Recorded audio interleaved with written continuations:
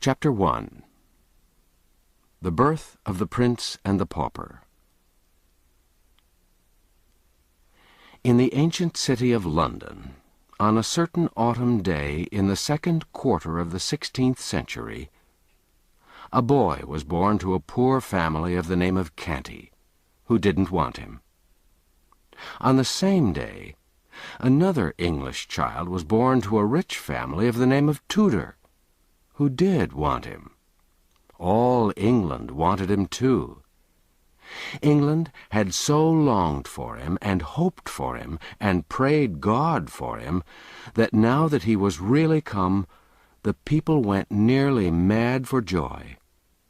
Mere acquaintances hugged and kissed each other and cried. Everybody took a holiday, and high and low, rich and poor, feasted and danced and sang and got very mellow. And they kept this up for days and nights together. By day, London was a sight to see, with gay banners waving from every balcony and housetop, and splendid pageants marching along. By night it was again a sight to see, with its great bonfires at every corner, and its troops of revellers making merry around them. There was no talk in all England but of the new baby, Edward Tudor, Prince of Wales, who lay lapped in silks and satins, unconscious of all this fuss, and not knowing that great lords and ladies were tending him and watching over him, and not caring either. But there was no talk about the other baby, Tom Canty, lapped in his poor rags, except among the family of paupers whom he'd just come to trouble with his presence. Chapter 2. Tom's Early Life. Let's skip a number of years. London was 1,500 years old, and was a great town for that day. It had 100,000 inhabitants, some think double as many. The streets were very narrow and crooked and dirty, especially in the part where Tom Canty lived, which wasn't far from London Bridge. The houses were of wood, with the second story projecting over the first, and the third sticking its elbows out beyond the second. The higher the houses grew, the broader they grew. They were skeletons of strong criss-cross beams, with solid material between, coated with plaster. The beams were painted red or blue or black, according to the owner's taste, and this gave the houses a very picturesque look. The windows were small, glazed with little diamond-shaped panes, and they opened outward on hinges like doors.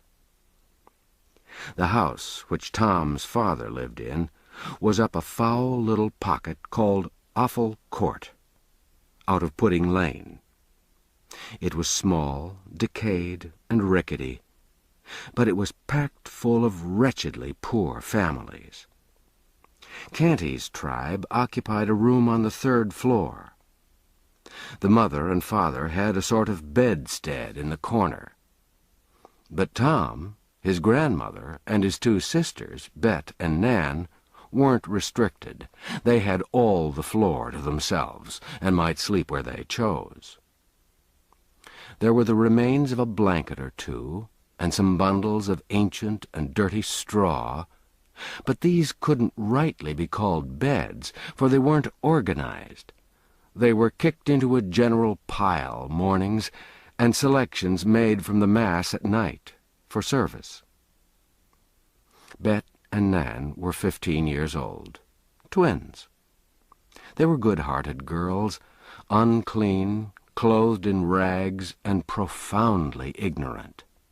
Their mother was like them. But the father and the grandmother were a couple of fiends. They got drunk whenever they could. Then they fought each other or anybody else who came in the way. They cursed and swore always, drunk or sober. John Canty was a thief, and his mother a beggar. They made beggars of the children, but failed to make thieves of them. Among, but not of, the dreadful rabble that inhabited the house was a good old priest whom the king had turned out of house and home with a pension of a few farthings, and he used to get the children aside and teach them right ways secretly.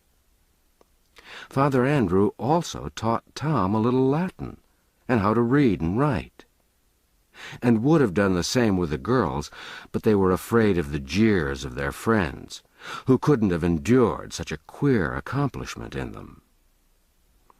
All Awful Court was just such another hive as Canty's house. Drunkenness, riot, and brawling were the order there, every night and nearly all night long. Broken heads were as common as hunger in that place. Yet little Tom wasn't unhappy. He had a hard time of it, but didn't know it. It was the sort of time that all the Awful Court boys had. Therefore he supposed it was the correct and comfortable thing. When he came home empty-handed at night, he knew his father would curse him and thrash him first, and that when he was done, the awful grandmother would do it all over again and improve on it, and that away in the night his starving mother would slip to him stealthily with any miserable scrap or crust she'd been able to save for him by going hungry herself. Notwithstanding, she was often caught in that sort of treason and soundly beaten for it by her husband. No, Tom's life went along well enough, especially in summer. He only begged just enough to save himself, for the laws against mendicancy were stringent and the penalties heavy. So he put in a good deal of his time listening to good Father Andrew's charming old tales and legends about giants and fairies, dwarfs and genii, and enchanted castles, and gorgeous kings and princes. His head grew to be full of these wonderful things, and many a night as he lay in the dark on his scant and offensive straw, tired, hungry, and smarting from a thrashing, he unleashed his imagination, and soon forgot his aches and pains in delicious picturings to himself of the charmed life of a petted prince in a regal palace. One desire came, in time, to haunt him day and night. It was to see a real prince with his own eyes.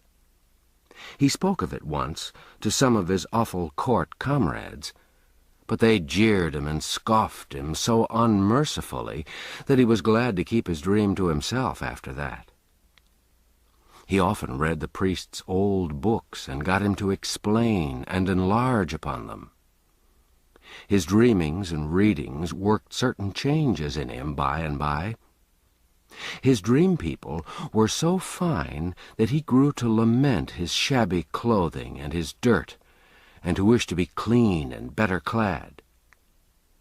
He went on playing in the mud just the same, and enjoying it too. But instead of splashing around in the Thames solely for the fun of it, he began to find an added value in it because of the washings and cleansings it afforded. Tom could always find something going on around the Maypole in Cheapside, and at the fairs, and now and then he and the rest of London had a chance to see a military parade when some famous unfortunate was carried prisoner to the Tower by land or boat. One summer's day, he saw poor Anne Askew and 3 men burned at the stake in Smithfield, and heard an ex-bishop preach a sermon to them, which didn't interest him. Yes, Tom's life was varied and pleasant enough on the whole. By and by, Tom's reading and dreaming about princely life wrought such a strong effect upon him that he began to act the prince unconsciously. His speech and manners became curiously ceremonious and courtly, to the vast admiration and amusement of his intimates. But Tom's influence among these young people began to grow now day by day, and in time he came to be looked up to by them with a sort of wondering awe as a superior being. He seemed to know so much, and he could do and say such marvelous things, and withal he was so deep and wise. Tom's remarks and Tom's performances were reported by the boys to their elders, and these also presently began to discuss Tom Canty, and to regard him as a most gifted and extraordinary creature. Full-grown people brought their perplexities to Tom for solution, and were often astonished at the wit and wisdom of his decisions. In fact, he was become a hero to all who knew him except his own family. These only saw nothing in him. Privately, after a while, Tom organized a royal court. He was the prince. His special comrades were guards, chamberlains, equerries, lords and ladies-in-waiting, and the royal family. Daily, the mock prince was received with elaborate ceremonials borrowed by Tom from his romantic readings. Daily the great affairs of the mimic kingdom were discussed in the royal council, and daily his mimic highness issued decrees to his imaginary armies, navies, and viceroyalties. After which he would go forth in his rags and beg a few farthings, eat his poor crust, take his customary cuffs and abuse, and then stretch himself upon his handful of foul straw, and resume his empty grandeurs in his dreams. And still his desire to look just once upon a real prince in the flesh grew upon him day by day and week by week, until at last it absorbed all other desires and became the one passion of his life. One January day, on his usual begging tour, he tramped despondently up and down the region round about Mincing Lane and Little Eastcheap, hour after hour, barefooted and cold, looking in at cook-shop windows and longing for the dreadful pork pies and other deadly inventions displayed there, for to him these were dainties fit for the angels. That is, judging by the smell, they were, for it had never been his luck to own and eat one. There was a cold drizzle of rain. The atmosphere was murky. It was a melancholy day. At night, Tom reached home so wet and tired and hungry that it wasn't possible for his father and grandmother to observe his forlorn condition and not be moved, after their fashion. Wherefore they gave him a brisk cuffing at once and sent him to bed. For a long time his pain and hunger, and the swearing and fighting going on in the building, kept him awake. But at last his thoughts drifted away to far romantic lands, and he fell asleep in the company of jeweled and gilded princelings, who lived in vast palaces, and had servants salaaming before them or flying to execute their orders. And then, as usual, he dreamed that he was a princeling himself. All night long the glories of his royal estate shone upon him. He moved among great lords and ladies in a blaze of light, breathing perfumes, drinking in delicious music, and answering the reverent obeisances of the glittering throng as it parted to make way for him, with here a smile and there a nod of his princely head. And when he awoke in the morning and looked upon the wretchedness about him, his dream had had its usual effect. It had intensified the sordidness of his surroundings 1,000-fold.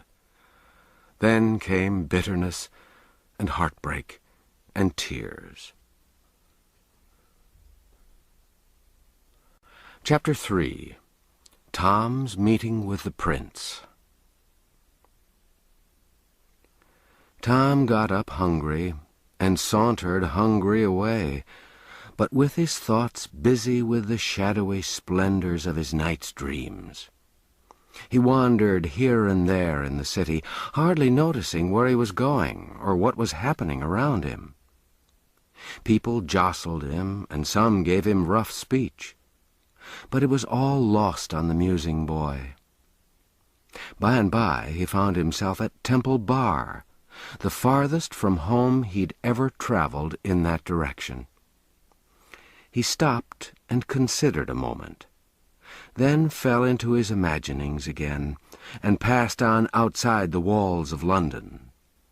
The Strand had ceased to be a country road then, and regarded itself as a street, but by a strained construction, for though there was a tolerably compact row of houses on one side of it, there were only some scattering great buildings on the other, these being palaces of rich nobles, with ample and beautiful grounds stretching to the river, grounds that are now closely packed with grim acres of brick and stone. Tom discovered Charing Village presently, and rested himself at the beautiful cross built there by a bereaved king of earlier days. Then idled down a quiet, lovely road, past the great cardinal's stately palace, toward a far more mighty and majestic palace beyond, Westminster. Tom stared in glad wonder at the vast pile of masonry, the wide-spreading wings, the frowning bastions and turrets, the huge stone gateway with its gilded bars and its magnificent array of colossal granite lions, and the other signs and symbols of English royalty. Was the desire of his soul to be satisfied at last? Here, indeed, was a king's palace. Might he not hope to see a prince now? A prince of flesh and blood, if heaven were willing? At each side of the gilded gate stood a living statue. That's to say, an erect and stately and motionless man-at-arms, clad from head to heel in shining steel armor. At a respectful distance were many country folk and people from the city, waiting for any chance glimpse of royalty that might offer. Splendid carriages, with splendid people in them, and splendid servants outside, were arriving and departing by several other noble gateways that pierced the royal enclosure. Poor little Tom, in his rags, approached and was moving slowly and timidly past the sentinels with a beating heart and a rising hope, when all at once he caught sight through the golden bars of a spectacle that almost made him shout for joy. Within was a comely boy, tanned and brown with sturdy outdoor sports and exercises, whose clothing was all of lovely silks and satins, shining with jewels. At his hip a little jeweled sword and dagger, dainty buskins on his feet with red heels, and on his head a jaunty crimson cap with drooping plumes fastened with a great sparkling gem. Several gorgeous gentlemen stood near, his servants without a doubt. Oh, he was a prince, a living prince, a real prince, without the shadow of a question. And the prayer of the pauper boy's heart was answered at last. Tom's breath came quick and short with excitement, and his eyes grew big with wonder and delight. Everything gave way in his mind instantly to one desire. That was to get close to the prince and have a good, devouring look at him. Before he knew what he was about, he had his face against the gate bars. The next instant, one of the soldiers snatched him rudely away and sent him spinning among the gaping crowd of country gawks and London idlers. The soldier said, "Mind thy manners, thou young beggar." The crowd jeered and laughed. But the young prince sprang to the gate, with his face flushed and his eyes flashing with indignation, and cried out, "How darest thou use a poor lad like that? How darest thou use the king my father's meanest subject so? Open the gates, and let him in." You should have seen that fickle crowd snatch off their hats then. You should have heard them cheer and shout, "Long live the Prince of Wales!" The soldiers presented arms with their halberds, opened the gates, and presented again as the little Prince of Poverty passed in his fluttering rags to join hands with the Prince of Limitless Plenty. Edward Tudor said, "Thou look'st tired and hungry. Thou'dst been treated ill. Come with me." Half a dozen attendants sprang forward to, I don't know what. Interfere, no doubt. But they were waved aside with a right royal gesture, and they stopped stock still where they were, like so many statues. Edward took Tom to a rich apartment in the palace, which he called his cabinet. By his command, a repast was brought such as Tom had never encountered before except in books. The prince, with princely delicacy and breeding, sent away the servants so that his humble guest might not be embarrassed by their critical presence. Then he sat nearby and asked questions while Tom ate. "What is thy name, lad?" "Tom Canty, an it please thee, sir." "'Tis an odd one. Where dost live?" "In the city, please thee, sir. Offal Court, out of Pudding Lane." "Offal Court? Truly, 'tis another odd one. Hast parents?" "Parents have I, sir, and a grandam likewise that is but indifferently precious to me, God forgive me if it be offence to say it. Also twin sisters, Nan and Bet." "Then is thy grandam not overkind to thee, I take it?" "Neither to any other is she, so please your worship. She hath a wicked heart, and worketh evil all her days." "Doth she mistreat thee?" "There be times that she stayeth her hand, being asleep or overcome with drink. But when she hath her judgment clear again, she maketh it up to me with goodly beatings." A fierce look came into the little prince's eyes, and he cried out, "What? Beatings? Oh, indeed, yes, please you, sir." "Beatings? And thou so frail and little?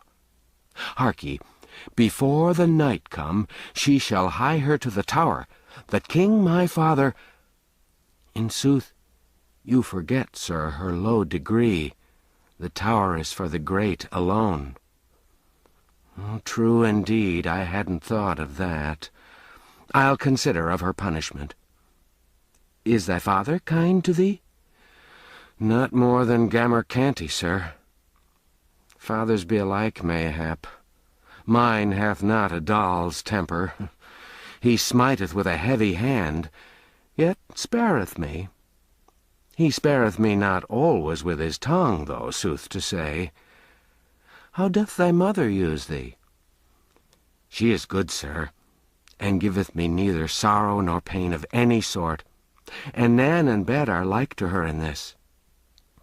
"How old be these?" 15, an it please you, sir."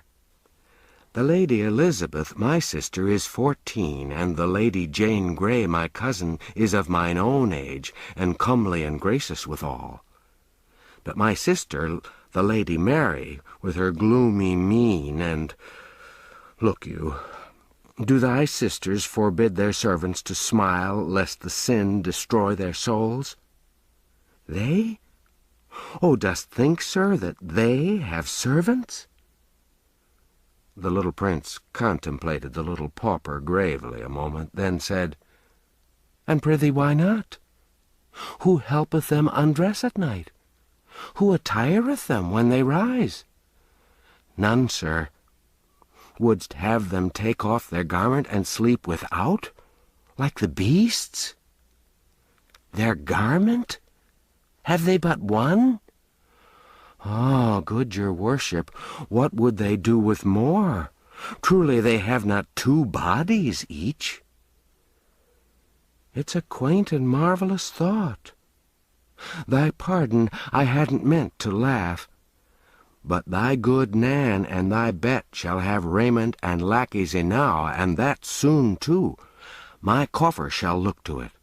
No, thank me not, 'tis nothing. Thou speakest well. Thou hast an easy grace in it. Art learned? I know not if I am or not, sir. The good priest that is called Father Andrew taught me of his kindness, from his books. Know'st thou the Latin? But scantily, sir, I doubt. Learn it, lad. 'Tis hard only at first. The Greek is harder. But neither these nor any tongues else, I think, are hard to the Lady Elizabeth and my cousin. Thou shouldst hear those damsels at it. But tell me of thy awful court. Hast thou a pleasant life there? In truth, yes, so please you, sir, save when one is hungry. There be Punch and Judy shows, and monkeys, oh, such antic creatures, and so bravely dressed.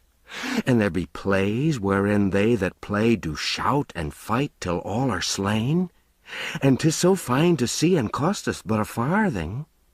Albeit 'tis main hard to get the farthing, please your worship. Tell me more. We lads of awful court do strive against each other with the cudgel, like to the fashion of the prentices sometimes. The prince's eyes flashed. Said he, Marry, that would I not mislike. Tell me more. We strive in races, sir, to see who of us shall be fleetest. That would I like also. Speak on. In summer, sir, we wade and swim in the canals and in the river, and each doth duck his neighbor and spatter him with water, and dive and shout and tumble, and 'twould be worth my father's kingdom but to enjoy it once. Prithee, go on. We dance and sing about the maypole in Cheapside. We play in the sand, each covering his neighbor up, and times we make mud pastry. Oh, the lovely mud! It hath not its like for delightfulness in all the world. We do fairly wallow in the mud, sir, saving your worship's presence. Oh, prithee, say no more, 'tis glorious. If that I could but clothe me in raiment like to thine, and strip my feet and revel in the mud once, just once, with none to rebuke me or forbid, meseemeth I could forego the crown. And if that I could clothe me once, sweet sir, as thou art clad, just once, oh, wouldst like it? Then so shall it be. Doff thy rags and don these splendors, lad. It's a brief happiness, but we'll be not less keen for that. We'll have it while we may, and change again before any come to molest. A few minutes later, the little Prince of Wales was garlanded with Tom's fluttering odds and ends, and the little Prince of Pauperdom was tricked out in the gaudy plumage of royalty. The two went and stood side by side before a great mirror, and lo, a miracle! There didn't seem to have been any change made. They stared at each other, then at the glass, then at each other again. At last, the puzzled princeling said, What dost thou make of this? Oh, good your worship, require me not to answer. It's not meet that one of my degree should utter the thing. Then I will utter it. Thou hast the same hair, the same eyes, the same voice and manner, the same form and stature, the same face and countenance that I bear. Fared we forth naked, there's none could say which was you and which the Prince of Wales. And now that I'm clothed as thou wert clothed, it seemeth I should be able the more nearly to feel as thou didst when the brute soldier— Hark ye, isn't this a bruise upon your hand? Yes, but it's a slight thing, and your worship knoweth that the poor man-at-arms— Peace! It was a shameful thing and a cruel, cried the little prince, stamping his bare foot. If the king— Stir not a step till I come again. It is a command. In a moment, he'd snatched up and put away an article of national importance that lay upon a table, and was out at the door and flying through the palace grounds in his bannered rags, with a hot face and glowing eyes. As soon as he reached the great gate, he seized the bars and tried to shake them, shouting, "Open! Unbar the gates!" The soldier that had maltreated Tom obeyed promptly, and as the prince burst through the portal, half smothered with royal wrath, the soldier fetched him a sounding box on the ear that sent him whirling to the roadway, and said, "Take that, thou beggar spawn, for what thou got'st me from his highness." The crowd roared with laughter. The prince picked himself out of the mud and made fiercely at the sentry, shouting, "I am the Prince of Wales. My person is sacred, and thou shalt hang for laying thy hand upon me." The soldier brought his halberd to a present arms, and said mockingly, "I salute your gracious highness."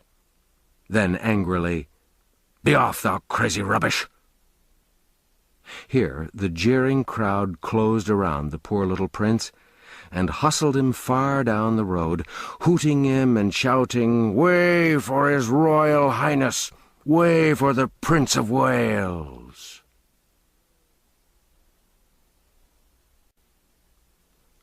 Chapter 4. The Prince's Troubles Begin. After hours of persistent pursuit and persecution, the little prince was at last deserted by the rabble and left to himself. As long as he'd been able to rage against the mob and threaten it royally, and royally utter commands that were good stuff to laugh at, he was very entertaining. But when weariness finally forced him to be silent, he was no longer of use to his tormentors, and they sought amusement elsewhere. He looked about him now, but couldn't recognize the locality. He was within the city of London. That was all he knew. He moved on aimlessly, and in a little while the houses thinned, and the passers-by were infrequent. He bathed his bleeding feet in the brook which flowed then where Farringdon Street now is, rested a few moments, then passed on, and presently came upon a great space with only a few scattered houses in it, and a prodigious church. He recognized this church. Scaffoldings were about everywhere, and swarms of workmen, for it was undergoing elaborate repairs. The prince took heart at once. He felt that his troubles were at an end now.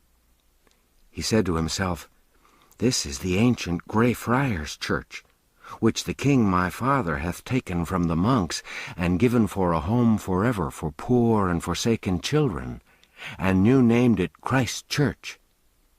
Right gladly will they serve the Son of him who hath done so generously by them, and the more that that Son is himself as poor and as forlorn as any that be sheltered here this day, or ever shall be."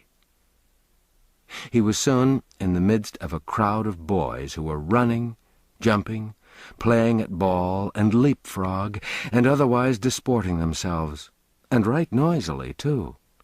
They were all dressed alike, and in the fashion which in that day prevailed among serving men and prentices. That's to say, each had on the crown of his head a flat black cap about the size of a saucer, which wasn't useful as a covering, it being of such scanty dimensions, neither was it ornamental.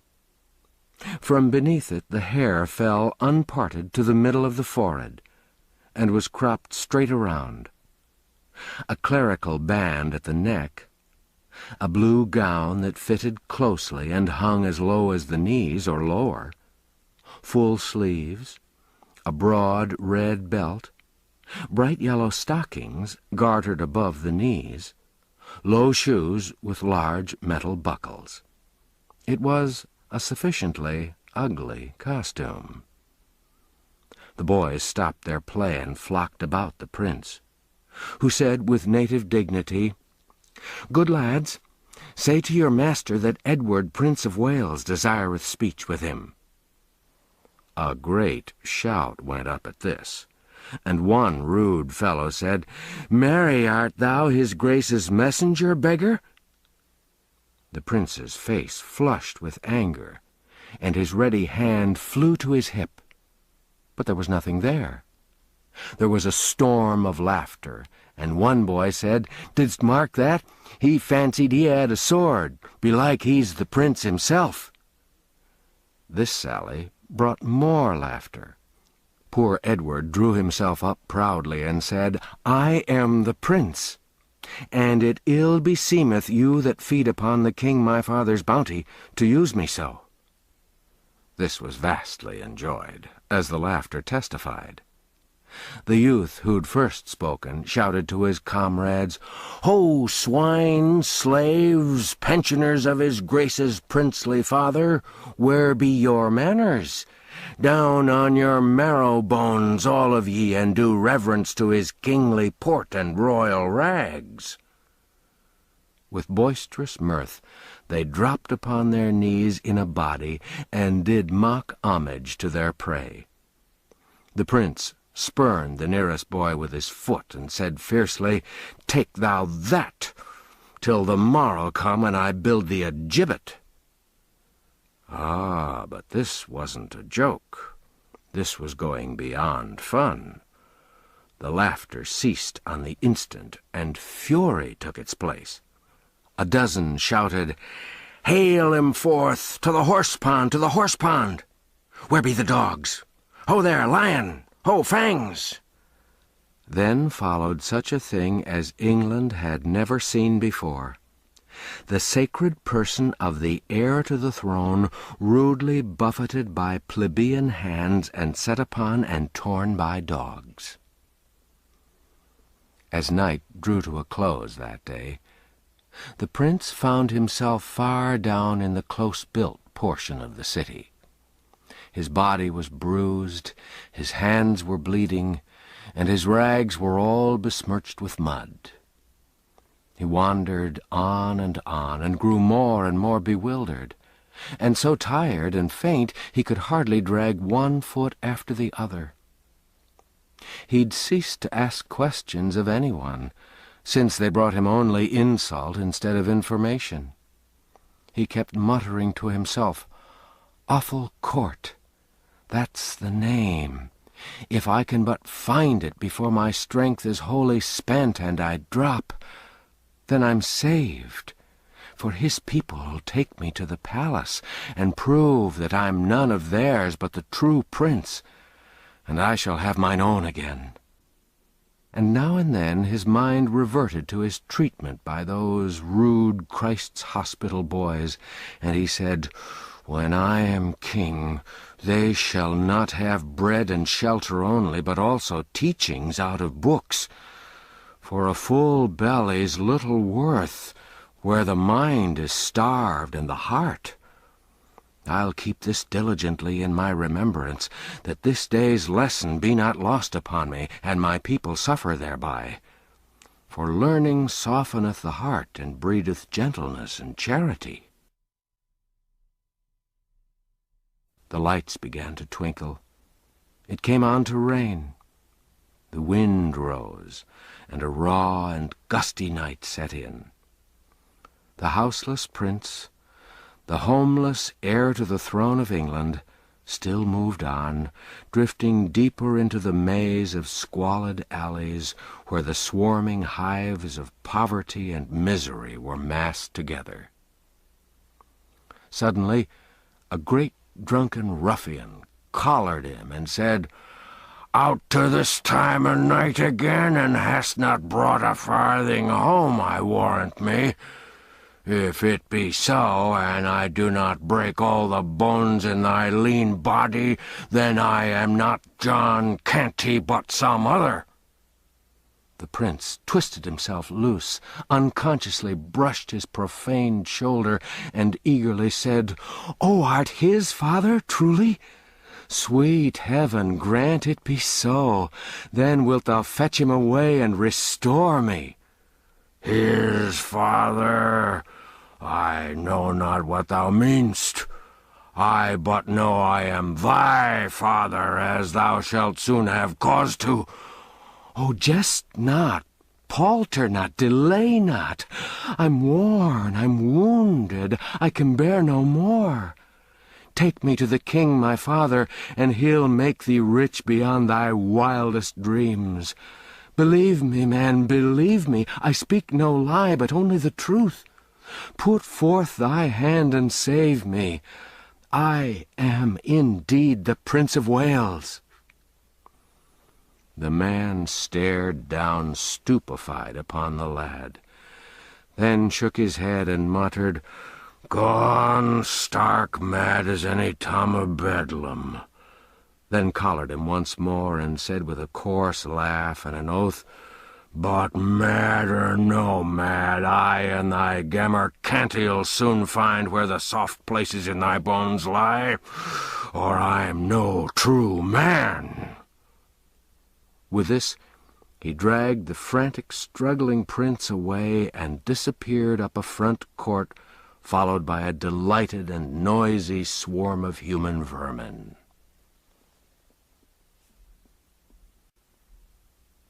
Chapter 5. Tom as a Patrician.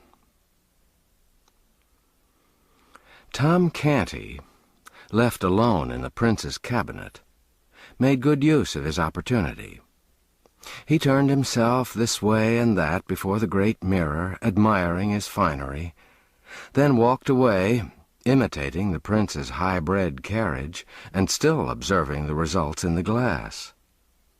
Next he drew the beautiful sword and bowed, kissing the blade and laying it across his breast, as he'd seen a noble knight do, by way of salute to the lieutenant of the Tower 5 or 6 weeks before, when delivering the great lords of Norfolk and Surrey into his hands for captivity. Tom played with the jeweled dagger that hung upon his thigh. He examined the costly and exquisite ornaments of the room. He tried each of the sumptuous chairs, and thought how proud he'd be if the awful court herd could only peep in and see him in his grandeur. He wondered if they'd believe the marvelous tale he should tell when he got home, or if they'd shake their heads and say his overtaxed imagination had at last upset his reason. At the end of half an hour, it suddenly occurred to him that the prince was gone a long time. Then, right away, he began to feel lonely. Very soon he fell to listening and longing, and ceased to toy with the pretty things about him. He grew uneasy, then restless, then distressed.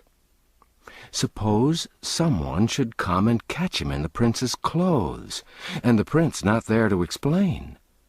Might they not hang him at once and inquire into his case afterward? He'd heard that the great were prompt about small matters. His fears rose higher and higher, and trembling he softly opened the door to the antechamber, resolved to fly and seek the prince, and through him protection and release. 6 gorgeous gentlemen servants and 2 young pages of high degree, clothed like butterflies, sprung to their feet and bowed low before him. He stepped quickly back and shut the door. He said, "Oh, they mock at me. They'll go and tell. Oh, why came I here to cast away my life?" He walked up and down the floor, filled with nameless fears, listening, starting at every trifling sound. Presently the door swung open, and a silken page said, "The Lady Jane Grey." The door closed, and a sweet young girl, richly clad, bounded toward him. But she stopped suddenly, and said in a distressed voice, "Oh, what aileth thee, my lord?" Tom's breath was nearly failing him, but he made shift to stammer out, "Oh, be merciful, thou! In sooth, I'm no lord, but only poor Tom Canty of Offal Court in the city. Prithee, let me see the prince, and he'll of his grace restore to me my rags, and let me hence unhurt. Oh, be thou merciful, and save me." By this time the boy was on his knees, and supplicating with his eyes and uplifted hands as well as with his tongue. The young girl seemed horror-stricken. She cried out, "Oh, my lord, on thy knees, and to me?" Then she fled away in fright, and Tom, smitten with despair, sank down, murmuring, "There's no help, there's no hope. Now will they come and take me." Whilst he lay there, benumbed with terror, dreadful tidings were speeding through the palace. The whisper, for it was whispered always, flew from menial to menial, from lord to lady, down all the long corridors, from story to story, from saloon to saloon. "The prince hath gone mad! The prince hath gone mad!" Soon every saloon, every marble hall, had its groups of glittering lords and ladies, and other groups of dazzling lesser folk, talking earnestly together in whispers, and every face had in it dismay. Presently a splendid official came marching by these groups, making solemn proclamation, "In the name of the king, let none list to this false and foolish matter upon pain of death, nor discuss the same, nor carry it abroad, in the name of the king." The whisperings ceased as suddenly as if the whisperers had been stricken dumb. Soon there was a general buzz along the corridors of, "The prince! See, the prince comes!" Poor Tom came slowly walking past the low-bowing groups, trying to bow in return, and meekly gazing upon his strange surroundings with bewildered and pathetic eyes. Great nobles walked upon each side of him, making him lean upon them, and so steady his steps. Behind him followed the court physicians and some servants. Presently Tom found himself in a noble apartment of the palace, and heard the door close behind him. Around him stood those who'd come with him. Before him, at a little distance, reclined a very large and very fat man, with a wide, pulpy face and a stern expression. His large head was very gray, and his whiskers, which he wore only around his face, like a frame, were gray also. His clothing was of rich stuff, but old and slightly frayed in places. One of his swollen legs had a pillow under it, and was wrapped in bandages. There was silence now, and there was no head there but was bent in reverence except this man's. This stern-countenanced invalid was the dread Henry VIII. He said, and his face grew gentle as he began to speak, "How now, my lord Edward, my prince? Hast been minded to cozen me, the good king thy father, who loveth thee and kindly useth thee, with a sorry jest?" Poor Tom was listening, as well as his dazed faculties would let him, to the beginning of this speech. But when the words, "me the good king," fell upon his ear, his face blanched, and he dropped as instantly upon his knees as if a shot had brought him there.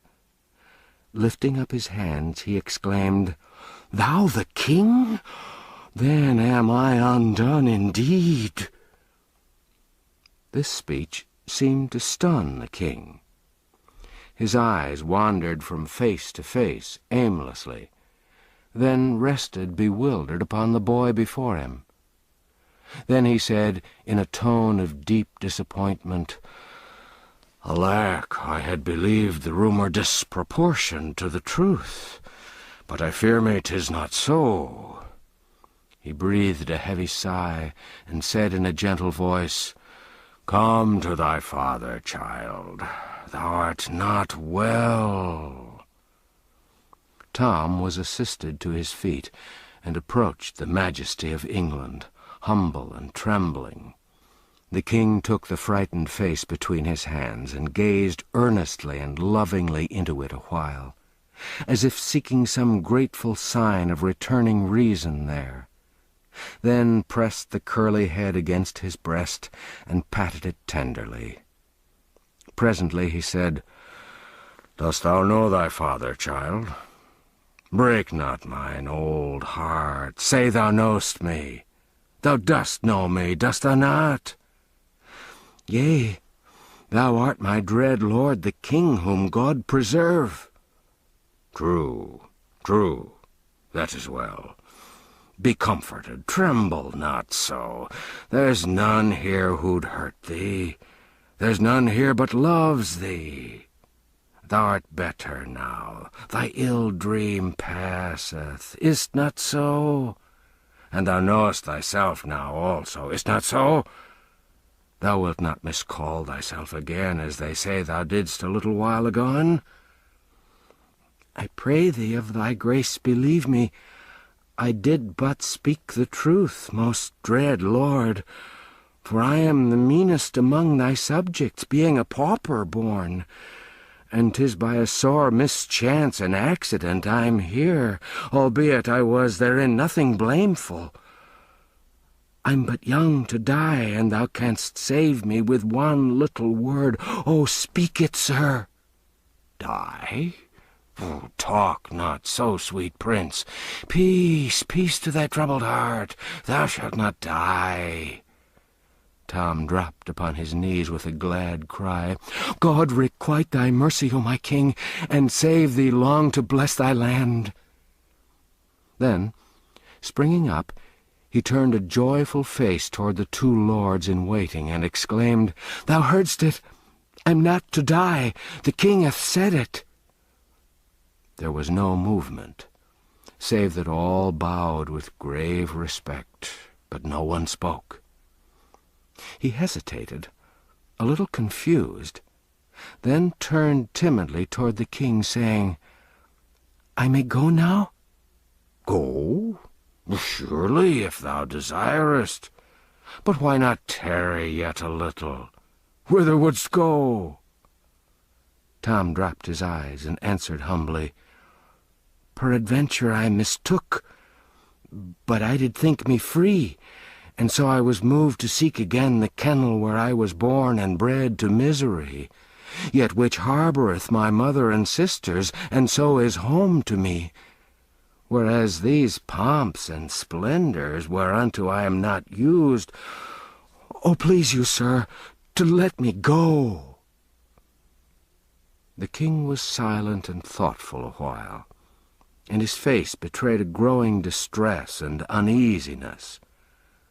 Presently he said, with something of hope in his voice, "Perchance he is but mad upon this one strain, and hath his wits unmarred as toucheth other matter. God send it may be so. We'll make trial." Then he asked Tom a question in Latin, and Tom answered him lamely in the same tongue. The king was delighted and showed it. The lords and doctors manifested their gratification also. The king said, "'Twas not according to his schooling and ability, but showeth that his mind is but diseased, not stricken fatally. How say you, sir?" The physician addressed bowed low, and replied, "It jumpeth with mine own conviction, sire, that thou hast divined aright." The king looked pleased with this encouragement, coming as it did from so excellent authority, and continued with good heart, "Now, mark ye all, we'll try him further." He put a question to Tom in French. Tom stood silent a moment, embarrassed by having so many eyes centered upon him, then said diffidently, "I have no knowledge of this tongue, so please your majesty." The king fell back upon his couch. The attendants flew to his assistance, but he put them aside and said, "Trouble me not, it's nothing but a scurvy faintness. Raise me. There, 'tis sufficient. Come hither, child. There, rest thy poor troubled head upon thy father's heart, and be at peace. Thou'lt soon be well, 'tis but a passing fantasy. Fear thou not, thou'lt soon be well." Then he turned toward the company. His gentle manner changed, and baleful lightnings began to play from his eyes. He said, "List ye all. This my son is mad, but it is not permanent. Overstudy hath done this, and somewhat too much of confinement. Away with his books and teachers, see ye to it. Pleasure him with sports, beguile him in wholesome ways, so that his health come again." He raised himself higher still, and went on with energy. "He is mad, but he is my son and England's heir, and mad or sane still shall he reign. And hear ye further, and proclaim it. Whoso speaketh of this his distemper worketh against the peace and order of these realms, and shall to the gallows. Give me to drink. I burn. This sorrow sappeth my strength. There, take away the cup. Support me. There, that is well. Mad is he. Were he 1,000 times mad, yet is he Prince of Wales, and I the king will confirm it. This very morrow shall he be installed in his princely dignity in due and ancient form. Take instant order for it, my Lord Hertford." One of the nobles knelt at the royal couch and said, "The King's Majesty knoweth that the hereditary great Marshal of England lieth attainted in the Tower. It were not meet that one attainted—" "Peace! Insult not mine ears with his hated name. Is this man to live forever? Am I to be balked of my will? Is the prince to tarry uninstalled, because, forsooth, the realm lacketh an Earl Marshal free of treasonable taint to invest him with his honours? No, by the splendour of God, warn my Parliament to bring me Norfolk's doom before the sun rise again, else shall they answer for it grievously." Lord Hertford said, "The King's will is law," and rising, returned to his former place. Gradually the wrath faded out of the old king's face, and he said, "Kiss me, my prince. There, what fearest thou? Am I not thy loving father?" "Thou art good to me that am unworthy, O mighty and gracious lord. That, in truth, I know. But it grieveth me to think of him that is to die, and—" "Ah, 'tis like thee, 'tis like thee. I know thy heart is still the same, even though thy mind hath suffered hurt, for thou wert ever of a gentle spirit. But this Duke standeth between thee and thine honours. I will have another in his stead that shall bring no taint to his great office. Comfort thee, my prince. Trouble not thy poor head with this matter. But Is it not I that speed him hence, my liege? How long might he not live but for me? Take no thought of him, my prince. He is not worthy. Kiss me once again, and go to thy trifles and amusements, for my malady distresseth me. I am aweary and would rest. Go with thine uncle Hertford and thy people, and come again when my body is refreshed. Tom, heavy-hearted, was conducted from the presence, for this last sentence was a death-blow to the hope he'd cherished that now he would be set free. Once more he heard the buzz of low voices exclaiming, "The prince! The prince comes!" His spirits sank lower and lower as he moved between the glittering files of bowing courtiers, for he recognized that he was indeed a captive now, and might remain forever shut up in this gilded cage, a forlorn and friendless prince, except God in his mercy take pity on him and set him free. And turn where he would, he seemed to see floating in the air the severed head and the remembered face of the great Duke of Norfolk, the eyes fixed on him reproachfully. His old dreams had been so pleasant, but this reality was so dreary.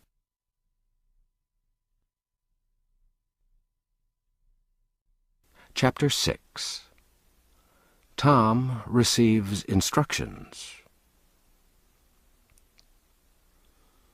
Tom was conducted to the principal apartment of a noble suite, and made to sit down, a thing which he was loath to do, since there were elderly men and men of high degree about him. He begged them to be seated also, but they only bowed their thanks or murmured them, and remained standing. He would have insisted, but his uncle, the Earl of Hertford, whispered in his ear, "Prithee, insist not, my lord. It is not meet that they sit in thy presence." The Lord St. John was announced, and after making obeisance to Tom, he said, "I come upon the king's errand, concerning a matter which requireth privacy. Will it please your Royal Highness to dismiss all that attend you here, save my lord the Earl of Hertford?"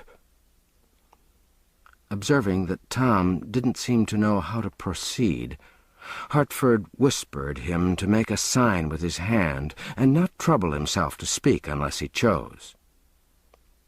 When the waiting gentleman had retired, Lord St. John said, "His Majesty commandeth that for due and weighty reasons of state, the Prince's grace shall hide his infirmity in all ways that be within his power, till it be past, and he be as he was before. To wit, that he shall deny to none that he is the true prince and heir to England's greatness, that he shall uphold his princely dignity, and shall receive without word or sign of protest that reverence and observance which unto it do appertain of right and ancient usage, that he shall cease to speak to any of that lowly birth and life his malady hath conjured out of the unwholesome imaginings of o'erwrought fancy, that he shall strive with diligence to bring unto his memory again those faces which he was wont to know, and where he faileth, he shall hold his peace, neither betraying by semblance of surprise or other sign that he hath forgot, that upon occasions of state, whensoever any matter shall perplex him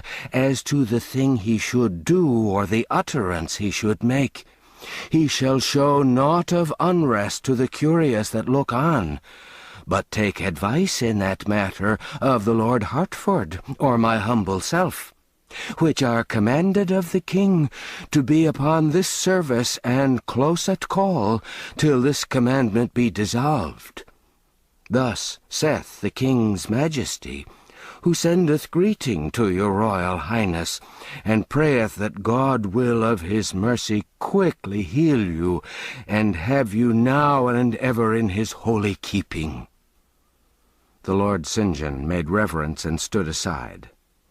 Tom replied, resignedly, "The king hath said it. None may palter with the king's command, or fit it to his ease where it doth chafe with deft evasions. The king shall be obeyed."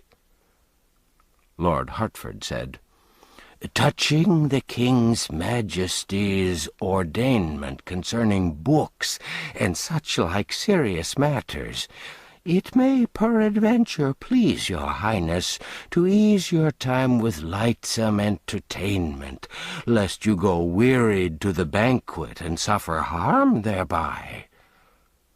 Tom's face showed inquiring surprise, and a blush followed when he saw Lord St. John's eyes bent sorrowfully upon him. His lordship said, "Thy memory still wrongeth thee, and thou hast shown surprise. But suffer it not to trouble thee, for 'tis a matter that will not bide but depart with thy mending malady.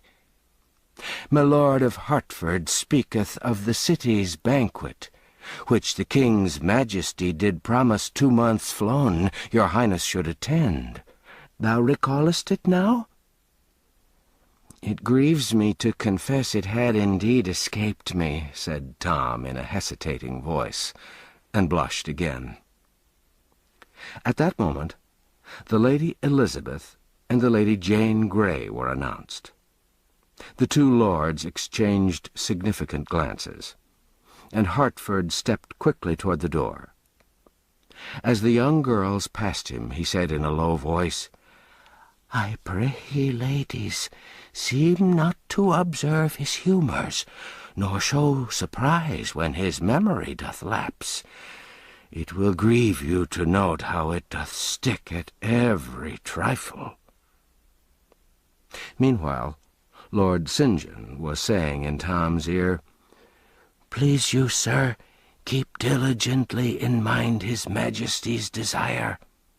Remember all thou canst. Seem to remember all else.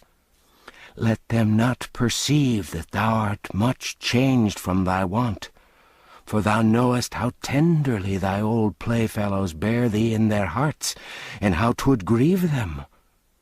Art willing, sir, that I remain? And thine uncle?" Tom signified assent with a gesture and a murmured word, for he was already learning, and in his simple heart was resolved to acquit himself as best he might, according to the king's command. In spite of every precaution, the conversation among the young people became a little embarrassing at times. More than once, in truth, Tom was near to breaking down and confessing himself unequal to his tremendous part. But the tact of the Princess Elizabeth saved him, or a word from one or the other of the vigilant lords, thrown in apparently by chance, had the same happy effect. Once, the little Lady Jane turned to Tom and dismayed him with this question, "Hast paid thy duty to the Queen's Majesty today, my lord?" Tom hesitated, looked distressed, and was about to stammer out something at hazard when Lord St. John took the word and answered for him, with the easy grace of a courtier accustomed to encounter delicate difficulties, and to be ready for them. "He hath indeed, madam, and she did greatly hearten him as touching his Majesty's condition. Is it not so, your highness?" Tom mumbled something that stood for assent, but felt that he was getting upon dangerous ground. Somewhat later it was mentioned that Tom was to study no more at present, whereupon her little ladyship exclaimed, "'Tis a pity, 'tis such a pity. Thou were proceeding bravely. But bide thy time in patience. It will not be for long. Thou'lt yet be graced with learning like thy father, and make thy tongue master of as many languages as his, good my prince." "My father!" cried Tom, off his guard for a moment. "I trow he can't speak his own so that any but the swine that wallow in the styes may tell his meaning. And as for learning of any sort soever—" He looked up and encountered a solemn warning in my Lord St. John's eyes. He stopped, blushed, then continued low and sadly, "Oh, my malady persecuteth me again, and my mind wandereth. I meant the king's grace no irreverence."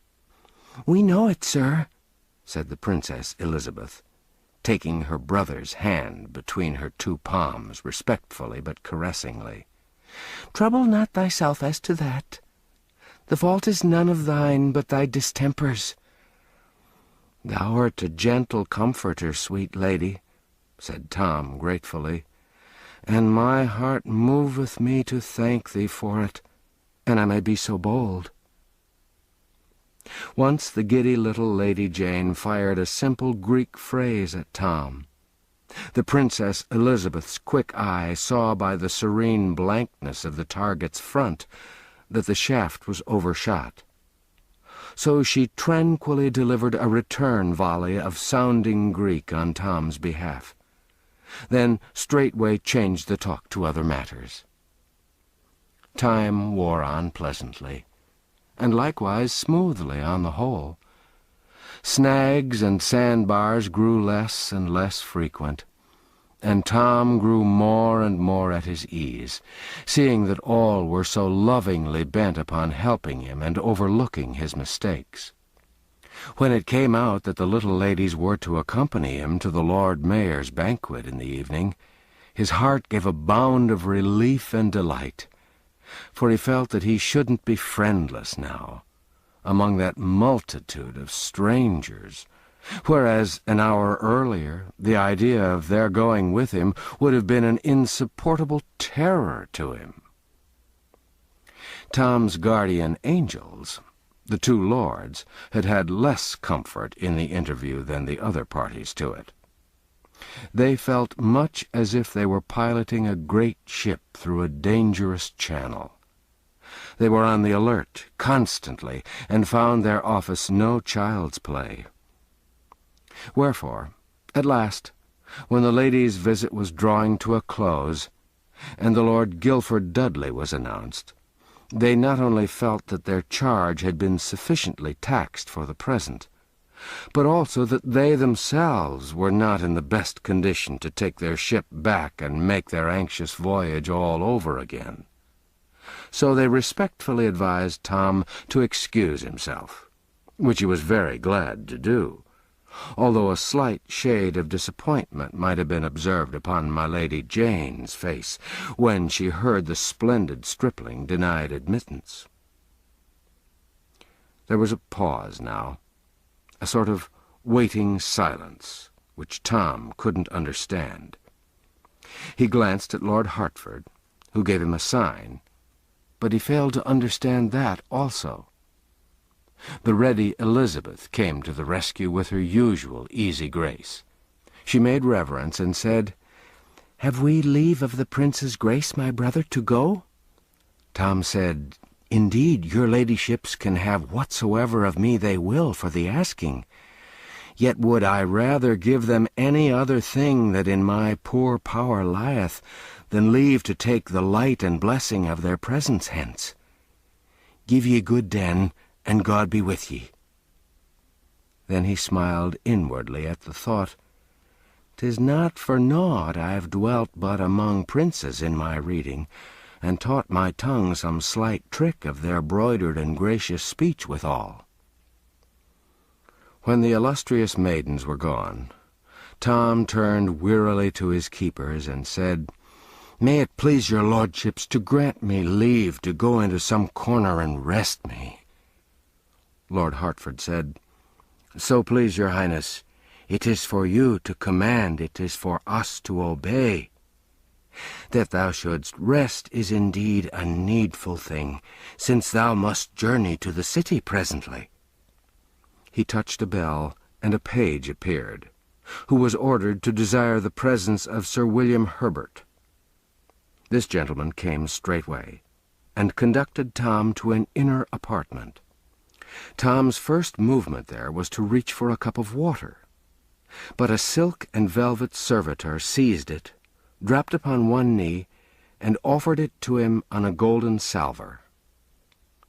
Next, the tired captive sat down and was going to take off his buskins, timidly asking leave with his eye, but another silk and velvet discomforter went down upon his knees and took the office from him.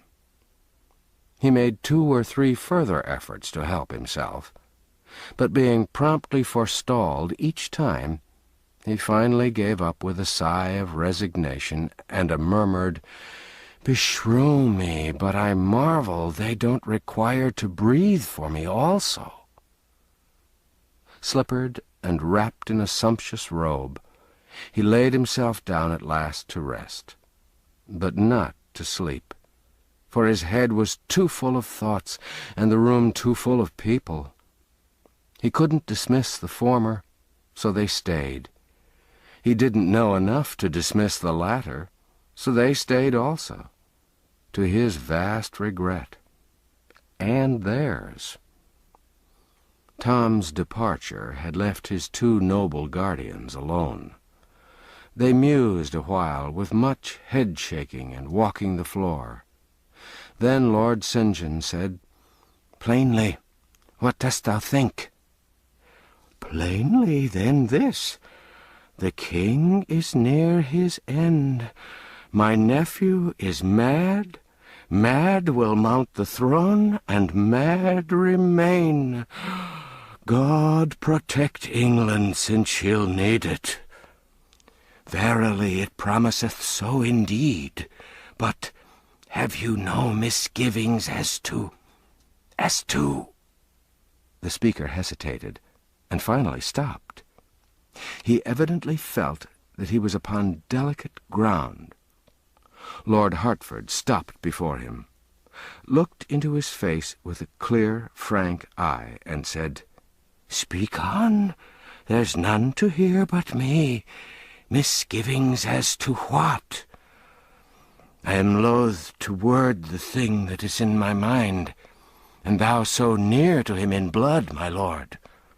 But craving pardon if I do offend, seemeth it not strange that madness could so change his port and manner? Not but that his port and speech are princely still, but that they differ in one unweighty trifle or another from what his custom was aforetime. Seemeth it not strange that madness should filch from his memory his father's very lineaments, the customs and observances that are his due from such as be about him, and leaving him his Latin, strip him of his Greek and French? My lord, be not offended, but ease my mind of its disquiet, and receive my grateful thanks. It haunteth me, his saying he was not the prince, and so, peace, my lord, thou utterest treason. Hast forgot the king's command. Remember, I am party to thy crime if I but listen." St. John paled and hastened to say, "I was in fault, I do confess it. Betray me not. Grant me this grace out of thy courtesy, and I will neither think nor speak of this thing more. Deal not hardly with me, sir, else I am ruined." "I am content, my lord. So thou offend not again, here or in the ears of others, it shall be as though thou hadst not spoken. But thou needest not have misgivings. He is my sister's son. Are not his voice, his face, his form familiar to me from his cradle? Madness can do all the odd conflicting things thou seest in him, and more. Dost not recall how that the old Baron Marley, being mad, forgot the favour of his own countenance that he'd known for 60 years, and held it was another's? Nay, even claimed he was the son of Mary Magdalene, and that his head was made of Spanish glass, and sooth to say he suffered none to touch it, lest by mischance some heedless hand might shiver it. Give thy misgivings easement, good my lord. This is the very prince. I know him well, and soon will be thy king. It may advantage thee to bear this in mind, and more dwell upon it than the other.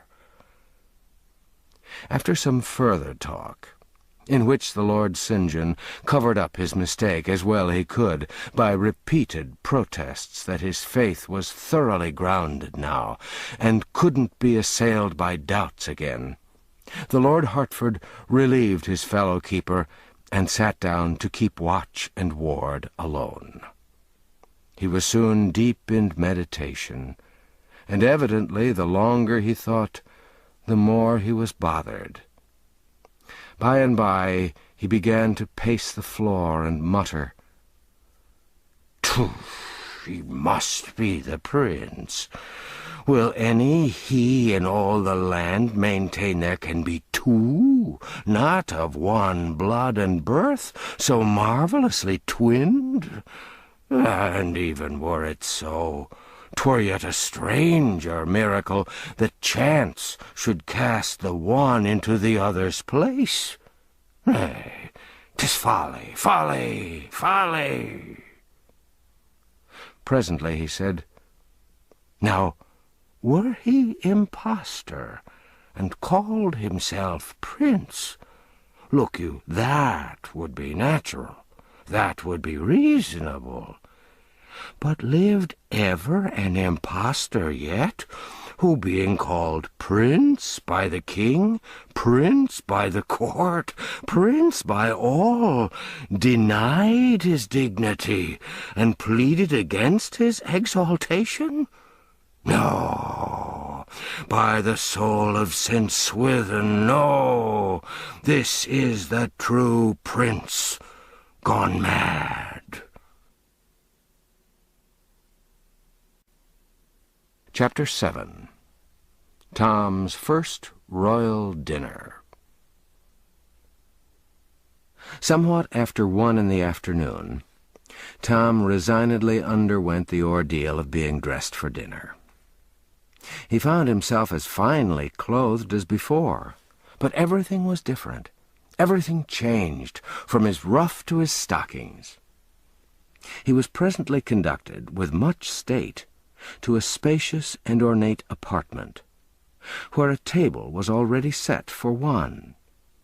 Its furniture was all of massy gold, and beautified with designs which well-nigh made it priceless, since they were the work of Benvenuto. The room was half filled with noble servitors. A chaplain said grace, and Tom was about to fall to, for hunger had long been constitutional with him, but was interrupted by my lord the Earl of Berkeley, who fastened a napkin about his neck, for the great post of diaperers to the princes of Wales was hereditary in this nobleman's family. Tom's cupbearer was present, and forestalled all his attempts to help himself to wine. The taster to His Highness the Prince of Wales was there also, prepared to taste any suspicious dish upon requirement, and run the risk of being poisoned. He was only an ornamental appendage at this time, and was seldom called to exercise his function. But there'd been times, not many generations past, when the office of taster had its perils, and wasn't a grandeur to be desired. Why they didn't use a dog or a plumber seems strange, but all the ways of royalty are strange. My Lord Darcy, first groom of the chamber, was there, to do goodness knows what, but there he was, let that suffice. The Lord Chief Butler was there, and stood behind Tom's chair, overseeing the solemnities, under command of the Lord Great Steward and the Lord Head Cook, who stood near. Tom had 384 servants besides these. But they weren't all in that room, of course, nor the quarter of them, and neither was Tom aware yet that they existed. All those that were present had been well drilled within the hour to remember that the prince was temporarily out of his head, and to be careful to show no surprise at his vagaries. These vagaries were soon on exhibition before them, but they only moved their compassion and their sorrow, not their mirth. It was a heavy affliction to them to see the beloved prince so stricken. Poor Tom ate with his fingers mainly, but no one smiled at it, or even seemed to observe it. He inspected his napkin curiously, and with deep interest, for it was of a very dainty and beautiful fabric, then said with simplicity, "Prithee, take it away, lest in mine unheedfulness it be soiled." The hereditary diaperer took it away with reverent manner, and without word or protest of any sort. Tom examined the turnips and the lettuce with interest, and asked what they were, and if they were to be eaten, for it was only recently that men had begun to raise these things in England, in place of importing them as luxuries from Holland. His question was answered with grave respect, and no surprise manifested. When he'd finished his dessert, he filled his pockets with nuts, but nobody appeared to be aware of it, or disturbed by it. But the next moment he was himself disturbed by it, and showed discomposure. For this was the only service he'd been permitted to do with his own hands during the meal, and he didn't doubt that he'd done a most improper and unprincely thing. At that moment the muscles of his nose began to twitch, and at the end of that organ to lift and wrinkle. This continued, and Tom began to evince a growing distress.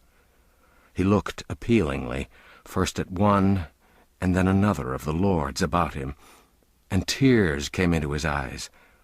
They sprang forward with dismay in their faces, and begged to know his trouble. Tom said with genuine anguish, "I crave your indulgence. My nose itcheth cruelly. What is the custom and usage in this emergence? Prithee speed, for 'tis but a little time that I can bear it." None smiled, but all were sore perplexed, and looked one to the other in deep tribulation for counsel. But behold, here was a dead wall, and nothing in English history to tell how to get over it. The master of ceremonies wasn't present. There was no one who felt safe to venture upon this uncharted sea, or to risk the attempt to solve this solemn problem. Alas, there was no hereditary scratcher. Meantime, the tears had overflowed their banks and begun to trickle down Tom's cheeks. His twitching nose was pleading more urgently than ever for relief. At last, nature broke down the barriers of etiquette. Tom lifted up an inward prayer for pardon if he was doing wrong, and brought relief to the burdened hearts of his court by scratching his nose himself. His meal being ended, a lord came and held before him a broad, shallow, golden dish with fragrant rose-water in it, to cleanse his mouth and fingers with. And my lord, the hereditary diaperer, stood by with a napkin for his use. Tom gazed at the dish a puzzled moment or two, then raised it to his lips and gravely took a draught. Then he returned it to the waiting lord, and said, "Nay, it likes me not, my lord. It hath a pretty flavour, but it wanteth strength." This new eccentricity of the prince's ruined mind made all the hearts about him ache. but the sad sight moved none to merriment. Tom's next unconscious blunder was to get up and leave the table just when the chaplain had taken his stand behind his chair and with uplifted hands and closed, uplifted eyes was in the act of beginning the blessing. Still, nobody seemed to perceive that the prince had done a thing unusual. By his own request, our small friend was now conducted to his private cabinet, and left there alone to his own devices. Hanging upon hooks in the oaken wainscoting were the several pieces of a suit of shining steel armor, covered all over with beautiful designs exquisitely inlaid in gold. This martial panoply belonged to the true prince, a recent present from Madame Parr, the Queen. Tom put on the greaves, the gauntlets, the plumed helmet, and such other pieces as he could don without assistance, and for a while was minded to call for help and complete the matter, but bethought him of the nuts he had brought away from dinner, and the joy it would be to eat them with no crowd to eye him, and no grand hereditaries to pester him with undesired services. So he restored the pretty things to their several places, and soon was cracking nuts and feeling almost naturally happy for the first time since God for his sins had made him a prince. When the nuts were all gone, he stumbled upon some inviting books in a closet, among them one about the etiquette of the English court. This was a prize. He lay down upon a sumptuous divan and proceeded to instruct himself with honest zeal. Let's leave him there for the present.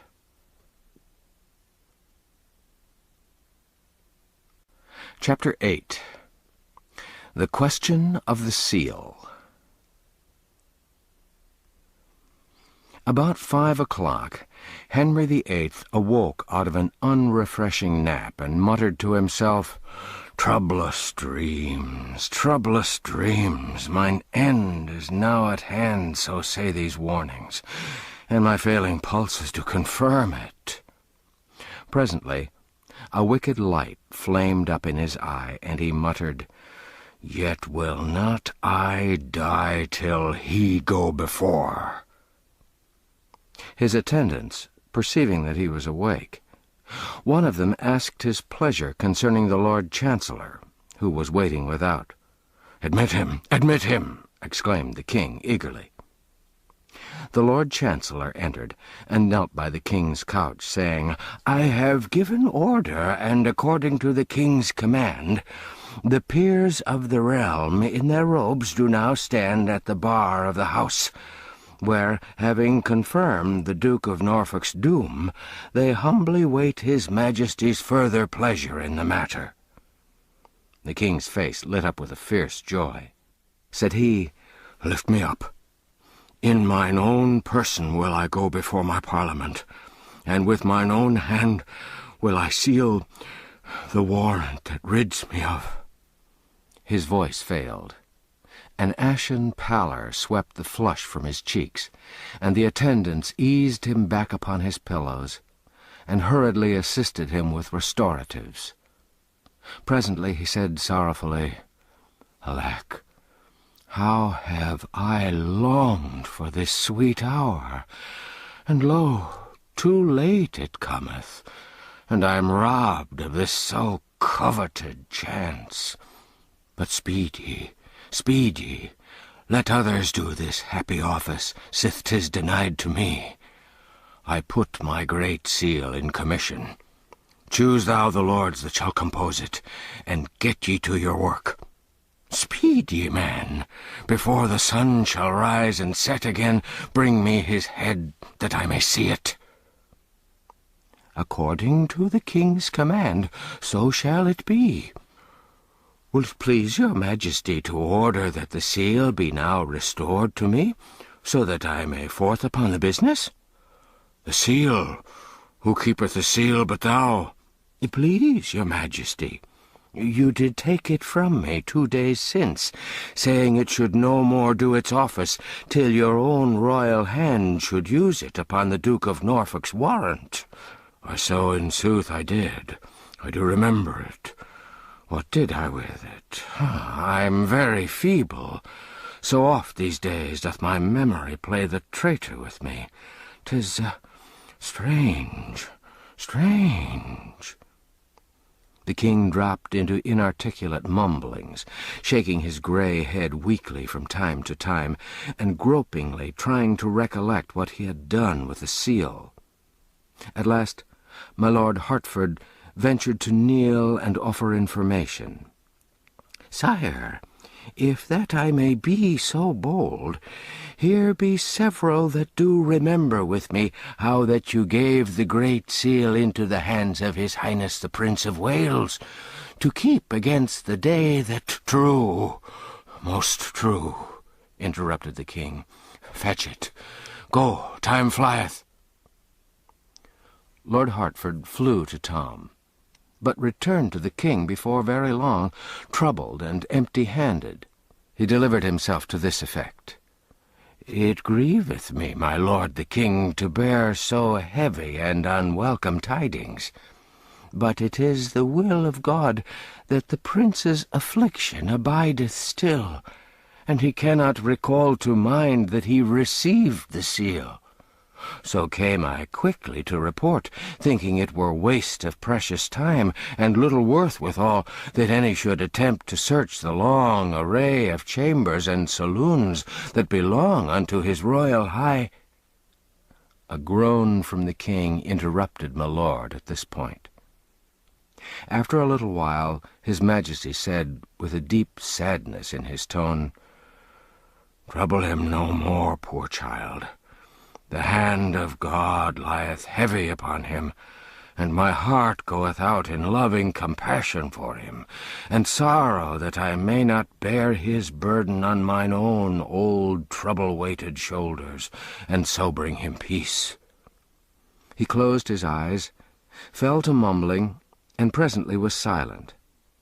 After a time he opened his eyes again, and gazed vacantly around until his glance rested upon the kneeling Lord Chancellor. Instantly his face flushed with wrath. "What, thou here yet? By the glory of God, an thou gettest not about that traitor's business, thy mitre shall have holiday the morrow for lack of a head to grace withal." The trembling Chancellor answered, "Good your Majesty, I cry you mercy. I but waited for the seal." "Man, hast lost thy wits? The small seal, which aforetime I was wont to take with me abroad, lieth in my treasury. And since the great seal hath flown away, shall it not suffice? Hast lost thy wits? Begone, and hark ye, come no more, till thou do bring his head."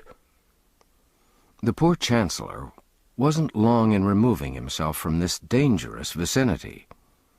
Nor did the Commission waste time in giving the royal assent to the work of the slavish Parliament, and appointing the morrow for the beheading of the premier peer of England, the luckless Duke of Norfolk.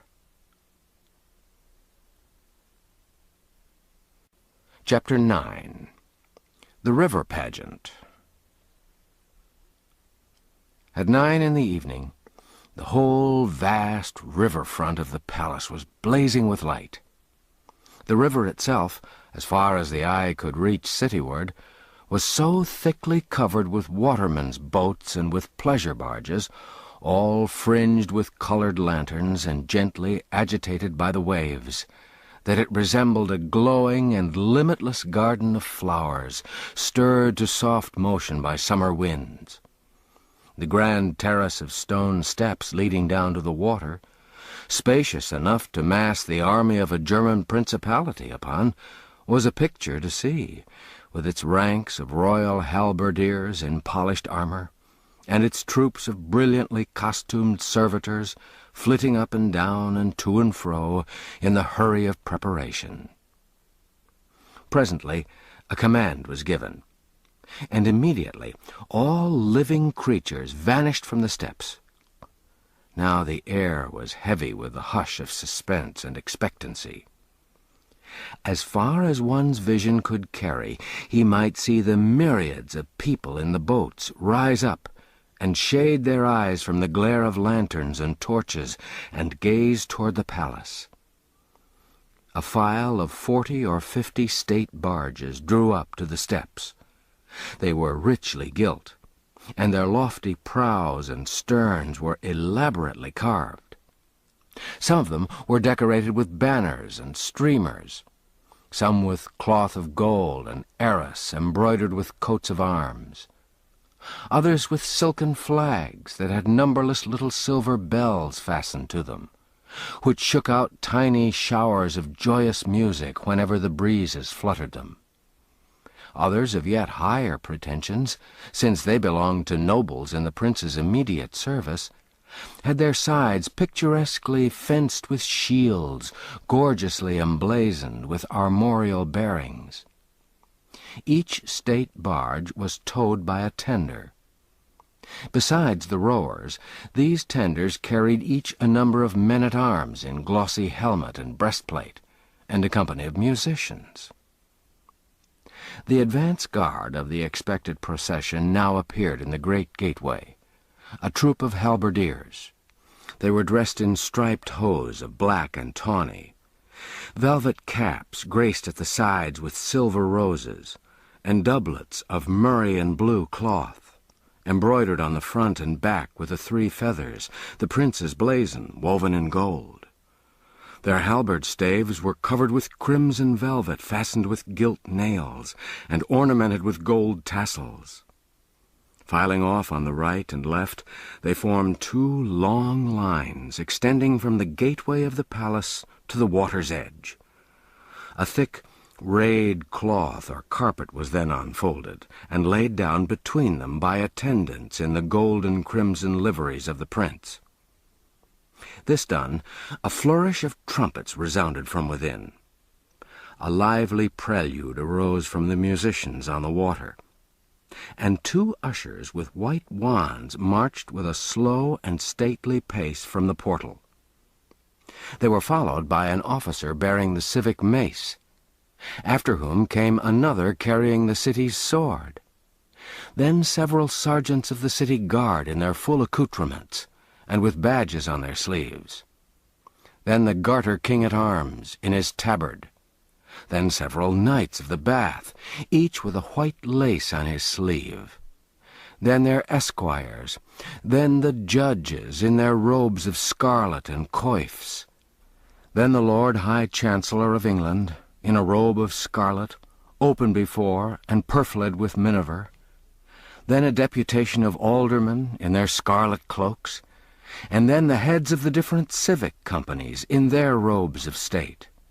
Now came 12 French gentlemen in splendid habiliments, consisting of pourpoints of white damask barred with gold, short mantles of crimson velvet lined with violet taffeta, and carnation-colored eau de chausse, and took their way down the steps.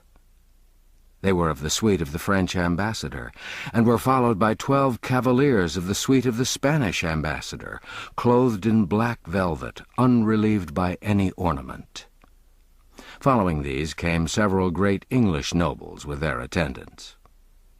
There was a flourish of trumpets within, and the prince's uncle, the future great Duke of Somerset, emerged from the gateway, arrayed in a doublet of black cloth of gold, and a cloak of crimson satin flowered with gold, and ribbanded with nets of silver. He turned, doffed his plumed cap, bent his body in a low reverence, and began to step backward, bowing at each step. A prolonged trumpet blast followed, and a proclamation, "Way for the high and mighty, the Lord Edward, Prince of Wales." High aloft on the palace walls, a long line of red tongues of flame leaped forth with a thunder crash. The mast whirled on the river, burst into a mighty roar of welcome, and Tom Canty, the cause and hero of it all, stepped into view and slightly bowed his princely head. He was magnificently habited in a doublet of white satin, with a front piece of purple cloth of tissue, powdered with diamonds and edged with ermine. Over this he wore a mantle of white cloth of gold, pounced with the triple feather crest, lined with blue satin, set with pearls and precious stones, and fastened with a clasp of brilliants. About his neck hung the Order of the Garter and several princely foreign orders. And whatever light fell upon him, jewels responded with a blinding flash. Oh, Tom Canty, born in a hovel, bred in the gutters of London, familiar with rags and dirt and misery, what a spectacle is this!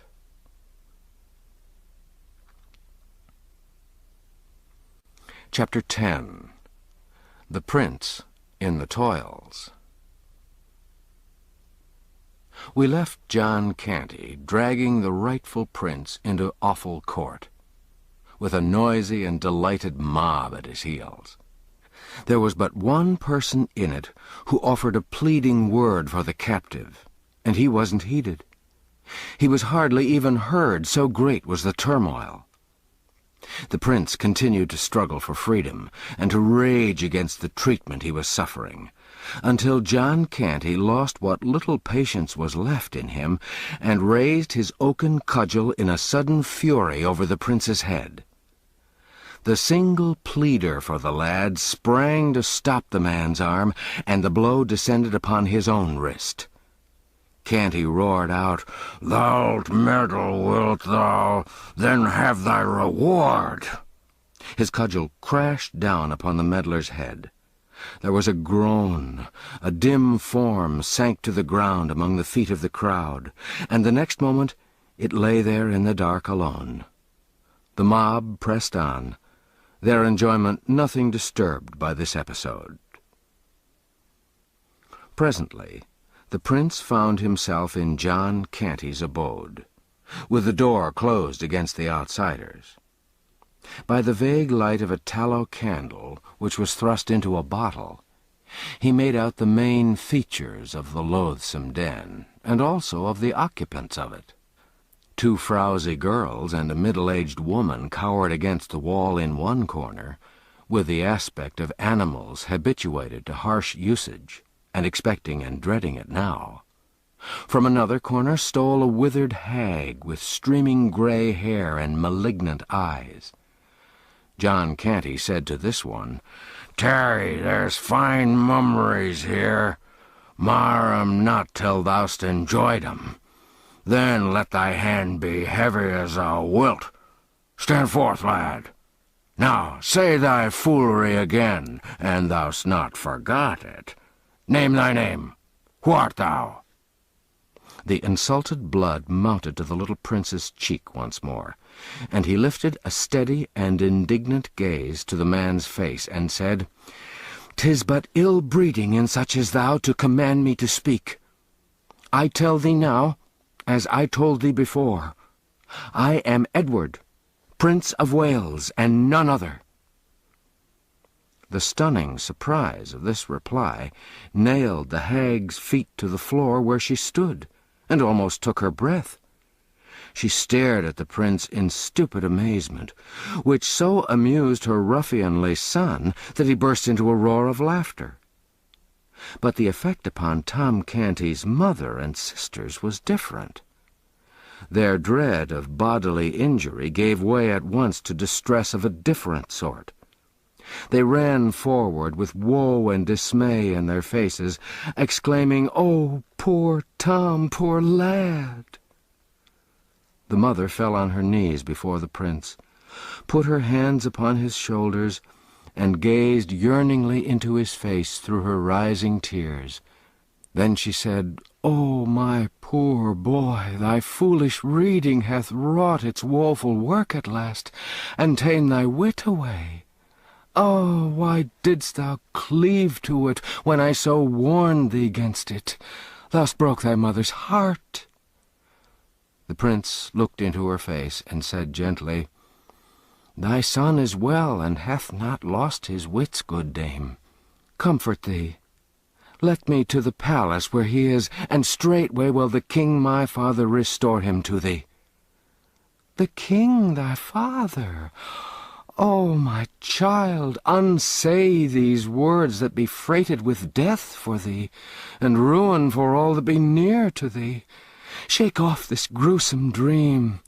Call back thy poor wandering memory. Look upon me. Am not I thy mother that bore thee and loveth thee? The prince shook his head and reluctantly said, God knoweth I am loath to grieve thy heart, but truly have I never looked upon thy face before. The woman sank back to a sitting posture on the floor, and covering her eyes with her hands, gave way to heartbroken sobs and wailings. "Let the show go on," shouted Canty. "What, Nan? What bet? Mannerless wenches! Will ye stand in the prince's presence? Upon your knees, ye pauper scum, and do him reverence." He followed this with another horse laugh. The girls began to plead timidly for their brother, and Nan said, "An thou wilt but let him to bed, father, rest and sleep will heal his madness. Prithee do." "Do, father," said Bet. "He is more worn than is his wont. Tomorrow will he be himself again, and will beg with diligence, and come not empty home again." This remark sobered the father's joviality, and brought his mind to business. He turned angrily upon the prince, and said, "The morrow must we pay 2 pennies to him that owns this hole. 2 pennies, mark ye, all this money for a half-year's rent, else out of this we go. Show what thou'st gathered with thy lazy begging." The prince said, "Offend me not with thy sordid matters. I tell thee again, I am the king's son." A sounding blow upon the prince's shoulder from Canty's broad palm sent him staggering into goodwife Canty's arms, who clasped him to her breast, and sheltered him from a pelting rain of cuffs and slaps by interposing her own person. The frightened girls retreated to their corner, but the grandmother stepped eagerly forward to assist her son. The prince sprang away from Mrs. Canty, exclaiming, "Thou shalt not suffer for me, madam. Let these swine do their will upon me alone." This speech infuriated the swine to such a degree that they set about their work without waste of time. Between them they belaboured the boy right soundly, and then gave the girls and their mother a beating for showing sympathy with the victim. "Now," said Canty, "to bed, all of ye. The entertainment has tired me." The light was put out, and the family retired. As soon as the snorings of the head of the house and his mother showed that they were asleep, the young girls crept to where the prince lay, and covered him tenderly from the cold with straw and rags. And their mother crept to him also, and stroked his hair, and cried over him, whispering broken words of comfort and compassion in his ear the while. She'd saved a morsel for him to eat also, but the boy's pains had swept away all appetite, at least for black and tasteless crusts. He was touched by her brave and costly defense of him, and by her commiseration, and he thanked her in very noble and princely words, and begged her to go to her sleep and try to forget her sorrows. And he added that the king, his father, wouldn't let her loyal kindness and devotion go unrewarded. This return to his madness broke her heart anew, and she strained him to her breast again, and then went back, drowned in tears, to her bed. As she lay thinking and mourning, the suggestion began to creep into her mind that there was an undefinable something about this boy that was lacking in Tom Canty, mad or sane. She couldn't describe it. She couldn't tell just what it was, and yet her sharp mother instinct seemed to detect it and perceive it. What if the boy were really not her son after all? Oh, absurd! She almost smiled at the idea, spite of her griefs and troubles. No matter, she found that it was an idea that wouldn't down, but persisted in haunting her. It pursued her, it harassed her, it clung to her, and refused to be put away or ignored. At last she perceived that there wasn't going to be any peace for her until she should devise a test that should prove, clearly and without question, whether this lad was her son or not, and so banish these wearing and worrying doubts. Ah, yes, this was plainly the right way out of the difficulty. Therefore she set her wits to work at once to contrive that test. But it was an easier thing to propose than to accomplish. She turned over in her mind one promising test after another, but was obliged to relinquish them all. None of them were absolutely sure, absolutely perfect, and an imperfect one couldn't satisfy her. Evidently, she was racking her head in vain. It seemed manifest that she must give the matter up. While this depressing thought was passing through her mind, her ear caught the regular breathing of the boy, and she knew he'd fallen asleep. And while she listened, the measured breathing was broken by a soft, startled cry, such as one utters in a troubled dream. This chance occurrence furnished her instantly with a plan worth all her labored tests combined.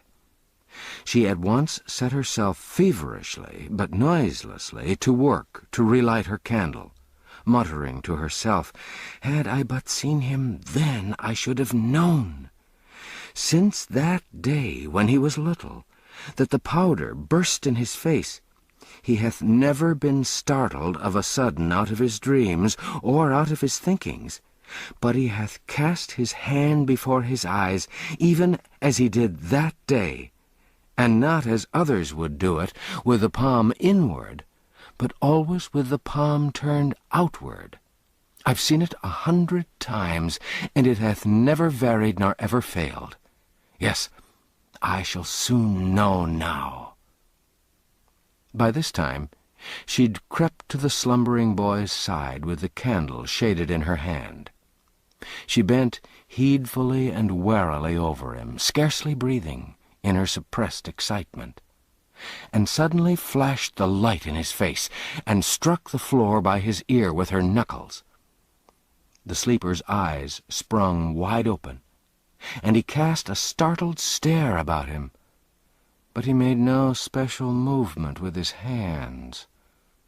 The poor woman was smitten almost helpless with surprise and grief, but she contrived to hide her emotions and to soothe the boy to sleep again. Then she crept apart and communed miserably with herself upon the disastrous result of her experiment. She tried to believe that her Tom's madness had banished this habitual gesture of his, but she couldn't do it. "No," she said, "his hands are not mad. They could not unlearn so old a habit in so brief a time. Oh, this is a heavy day for me." Still, hope was as stubborn now as doubt had been before. She couldn't bring herself to accept the verdict of the test. She must try the thing again. The failure must have been only an accident. So she startled the boy out of his sleep a second and a third time, at intervals, with the same result which had marked the first test. Then she dragged herself to bed and fell sorrowfully asleep, saying, "But I cannot give him up. Oh, no, I cannot, I cannot. He must be my boy." The poor mother's interruptions having ceased, and the prince's pains having gradually lost their power to disturb him, utter weariness at last sealed his eyes in a profound and restful sleep. Hour after hour slipped away, and still he slept like the dead. Thus 4 or 5 hours passed. Then his stupor began to lighten. Presently, while half asleep and half awake, he murmured, "Sir William." After a moment, "Ho, Sir William Herbert! Hie thee hither and list to the strangest dream that ever— Sir William, dost hear? Man, I did think me changed to a pauper, and— Ho there! Guards! Sir William! What, is there no groom of the chamber in waiting?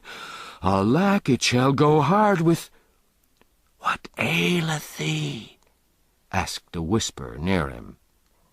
"Who art thou calling?" "Sir William Herbert. Who art thou?" "I? Who should I be but thy sister Nan? Oh, Tom, I'd forgot. Thou'rt mad yet, poor lad, thou'rt mad yet. Would I'd never woke to know it again. But prithee, master thy tongue, lest we be all beaten till we die." The startled prince sprang partly up, but a sharp reminder from his stiffened bruises brought him to himself, and he sunk back among his foul straw with a moan and the ejaculation, "Alas, it was no dream, then."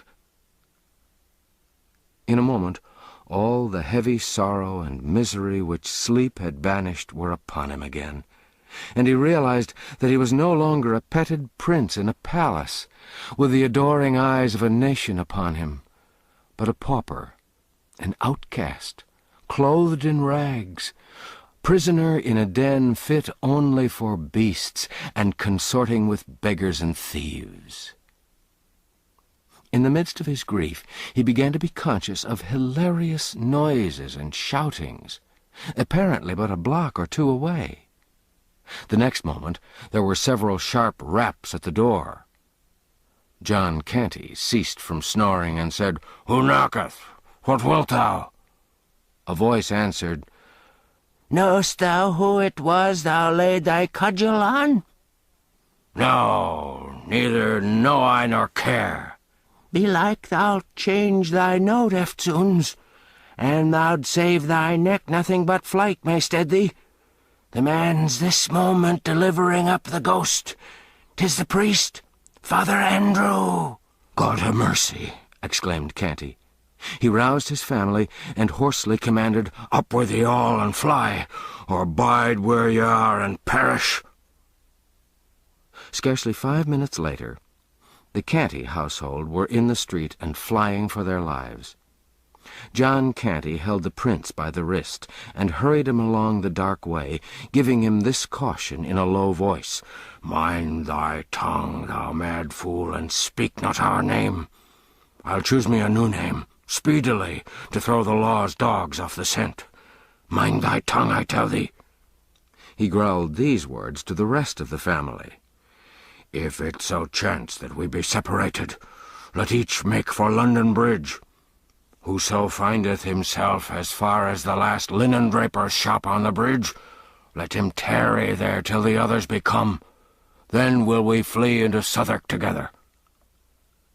At this moment the party burst suddenly out of darkness into light, and not only into light, but into the midst of a multitude of singing, dancing, and shouting people massed together on the river frontage.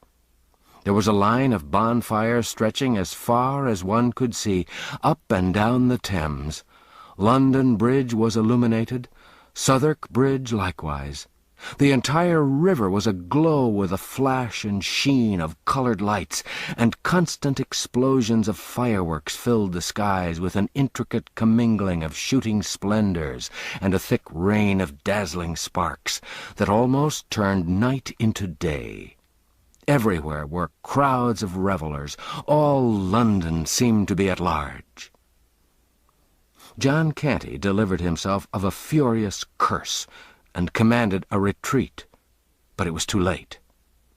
He and his tribe were swallowed up in that swarming hive of humanity and hopelessly separated from each other in an instant. We're not considering that the prince was one of his tribe. Canty still kept his grip upon him. The prince's heart was beating high with hopes of escape now. A burly waterman, considerably exalted with liquor, found himself rudely shoved by Canty in his efforts to plow through the crowd. He laid his great hand on Canty's shoulder and said, "Nay, whither so fast, friend? Dost canker thy soul with sordid business, when all that be leal men and true make holiday? My affairs are mine own. They concern thee not," answered Canty roughly. "Take away thy hand and let me pass." "Sith that is thy humour, thou'lt not pass, till thou'st drunk to the Prince of Wales. I tell thee that," said the waterman, barring the way resolutely. "Give me the cup, then, and make speed, make speed." Other revellers were interested by this time. They cried out, "The loving cup, the loving cup! Make the sour knave drink the loving cup, else will we feed him to the fishes." So a huge loving cup was brought. The waterman, grasping it by one of its handles, and with his other hand bearing up the end of an imaginary napkin, presented it in due and ancient form to Canty, who had to grasp the opposite handle with one of his hands and take off the lid with the other, according to ancient custom. This left the prince hand-free for a second, of course. He wasted no time, but dived among the forest of legs about him and disappeared. In another moment he couldn't have been harder to find under that tossing sea of life if its billows had been the Atlantic's and he a lost sixpence. He very soon realized this fact, and straightway busied himself about his own affairs without further thought of John Canty. He quickly realized another thing, too, to wit, that a spurious Prince of Wales was being feasted by the city in his stead. He easily concluded that the pauper lad, Tom Canty, had deliberately taken advantage of his stupendous opportunity and become a usurper. Therefore there was but one course to pursue: find his way to the Guildhall, make himself known, and denounce the impostor. He also made up his mind that Tom should be allowed a reasonable time for spiritual preparation, and then be hanged, drawn, and quartered, according to the law and usage of the day, in cases of high treason.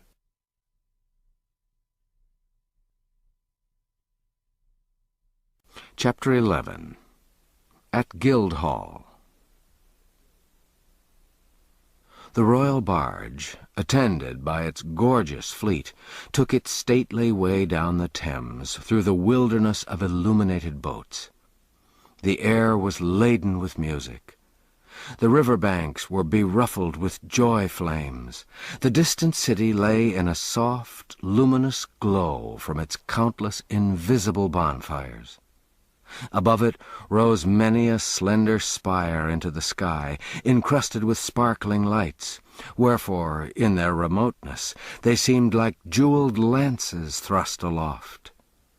As the fleet swept along, it was greeted from the banks with a continuous hoarse roar of cheers, and the ceaseless flash and boom of artillery. To Tom Canty, half buried in his silken cushions, these sounds and this spectacle were a wonder unspeakably sublime and astonishing. To his little friends at his side, the Princess Elizabeth and the Lady Jane Grey, they were nothing. Arrived at the Dowgate, the fleet was towed up the limpid Walbrook, whose channel has now been for 2 centuries buried out of sight under acres of buildings, to Bucklersbury, past houses and under bridges populous with merrymakers and brilliantly lighted, and at last came to a halt in a basin where now is Barge Yard, in the centre of the ancient city of London. Tom disembarked, and he and his gallant procession crossed Cheapside and made a short march through the Old Jewry and Bassinghall Street to the Guildhall. Tom and his little ladies were received with due ceremony by the Lord Mayor and the fathers of the city in their gold chains and scarlet robes of state, and conducted to a rich canopy of state at the head of the great hall, preceded by heralds making proclamation and by the mace and the city sword. The lords and ladies who were to attend upon Tom and his two small friends took their places behind their chairs. At a lower table in the court, grandees and other guests of noble degree were seated, with the magnates of the city. The commoners took places at a multitude of tables on the main floor of the hall. From their lofty vantage ground, the giants Gog and Magog, the ancient guardians of the city, contemplated the spectacle below them with eyes grown familiar to it in forgotten generations. There was a bugle blast, and a proclamation, and a fat butler appeared in a high perch in the leftward wall, followed by his servitors, bearing with impressive solemnity a royal baron of beef, smoking hot and ready for the knife. After grace, Tom, being instructed, rose, and the whole house with him, and drank from a portly golden loving cup with the Princess Elizabeth. From her it passed to the Lady Jane, and then traversed the general assemblage. So the banquet began. By midnight the revelry was at its height. Now came one of those picturesque spectacles so admired in that old day. A description of it is still extant in the quaint wording of a chronicler who witnessed it. Space being made, presently entered a baron and an earl, apparelled after the Turkish fashion, in long robes of bodkin powdered with gold, hats on their heads of crimson velvet, with great rolls of gold, girded with two swords, called scimitars, hanging by great baldricks of gold. Next came yet another baron and another earl, in two long gowns of yellow satin, traversed with white satin, and in every bend of white was a bend of crimson satin, after the fashion of Russia, with furred hats of grey on their heads, either of them having an hatchet in their hands, and boots with pikes, points a foot long, turned up. And after them came a knight, then the Lord High Admiral, and with him 5 nobles in doublets of crimson velvet, voided low on the back and before to the cannel bone, laced on the breasts with chains of silver, and over that short cloaks of crimson satin, and on their heads hats after the dancers' fashion, with pheasant's feather in them. These were apparelled after the fashion of Prussia. The torch-bearers, which were about 100, were apparelled in crimson, satin, and green, like Moors, their faces black. Next came in a mummery. Then the minstrels, which were disguised, danced, and the lords and ladies did wildly dance also, that it was a pleasure to behold. And while Tom, in his high seat, was gazing upon this wild dancing, lost in admiration of the dazzling commingling of kaleidoscopic colors which the whirling turmoil of gaudy figures below him presented, the ragged, but real, little Prince of Wales was proclaiming his rights and his wrongs, denouncing the impostor, and clamoring for admission at the gates of Guildhall. The crowd enjoyed this episode prodigiously, and pressed forward and craned their necks to see the small rioter. Presently they began to taunt him and mock at him, purposely to goad him into a higher and still more entertaining fury. Tears of mortification sprung to his eyes, but he stood his ground and defied the mob right royally. Other taunts followed. Added mocking stung him, and he exclaimed, "I tell ye again, you pack of unmannerly curs, I am the Prince of Wales, and all forlorn and friendless as I be, with none to give me word of grace or help me in my need, yet will not I be driven from my ground, but will maintain it. Though thou be prince or no prince, 'tis all one, thou be'st a gallant lad, and not friendless neither. Here stand I by thy side to prove it, and mind I tell thee thou mightst have a worser friend than Miles Hendon, and yet not tire thy legs with seeking. Rest thy small jaw, my child. I talk the language of these base kennel rats, like to a very native." The speaker was a sort of Don Caesar de Bassan, in dress, aspect, and bearing. He was tall, trim-built, muscular. His doublet and trunks were of rich material, but faded and threadbare, and their gold lace adornments were sadly tarnished. His ruff was rumpled and damaged. The plume in his slouched hat was broken and had a bedraggled and disreputable look. At his side he wore a long rapier in a rusty iron sheath. His swaggering carriage marked him at once as a ruffler of the camp. The speech of this fantastic figure was received with an explosion of jeers and laughter. Some cried, "'Tis another prince in disguise! Wear thy tongue, friend, belike he's dangerous. Marry, he looketh it, mark his eye. Pluck the lad from him, to the horse-pond with a cub." Instantly, a hand was laid upon the prince, under the impulse of this happy thought. As instantly, the stranger's long sword was out, and the meddler went to the earth under a sounding thump with the flat of it. The next moment a score of voices shouted, "Kill the dog! Kill him! Kill him!" And the mob closed in on the warrior, who backed himself against a wall and began to lay about him with his long weapon like a madman. His victims sprawled this way and that, but the mob tide poured over their prostrate forms and dashed itself against the champion with undiminished fury. His moments seemed numbered, his destruction certain, when suddenly a trumpet blast sounded. A voice shouted, "Way for the king's messenger!" and a troop of horsemen came charging down upon the mob, who fled out of harm's reach as fast as their legs could carry them. The bold stranger caught up the prince in his arms and was soon far away from danger and the multitude. Return we within Guildhall.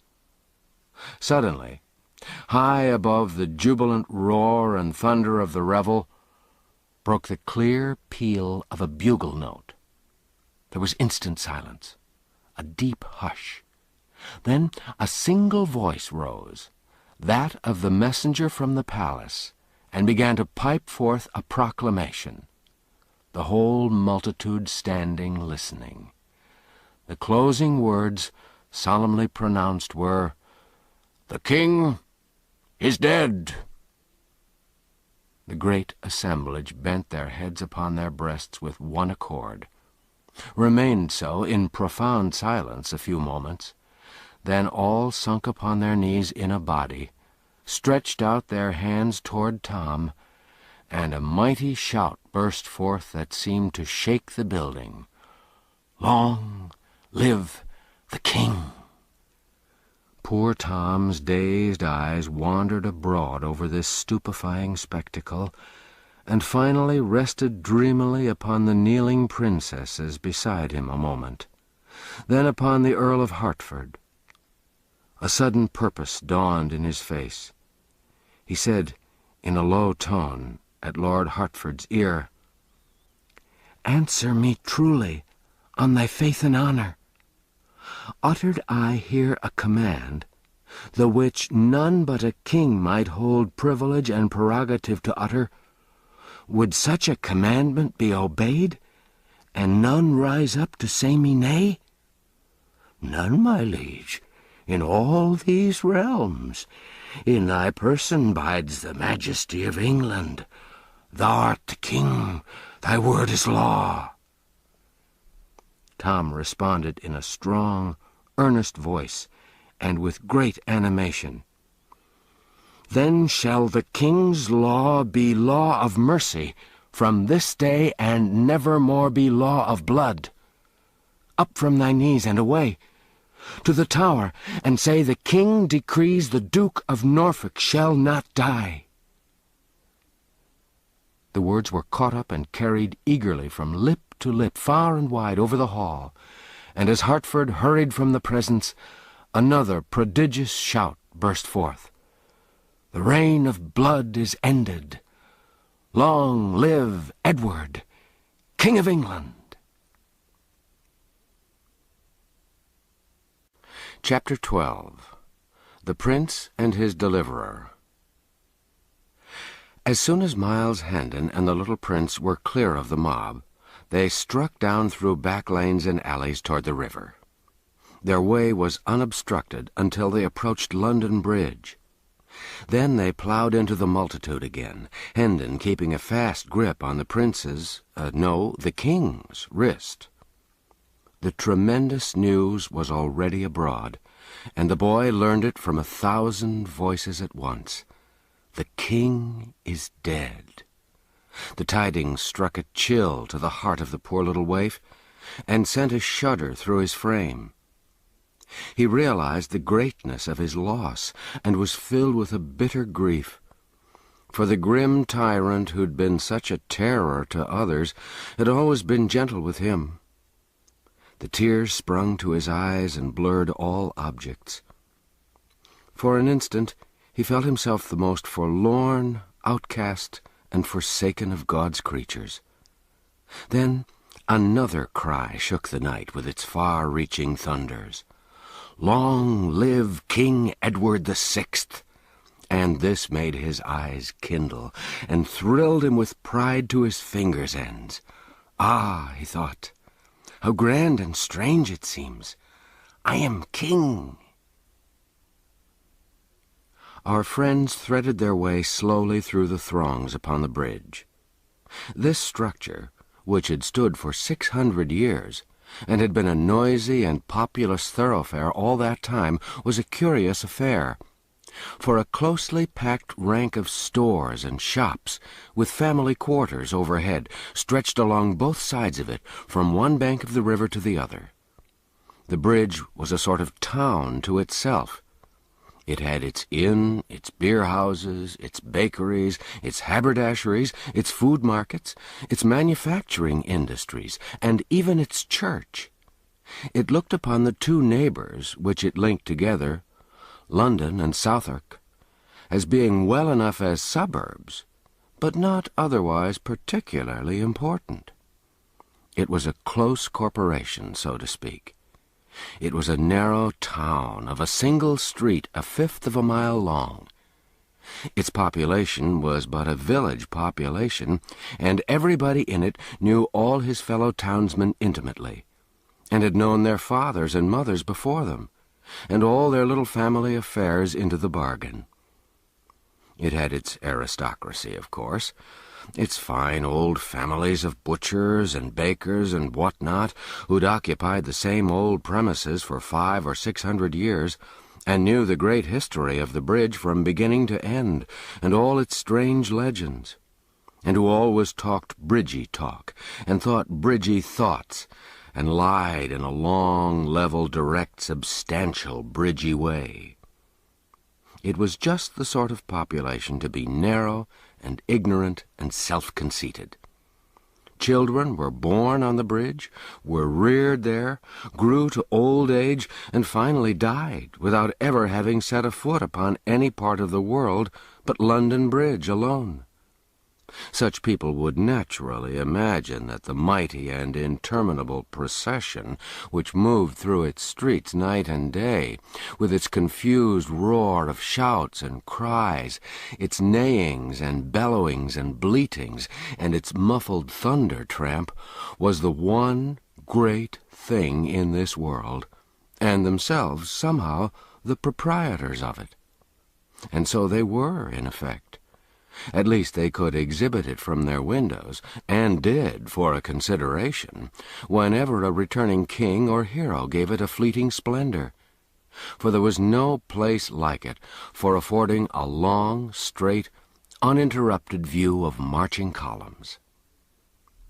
Men born and reared upon the bridge found life unendurably dull and inane elsewhere. History tells of one of these who left the bridge at the age of 71 and retired to the country. But he could only fret and toss in his bed. He couldn't go to sleep. The deep stillness was so painful, so awful, so oppressive.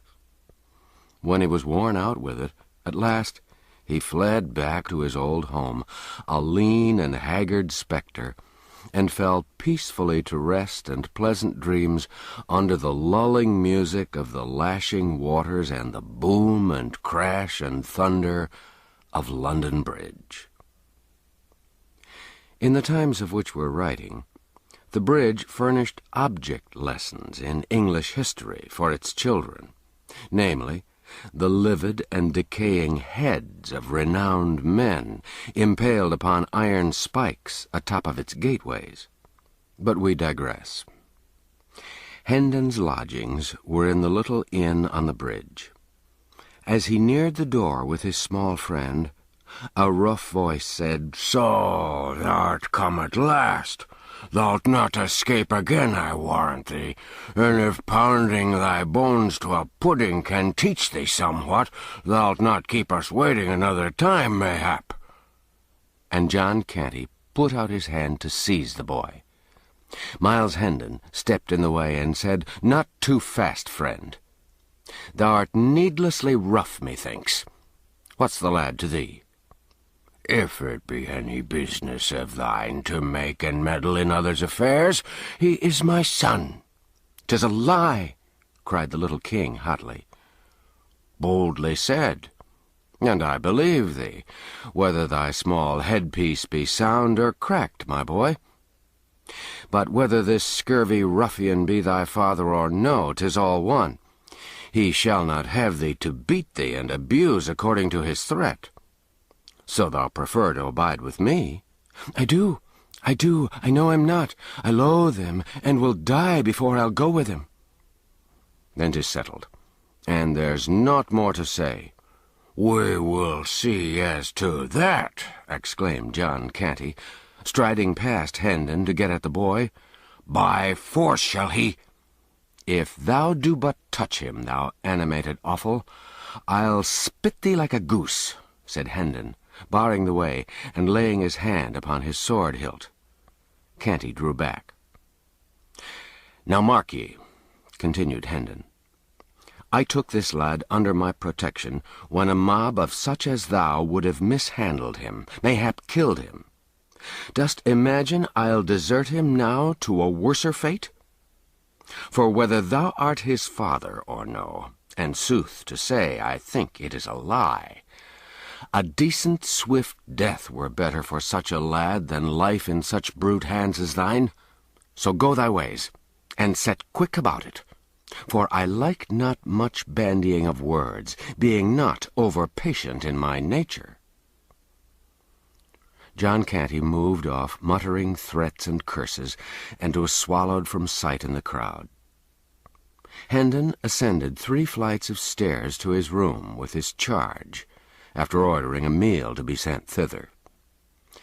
It was a poor apartment, with a shabby bed and some odds and ends of furniture in it, and was vaguely lighted by a couple of sickly candles. The little king dragged himself to the bed and lay down upon it, almost exhausted with hunger and fatigue. He'd been on his feet a good part of a day and a night, for it was now 2 or 3 o'clock in the morning, and had eaten nothing meantime. He murmured drowsily, "Prithee call me when the table is spread," and sunk into a deep sleep immediately. A smile twinkled in Hendon's eye, and he said to himself, "By the mass, the little beggar takes to one's quarters and usurps one's bed with as natural and easy a grace as if he owned them, with never a by your leave or so please it you or anything of the sort." In his diseased ravings he called himself the Prince of Wales, and bravely doth he keep up the character. Poor little friendless rat! Doubtless his mind's been disordered with ill usage. Well, I'll be his friend. I've saved him, and it draweth me strongly to him. Already I love the bold-tongued little rascal. How soldier-like he faced the smutty rabble and flung back his high defiance, and what a comely, sweet, and gentle face he hath, now that sleep hath conjured away its troubles and its griefs. I'll teach him. I'll cure his malady. Yea, I'll be his elder brother, and care for him, and watch over him. And whoso would shame him or do him hurt may order his shroud, for though I be burnt for it, he shall need it. He bent over the boy and contemplated him with kind and pitying interest, tapping the young cheek tenderly and smoothing back the tangled curls with his great brown hand. A slight shiver passed over the boy's form.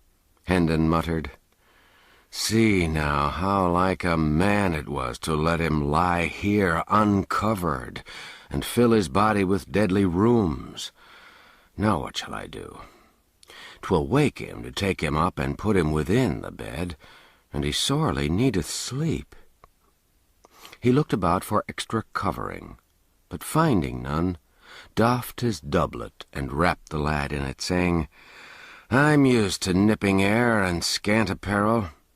'Tis little I shall mind the cold." Then walked up and down the room to keep his blood in motion, soliloquizing as before. His injured mind persuades him he's Prince of Wales. 'Twill be odd to have a Prince of Wales still with us, now that he that was the prince is prince no more, but king. For this poor mind is set upon the one fantasy, and will not reason out that now it should cast by the prince and call itself the king. If my father liveth still, after these 7 years that I've heard naught from home in my foreign dungeon, he'll welcome the poor lad and give him generous shelter for my sake.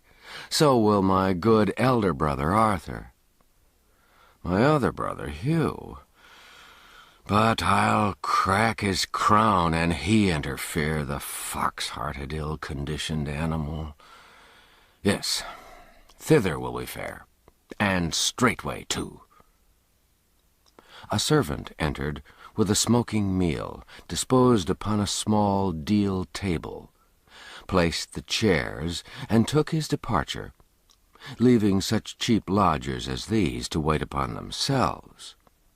The door slammed after him, and the noise woke the boy, who sprung to a sitting posture and shot a glad glance about him. Then a grieved look came into his face, and he murmured to himself with a deep sigh, "Alack, it was but a dream, woe is me." Next he noticed Miles Hendon's doublet, glanced from that to Hendon, comprehended the sacrifice that had been made for him, and said gently, "Thou art good to me, yes, thou art very good to me. Take it and put it on. I'll not need it more." Then he got up and walked to the washstand in the corner, and stood there, waiting. Hendon said in a cheery voice, "We'll have a right hearty sup and bite now, for everything is savory and smoking hot. And that, and thy nap together, will make thee a little man again, never fear." The boy made no answer, but bent a steady look that was filled with grave surprise, and also somewhat touched with impatience upon the tall knight of the sword. Hendon was puzzled and said, "What's amiss?" "Good sir, I would wash me." "Oh, is that all? Ask no permission of Miles Hendon for aught thou cravest. Make thyself perfectly free here, and welcome with all that are his belongings." Still the boy stood and moved not. More, he tapped the floor once or twice with his small impatient foot. Hendon was wholly perplexed. Said he, "Bless us, what is it?" "Prithee, pour the water, and make not so many words." Hendon, suppressing a horse laugh and saying to himself, "By all the saints, but this is admirable," stepped briskly forward and did the small insolent's bidding. Then stood by, in a sort of stupefaction, until the command, "Come, the towel!" woke him sharply up. He took up a towel from under the boy's nose and handed it to him, without comment. He now proceeded to comfort his own face with a wash, and while he was at it, his adopted child seated himself at the table and prepared to fall to. Hendon dispatched his ablutions with alacrity, then drew back the other chair and was about to place himself at table, when the boy said indignantly, "Forbear! Wouldst sit in the presence of the king?" This blow staggered Hendon to his foundations. He muttered to himself, "Lo, the poor thing's madness is up with the time. It hath changed with the great change that's come to the realm, and now, in fancy, is he king. Good lack, I must humour the conceit, too. There's no other way. Faith, he'd order me to the Tower, else."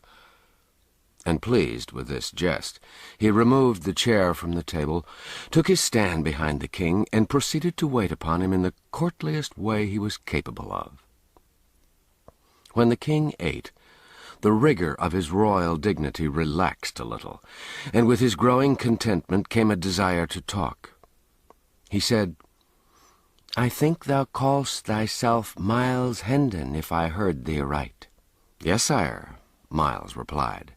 Then observed to himself, "If I must humour the poor lad's madness, I must sire him, I must majesty him, I mustn't go by halves, I must stick at nothing that belongeth to the part I play, else shall I play it ill and work evil to this charitable and kindly cause." The king warmed his heart with a second glass of wine, and said, "I would know thee. Tell me thy story. Thou hast a gallant way with thee, and a noble. Art nobly born?" "We're of the tail of the nobility, good your majesty.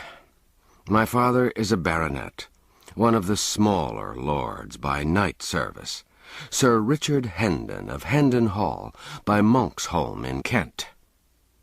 "The name has escaped my memory. Go on, tell me thy story." "'Tis not much, your majesty. Yet perchance it may beguile a short half-hour for want of a better. My father, Sir Richard, is very rich, and of a most generous nature. My mother died whilst I was yet a boy.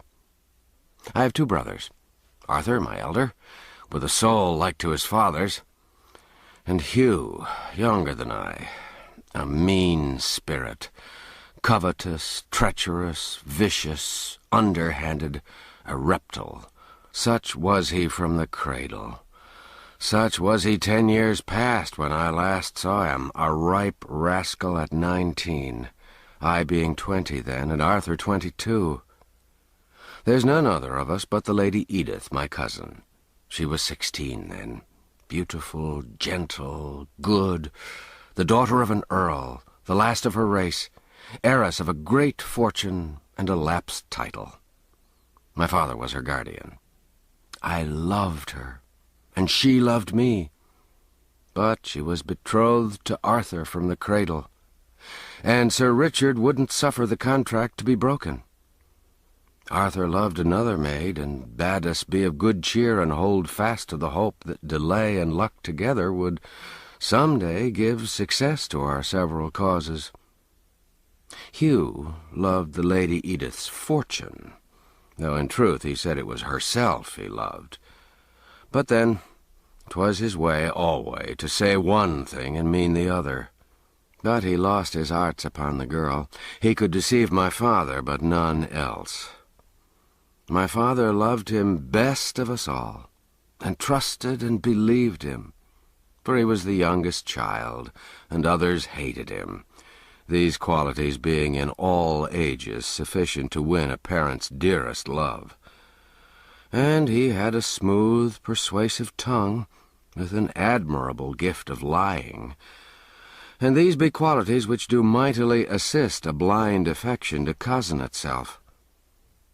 I was wild. In troth, I might go yet farther, and say very wild, though 'twas a wildness of an innocent sort, since it hurt none but me, brought shame to none nor loss, nor had in it any taint of crime or baseness, or what might not beseem mine honourable degree. Yet did my brother Hugh turn these faults to good account, he seeing that our brother Arthur's health was but indifferent, and hoping the worst might work him profit, were I swept out of the path. So, but 'twere a long tale, good my liege, and little worth the telling.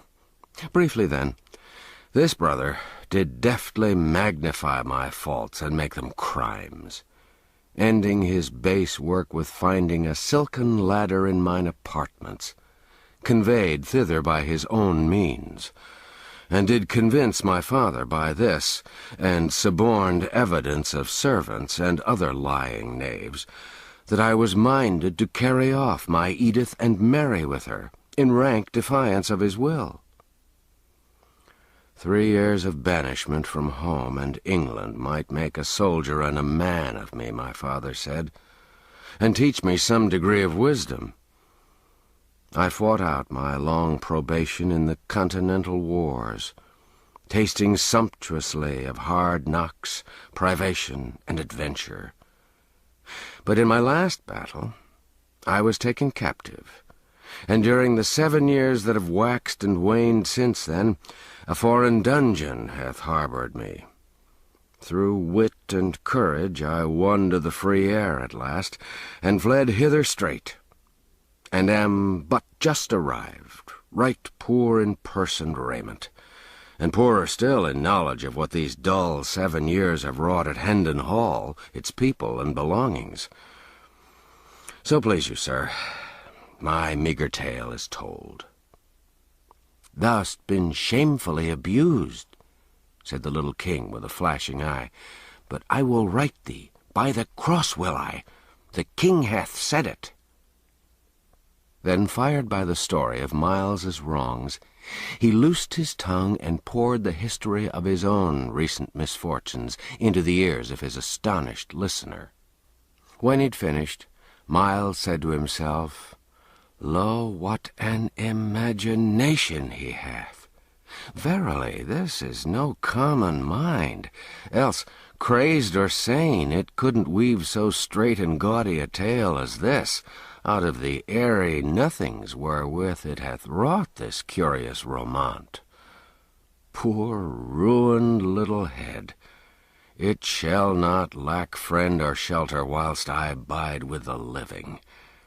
He shall never leave my side. He shall be my pet, my little comrade, and he shall be cured, aye, made whole and sound. Then will he make himself a name, and proud shall I be to say, yes, he's mine. I took him, a homeless little ragamuffin, but I saw what was in him, and I said his name would be heard some day. Behold him, observe him. Was I right?" The king spoke, in a thoughtful, measured voice. "Thou didst save me injury and shame, perchance my life, and so my crown. such service demandeth rich reward. Name thy desire, and so it be within the compass of my royal power, it is thine." This fantastic suggestion startled Hendon out of his reverie. He was about to thank the king and put the matter aside with saying he'd only done his duty and desired no reward, but a wiser thought came into his head, and he asked leave to be silent a few moments and consider the gracious offer, an idea which the king gravely approved, remarking that it was best to be not too hasty with a thing of such great import. Myles reflected during some moments, then said to himself, "Yes, that's the thing to do. By any other means it were impossible to get at it. And certes, this hour's experience has taught me 'twould be most wearing and inconvenient to continue it as it is. Yes, I'll propose it. 'Twas a happy accident that I didn't throw the chance away." Then he dropped upon one knee and said, "My poor service went not beyond the limit of a subject's simple duty, and therefore hath no merit. But since your majesty is pleased to hold it worthy some reward, I take heart of grace to make petition to this effect. Near 400 years ago, as your grace knoweth, there being ill blood betwixt John, King of England, and the King of France, it was decreed that 2 champions should fight together in the lists, and so settle the dispute by what's called the arbitrament of God. These 2 kings, and the Spanish king, being assembled to witness and judge the conflict, the French champion appeared. But so redoubtable was he that our English knights refused to measure weapons with him. So the matter, which was a weighty one, was like to go against the English monarch by default.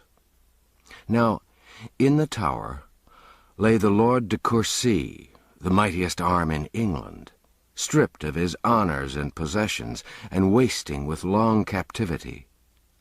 Appeal was made to him. He gave assent, and came forth arrayed for battle. But no sooner did the Frenchman glimpse his huge frame, and hear his famous name, but he fled away, and the French king's cause was lost. King John restored de Courcy's titles and possessions, and said, "Name thy wish, and thou shalt have it, though it cost me half my kingdom."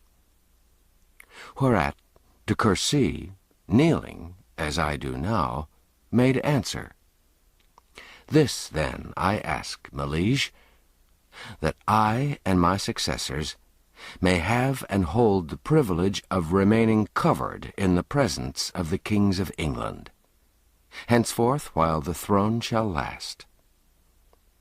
The boon was granted, as your majesty knoweth, and there hath been no time these 400 years that line has failed of an heir, and so even unto this day the head of that ancient house still weareth his hat or helm before the king's majesty, without let or hindrance, and this none other may do.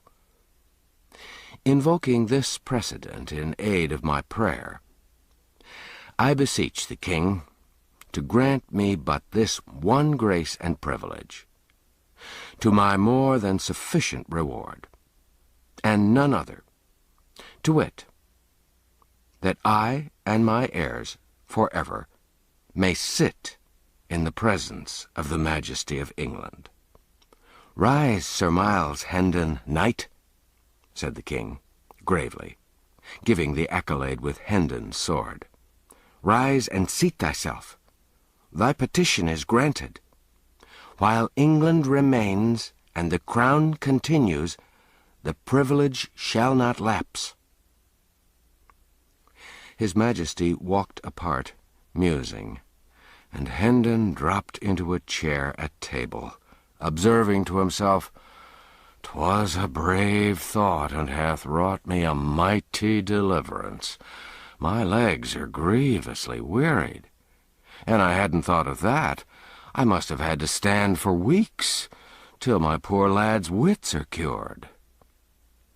After a little he went on, "And so I am become a knight of the kingdom of dreams and shadows. A most odd and strange position, truly, for one so matter-of-fact as I. I'll not laugh. No, God forbid, for this thing which is so substanceless to me is real to him. And to me also, in one way, it's not a falsity, for it reflects with truth the sweet and generous spirit that's in him." After a pause, "Oh, what if he should call me by my fine title before folk? There'd be a merry contrast betwixt my glory and my raiment. But no matter. Let him call me what he will, so it please him. I'll be content." Chapter 13. The Disappearance of the Prince. A heavy drowsiness presently fell upon the two comrades. The king said, "Remove these rags," meaning his clothing. Hendon disapparelled the boy without dissent or remark, tucked him up in bed, then glanced about the room, saying to himself ruefully, "He hath taken my bed again as before. Marry, what shall I do?" The little king observed his perplexity and dissipated it with a word. He said sleepily, "Thou wilt sleep athwart the door, and guard it." In a moment more he was out of his troubles, in a deep slumber. "Dear heart, he should have been born a king," muttered Hendon admiringly. "He playeth the part to a marvel." Then he stretched himself across the door, on the floor, saying contentedly, "I've lodged worse for 7 years. 'Twould be but ill gratitude to him above to find fault with this." He dropped asleep as the dawn appeared. Toward noon he rose, uncovered his unconscious ward, a section at a time, and took his measure with a string. The king awoke just as he'd completed his work, complained of the cold, and asked what he was doing. "'Tis done now, my liege," said Hendon. "I have a bit of business outside, but I'll presently return. Sleep thou again, thou needst it. There, let me cover thy head also, thou'lt be warm the sooner." The king was back in dreamland before this speech was ended. Miles slipped softly out, and slipped as softly in again in the course of 30 or 40 minutes, with a complete second-hand suit of boy's clothing, of cheap material, and showing signs of wear, but tidy and suited to the season of the year. He seated himself and began to overhaul his purchase, mumbling to himself, "A longer purse would have got a better sort.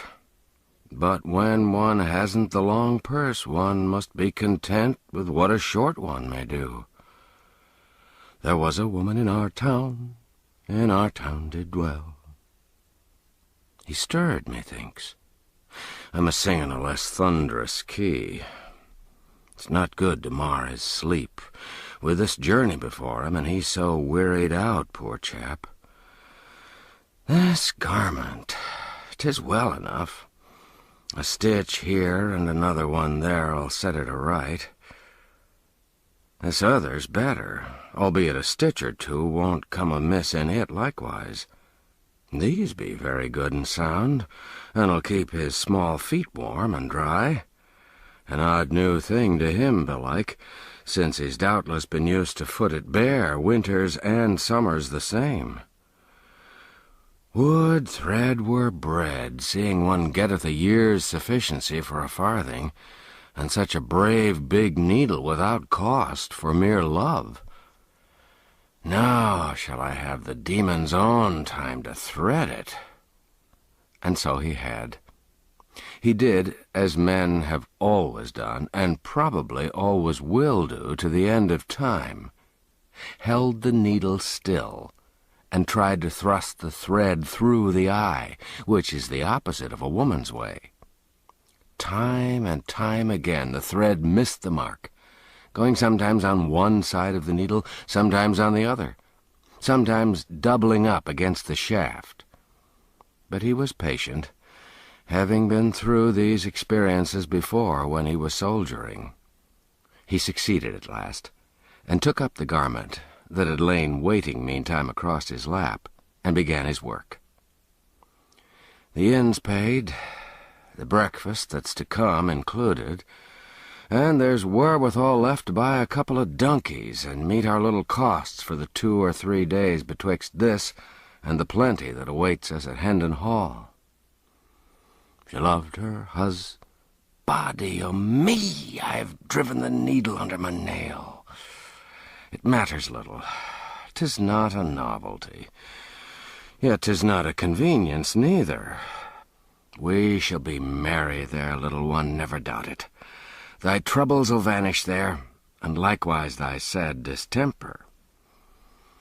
She loved her husband dearly, but another man. These be noble large stitches, holding the garment up and viewing it admiringly. They've a grandeur and a majesty that do cause these small, stingy ones of the tailor-man to look mighty paltry and plebeian. She loved her husband dearly, but another man he loved she. Marry, 'tis done. A goodly piece of work, too, and wrought with expedition. Now will I wake him, apparel him, pour for him, feed him, and then we'll hie us to the mart by the Tabard Inn in Southwark. And be pleased to rise, my liege. He answereth not. But ho, my liege. Of a truth must I profane his sacred person with a touch, sith his slumber is deaf to speech? What? He threw back the covers. The boy was gone. He stared about him in speechless astonishment for a moment, noticed for the first time that his ward's ragged raiment was also missing. Then he began to rage and storm and shout for the innkeeper. At that moment a servant entered with the breakfast. "Explain, thou limb of Satan, or thy time is come," roared the man of war, and made so savage a spring toward the waiter that this latter couldn't find his tongue for the instant for fright and surprise. "Where is the boy?" In disjointed and trembling syllables the man gave the information desired. "You were hardly gone from the place, your worship, when a youth came running and said it was your worship's will that the boy come to you straight, at the bridge end on the Southwark side. I brought him thither, and when he woke the lad and gave his message, the lad did grumble some little for being disturbed so early, as he called it, but straightway trussed on his rags and went with the youth, only saying it had been better manners that your worship came yourself, not sent a stranger. And so thou'rt a fool and easily cozened, hang all thy breed. Yet mayhap no hurt is done, possibly no harm is meant the boy. I'll go fetch him. Make the table ready. Stay. The coverings of the bed were disposed as if one lay beneath them. Happened that by accident? I know not, good your worship. I saw the youth meddle with them, he that came for the boy. Thousand deaths, it was done to deceive me. 'Tis plain 'twas done to gain time. Hark ye, was that youth alone? All alone, your worship. Art sure? Sure, your worship. Collect thy scattered wits. Bethink thee. Take time, man. After a moment's thought, the servant said, "When he came, none came with him. But now I remember me that as the two stepped into the throng of the bridge, a ruffian-looking man plunged out from some near place, and just as he was joining him—" "What then? Out with it!" thundered the impatient Hendon, interrupting. Just then The crowd lapped him up and closed him in, and I saw no more, being called by my master, who was in a rage because a joint that the scrivener had ordered was forgot. Though I take all the saints to witness that to blame me for that miscarriage were like holding the unborn babe to judgment for sins come out of my sight, idiot. Thy prating drives me mad. Hold, whither art flying? Canst not bide still an instant? Went they toward Southwark? Even so, your worship. For as I said before, as to that detestable joint, the babe unborn is no whit more blameless than— Art here yet, and prating still? Vanish, lest I throttle thee. The servitor vanished. Hendon followed after him, passed him, and plunged down the stairs 2 steps at a stride, muttering, "'Tis that scurvy villain that claimed he was his son. I've lost thee, my poor little mad master. It's a bitter thought, and I'd come to love thee so. No, by book and bell, not lost, not lost, for I'll ransack the land till I find thee again. Poor child, yonder is his breakfast, and mine, but I've no hunger now. So let the rats have it. Speed, speed, that's the word."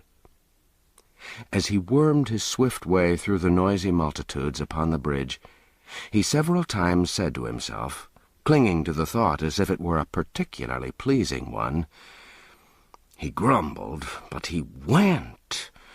He went, yes, because he thought Miles Hendon asked it, sweet lad. He'd ne'er have done it for another, I know it well." Chapter 14. Le roi est mort, vive le roi. Toward daylight of the same morning, Tom Canty stirred out of a heavy sleep and opened his eyes in the dark. He lay silent a few moments, trying to analyze his confused thoughts and impressions, and get some sort of meaning out of them. Then suddenly he burst out in a rapturous but guarded voice. "I see it all, I see it all. Now, God be thanked, I am indeed awake at last. Come, joy, vanish sorrow.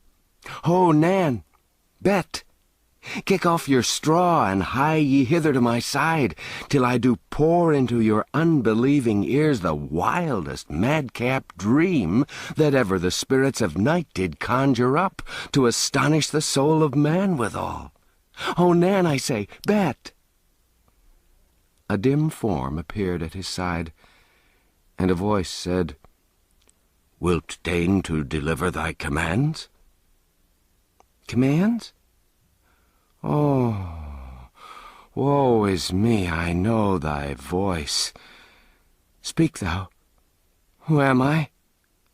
"Thou? In sooth, yesternight wert thou the Prince of Wales. Today art thou my most gracious liege, Edward, King of England." Tom buried his head among the pillows, murmuring plaintively, "Alack, it was no dream. Go to thy rest, sweet sir. Leave me to my sorrows."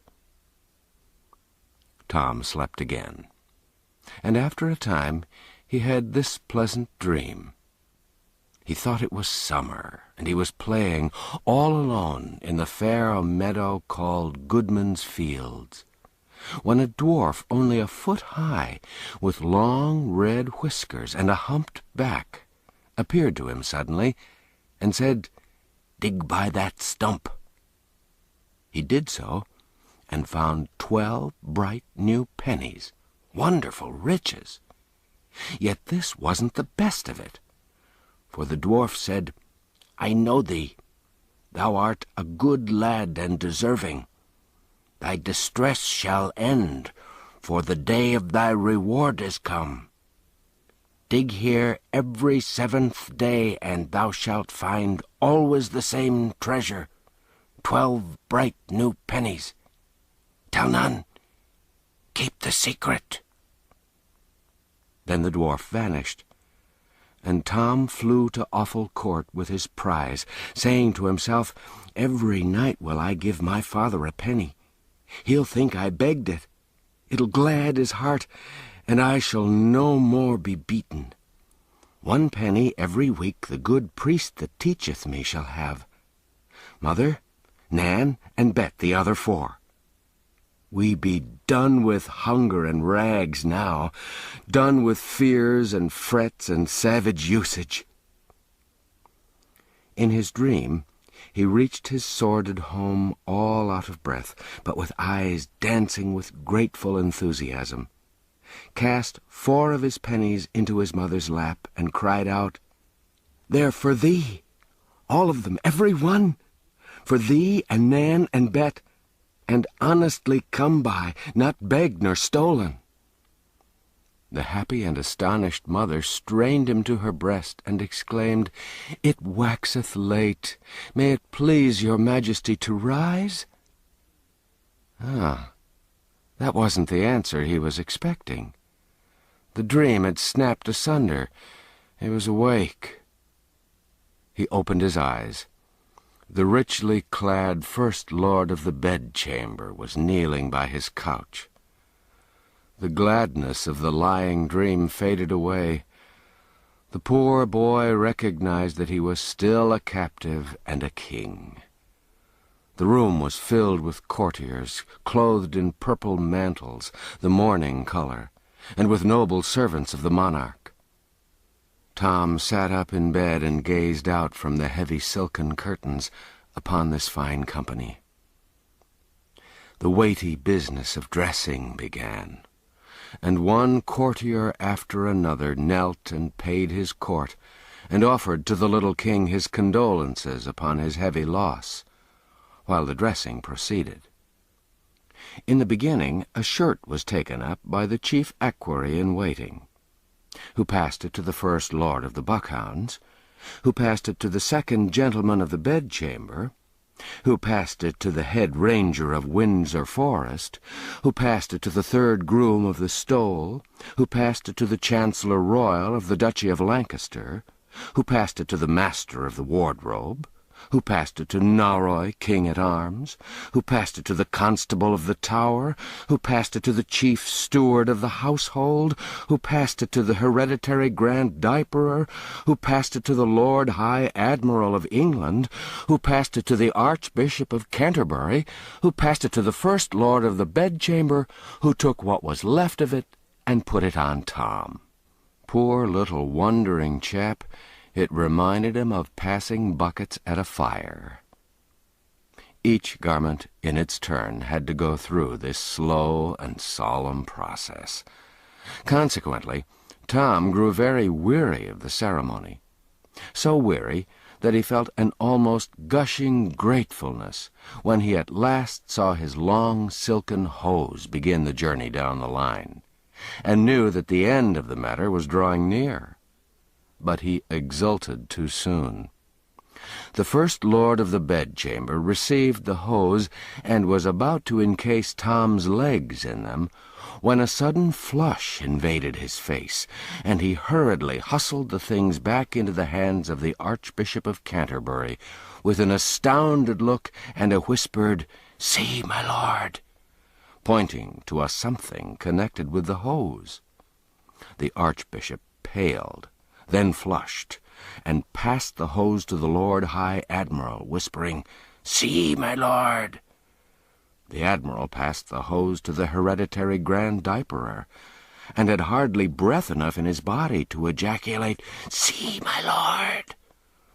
The hose drifted backward along the line to the chief steward of the household, the constable of the Tower, Norroy, King-at-Arms, the master of the wardrobe, the Chancellor Royal of the Duchy of Lancaster, the third groom of the stole, the head ranger of Windsor Forest, the second gentleman of the bedchamber, the First Lord of the Buckhounds, accompanied always with that amazed and frightened "See, see," till they finally reached the hands of the chief equerry in waiting, who gazed a moment with a pallid face upon what had caused all this dismay, then hoarsely whispered, "Body o' my life, a tag gone from the truss point to the tower with the head keeper of the king's hose."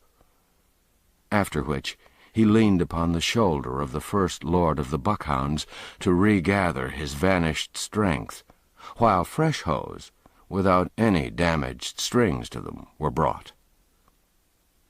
But all things must have an end, and so, in time, Tom Canty was in a condition to get out of bed. The proper official poured water, the proper official engineered the washing, the proper official stood by with a towel, and by and by Tom got safely through the purifying stage and was ready for the services of the hairdresser royal.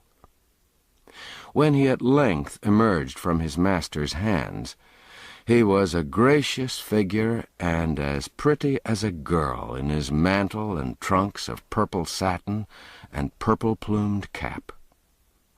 He now moved in state toward his breakfast-room, through the midst of the courtly assemblage. And as he passed, these fell back, leaving his way free, and dropped upon their knees. After breakfast, he was conducted with regal ceremony, attended by his great officers and his guard of 50 gentlemen pensioners bearing gilt battle-axes, to the throne-room, where he proceeded to transact business of state. His uncle, Lord Hertford, took his stand by the throne to assist the royal mind with wise counsel. The body of illustrious men named by the late king as his executors appeared, to ask Tom's approval of certain acts of theirs, rather a form, and yet not wholly a form, since there was no protector as yet. The Archbishop of Canterbury made a report of the decree of the Council of Executors concerning the obsequies of his late most illustrious Majesty, and finished by reading the signatures of the executors, to wit, the Archbishop of Canterbury, the Lord Chancellor of England, William Lord St. John, John Lord Russell, Edward Earl of Hertford, John Viscount Lisle, Cuthbert Bishop of Durham. Tom wasn't listening. An earlier clause of the document was puzzling him. At this point he turned and whispered to Lord Hertford, "What day did he say the burial hath been appointed for?" "The 16th of the coming month, my liege." "'Tis a strange folly. Will he keep?" Poor chap, he was still new to the customs of royalty. He was used to seeing the forlorn dead of awful court hustled out of the way with a very different sort of expedition. However, the Lord Hertford set his mind at rest with a word or two. A Secretary of State presented an order of the Council, appointing the morrow at 11 for the reception of the foreign ambassadors, and desired the King's assent. Tom turned an inquiring look toward Hertford, who whispered, "Your Majesty will signify consent. They come to testify their royal master's sense of the heavy calamity which hath visited your grace and the realm of England." Tom did as he was bidden. Another secretary began to read a preamble concerning the expenses of the late king's household, which had amounted to £28,000 during the preceding 6 months, a sum so vast that it made Tom Canty gasp. He gasped again when the fact appeared that £20,000 of this money were still owing and unpaid, and once more when it appeared that the king's coffers were about empty, and his 1,200 servants much embarrassed for lack of the wages due them. Tom spoke out with lively apprehension. "We be going to the dogs, 'tis plain. 'Tis meet and necessary that we take a smaller house, and set the servants at large, sith they be of no value but to make delay, and trouble one with offices that harass the spirit and shame the soul, they misbecoming any but a doll, that hath nor brains nor hands to help itself withal. I remember me of a small house that standeth over against the fish market by Billingsgate." A sharp pressure upon Tom's arm stopped his foolish tongue, and sent a blush to his face. But no countenance there betrayed any sign that this strange speech had been remarked, or given concern.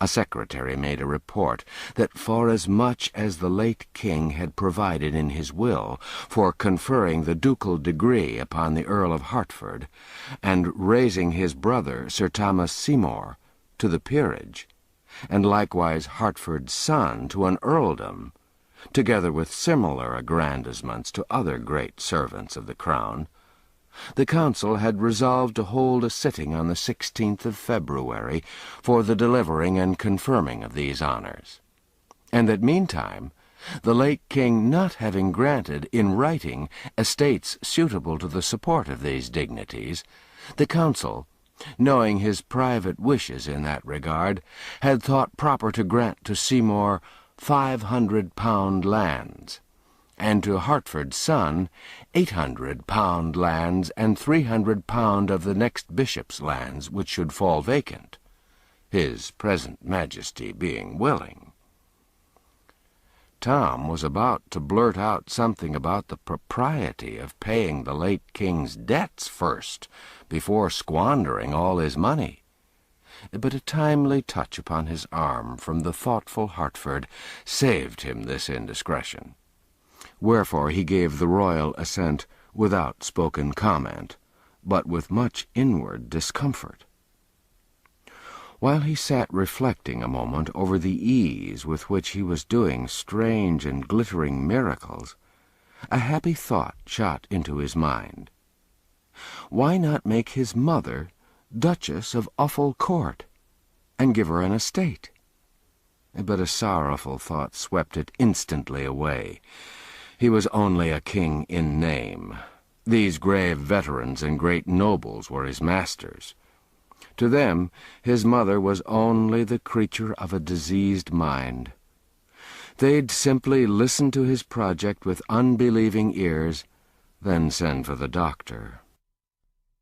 The dull work went tediously on. Petitions were read, and proclamations, patents, and all manner of wordy, repetitious, and wearisome papers relating to the public business.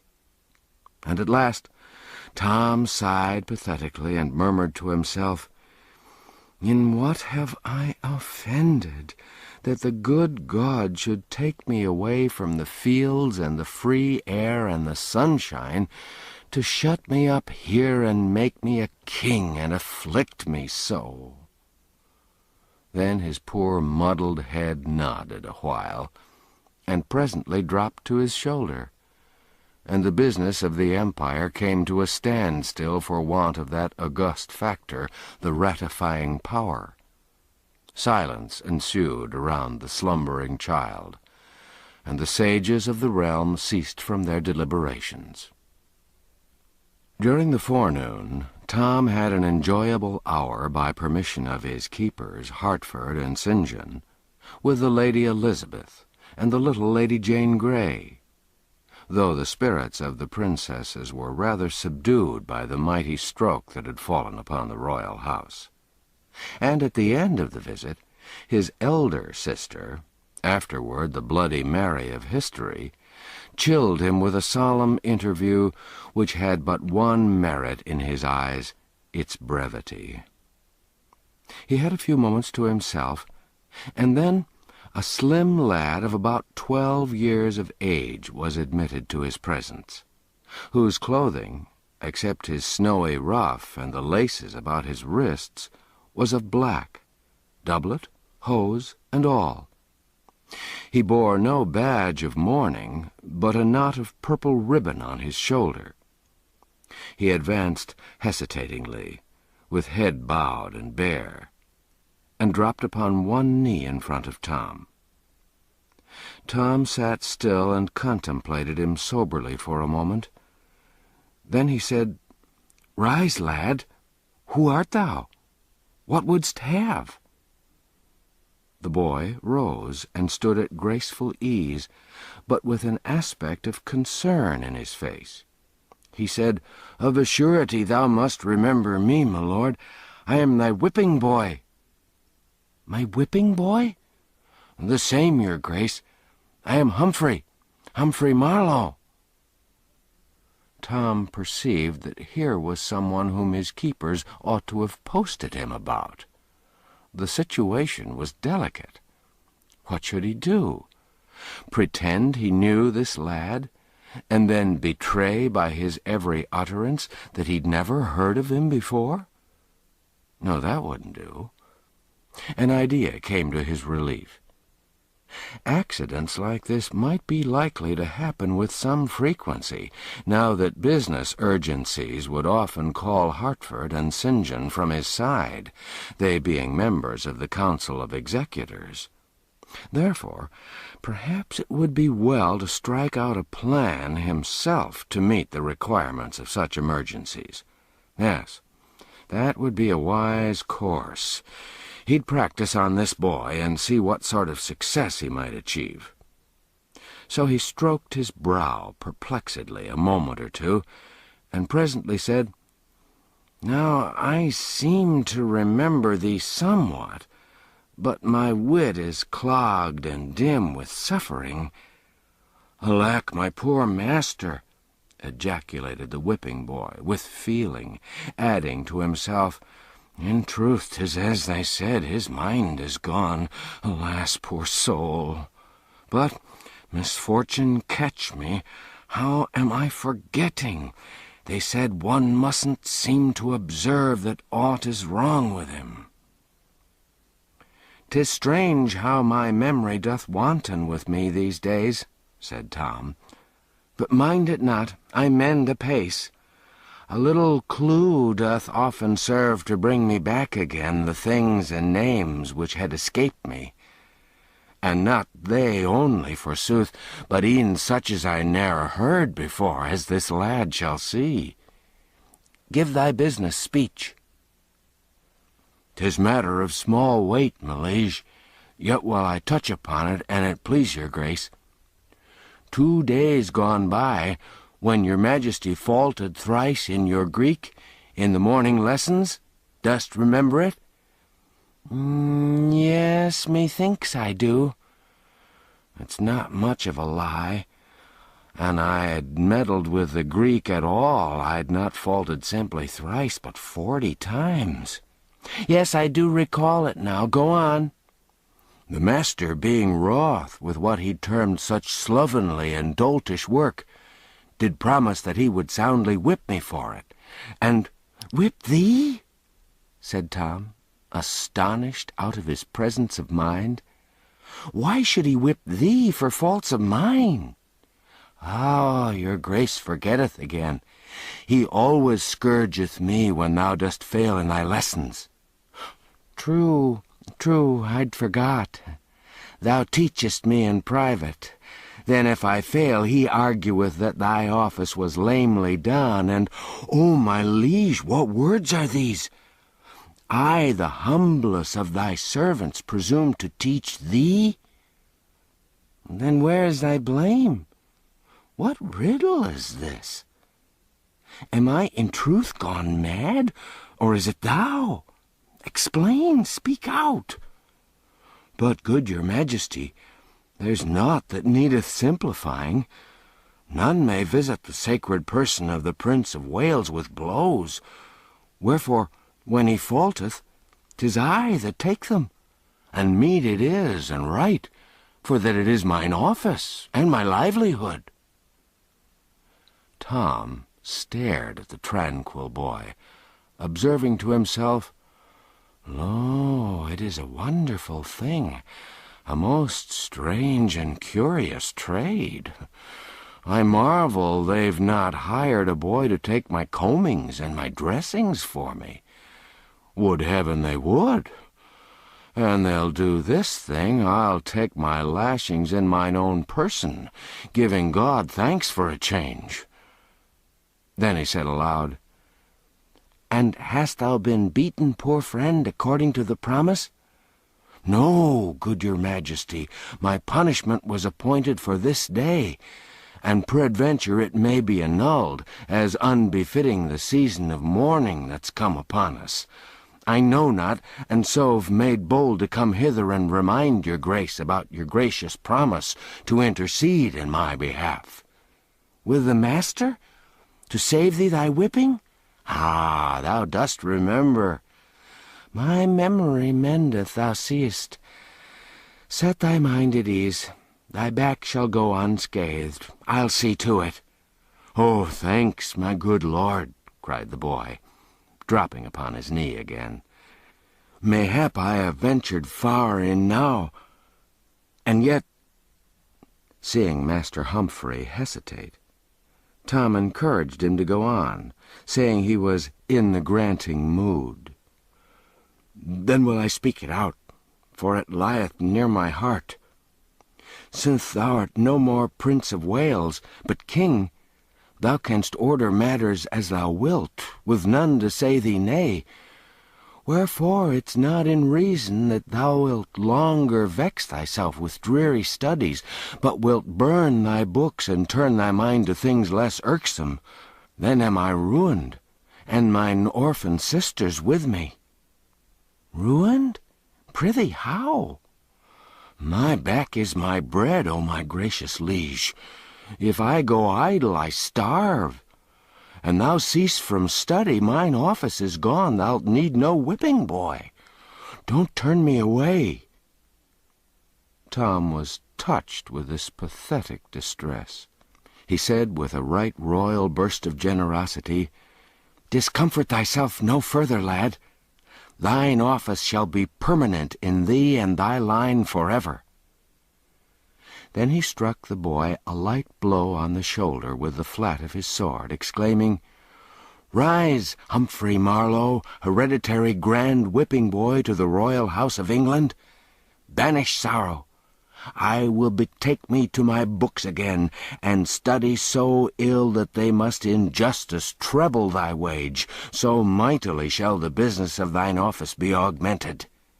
The grateful Humphrey responded fervidly, "Thanks, O most noble master. This princely lavishness doth far surpass my most distempered dreams of fortune.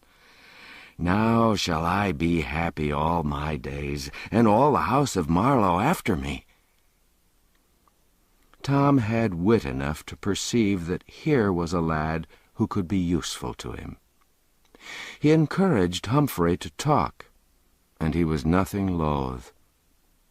He was delighted to believe that he was helping in Tom's cure, for always, as soon as he'd finished calling back to Tom's diseased mind the various particulars of his experiences and adventures in the royal schoolroom and elsewhere about the palace, he noticed that Tom was then able to recall the circumstances quite clearly.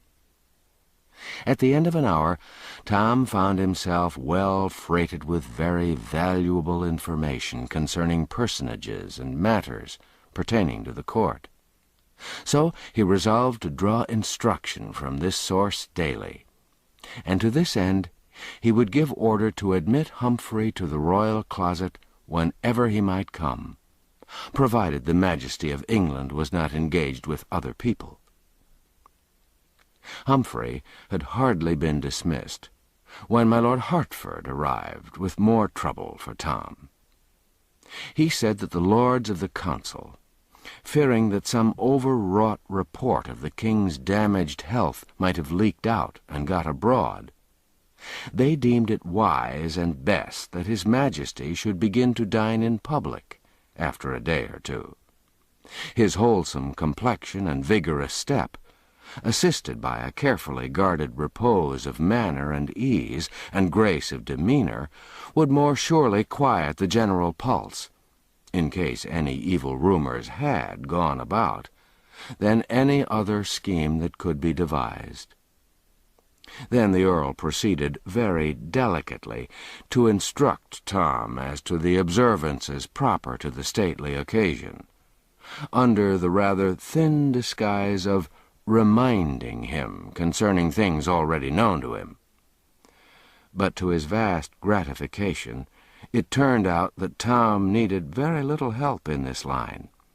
He'd been making use of Humphrey in that direction, for Humphrey'd mentioned that within a few days he was to begin to dine in public, having gathered it from the swift-winged gossip of the court. Tom kept these facts to himself, however. Seeing the royal memory so improved, the Earl ventured to apply a few tests to it, in an apparently casual way, to find out how far its amendment had progressed. The results were happy here and there, in spots where Humphrey's tracks remained. And on the whole, my lord was greatly pleased and encouraged. So encouraged was he, indeed, that he spoke up and said in a quite hopeful voice, "Now am I persuaded that if your majesty will but tax your memory yet a little further, it will resolve the puzzle of the Great Seal, a loss which was of moment yesterday, although of none today, since its term of service ended with our late lord's life. May it please your grace to make the trial?" Tom was at sea. A Great Seal was a something which he was totally unacquainted with. After a moment's hesitation, he looked up innocently and asked, "What was it like, my lord?" The Earl started, almost imperceptibly, muttering to himself, "Alack, his wits are flown again. It was ill wisdom to lead him on to strain them." Then he deftly turned the talk to other matters, with the purpose of sweeping the unlucky seal out of Tom's thoughts, a purpose which easily succeeded. Chapter 15. Tom as King. The next day the foreign ambassadors came with their gorgeous trains, and Tom, throned in awful state, received them. The splendors of the scene delighted his eye and fired his imagination at first. But the audience was long and dreary, and so were most of the addresses. Wherefore, what began as a pleasure grew into weariness and homesickness by and by.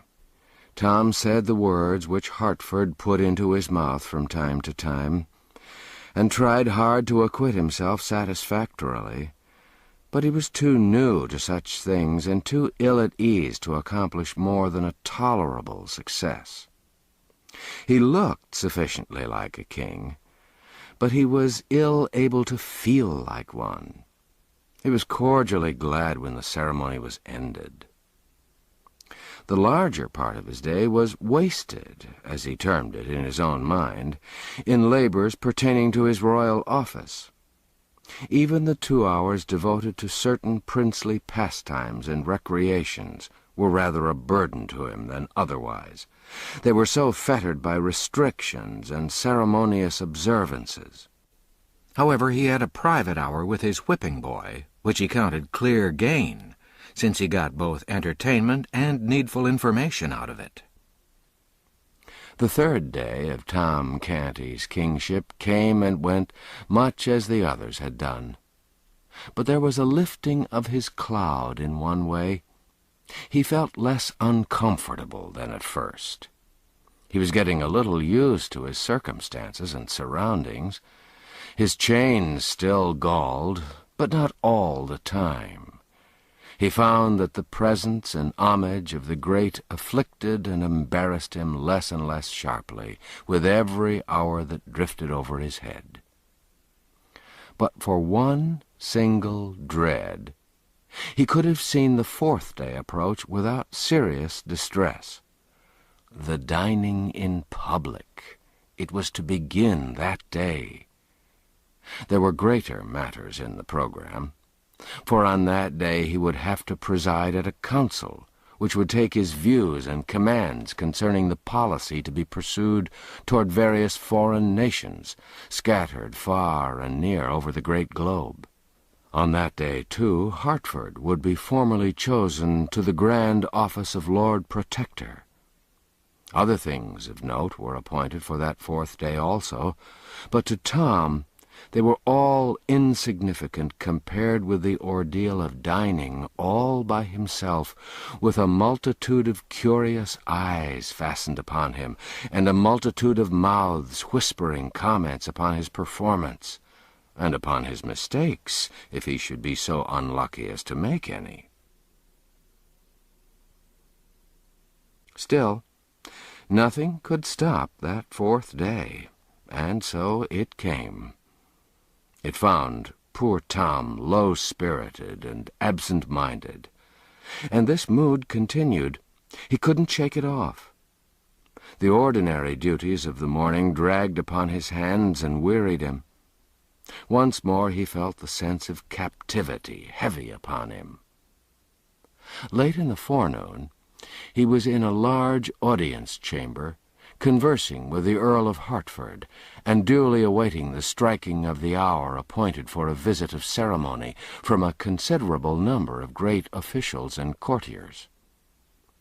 After a little while, Tom, who'd wandered to a window and become interested in the life and movement of the great highway beyond the palace gates, and not idly interested, but longing with all his heart to take part in person in its stir and freedom, saw the van of a hooting and shouting mob of disorderly men, women, and children of the lowest and poorest degree approaching from up the road. "I would I knew what 'tis about," he exclaimed, with all a boy's curiosity in such happenings. "Thou art the king," solemnly responded the Earl with a reverence. "Have I your Grace's leave to act?" "Oh, blithely, yes! Oh, gladly, yes!" exclaimed Tom excitedly, adding to himself with a lively sense of satisfaction, "In truth, being a king's not all dreariness. It hath its compensations and conveniences." The Earl called a page, and sent him to the captain of the guard with the order, "Let the mob be halted, and inquiry made concerning the occasion of its movement, by the king's command." A few seconds later, a long rank of the royal guards, cased in flashing steel, filed out at the gates and formed across the highway in front of the multitude. A messenger returned to report that the crowd were following a man, a woman, and a young girl to execution for crimes committed against the peace and dignity of the realm. Death, and a violent death, for these poor unfortunates. The thought wrung Tom's heartstrings. The spirit of compassion took control of him, to the exclusion of all other considerations. He never thought of the offended laws, or of the grief or loss which these 3 criminals had inflicted upon their victims. He could think of nothing but the scaffold and the grisly fate hanging over the heads of the condemned. His concern made him even forget for the moment that he was but the false shadow of a king, not the substance. And before he knew it, he'd blurted out the command, "Bring them here." Then he blushed scarlet, and a sort of apology sprung to his lips. But observing that his order had wrought no sort of surprise in the Earl or the waiting page, he suppressed the words he was about to utter. The page, in the most matter-of-course way, made a profound obeisance and retired backward out of the room to deliver the command. Tom experienced a glow of pride and a renewed sense of the compensating advantages of the kingly office. He said to himself, "Truly, it's like what I used to feel when I read the old priest's tales, and did imagine mine own self a prince, giving law and command to all, saying, 'Do this, do that,' while none durst offer let or hindrance to my will. Now the doors swung open. One high-sounding title after another was announced. The personages owning them followed, and the place was quickly half filled with noble folk and finery. But Tom was hardly conscious of the presence of these people. So wrought up was he, and so intensely absorbed in that other and more interesting matter. He seated himself absently in his chair of state, and turned his eyes upon the door with manifestations of impatient expectancy. Seeing which, the company forbore to trouble him, and fell to chatting a mixture of public business and court gossip one with another. In a little while, the measured tread of military men was heard approaching, and the culprits entered the presence in charge of an under-sheriff, and escorted by a detail of the King's Guard. The civil officer knelt before Tom, then stood aside. The three doomed persons knelt also, and remained so. The guard took position behind Tom's chair. Tom scanned the prisoners curiously. Something about the dress or appearance of the man had stirred a vague memory in him. "Methinks I've seen this man ere now, but the when or the where fail me." Such was Tom's thought. Just then the man glanced quickly up and quickly dropped his face again, not being able to endure the awful port of sovereignty. But the one full glimpse of the face which Tom got was sufficient. He said to himself, "Now is the matter clear. This is the stranger that plucked Giles' wit out of the Thames, and saved his life that windy, bitter first day of the new year. A brave, good deed. Pity he hath been doing baser ones, and got himself in this sad case. I've not forgot the day, neither the hour, by reason that an hour after, upon the stroke of 11, I did get a hiding by the hand of Gammer Canty, which was of so goodly and admired severity, that all that went before or followed after it were but fondlings and caresses by comparison." Tom now ordered that the woman and the girl be removed from the presence for a little time, then addressed himself to the under-sheriff, saying, "Good sir, what is this man's offence?"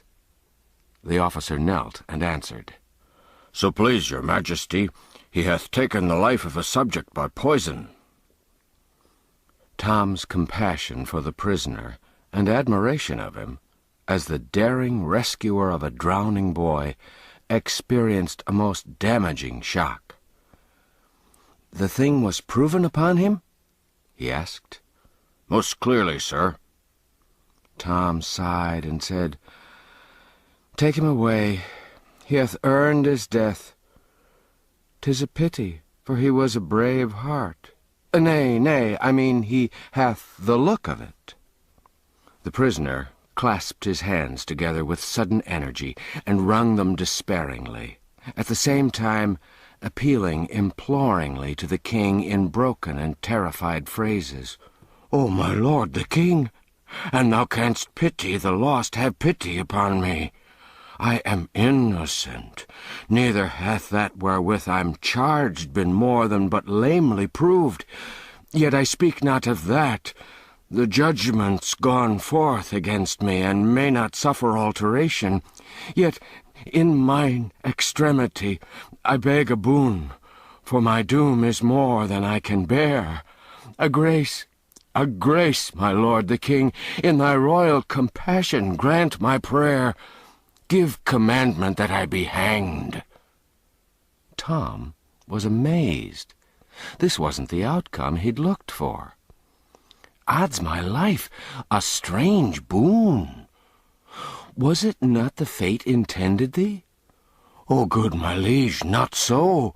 It's ordered that I be boiled alive." The hideous surprise of these words almost made Tom spring from his chair. As soon as he could recover his wits, he cried out, "Have thy wish, poor soul! and thou had poisoned 100 men, thou shouldst not suffer so miserable a death." The prisoner bowed his face to the ground and burst into passionate expressions of gratitude, ending with, "If ever thou shouldst know misfortune, which God forbid, may thy goodness to me this day be remembered and requited." Tom turned to the Earl of Hertford and said, "My lord, is it believable that there was a warrant for this man's ferocious doom?" "It is the law, your grace, for poisoners. In Germany, coiners be boiled to death in oil, not cast in of a sudden, but by a rope let down into the oil by degrees and slowly. First the feet, then the legs, then—" "Oh, prithee, no more, my lord. I cannot bear it," cried Tom, covering his eyes with his hands to shut out the picture. "I beseech your good lordship that order be taken to change this law. Oh, let no more poor creatures be visited with its tortures."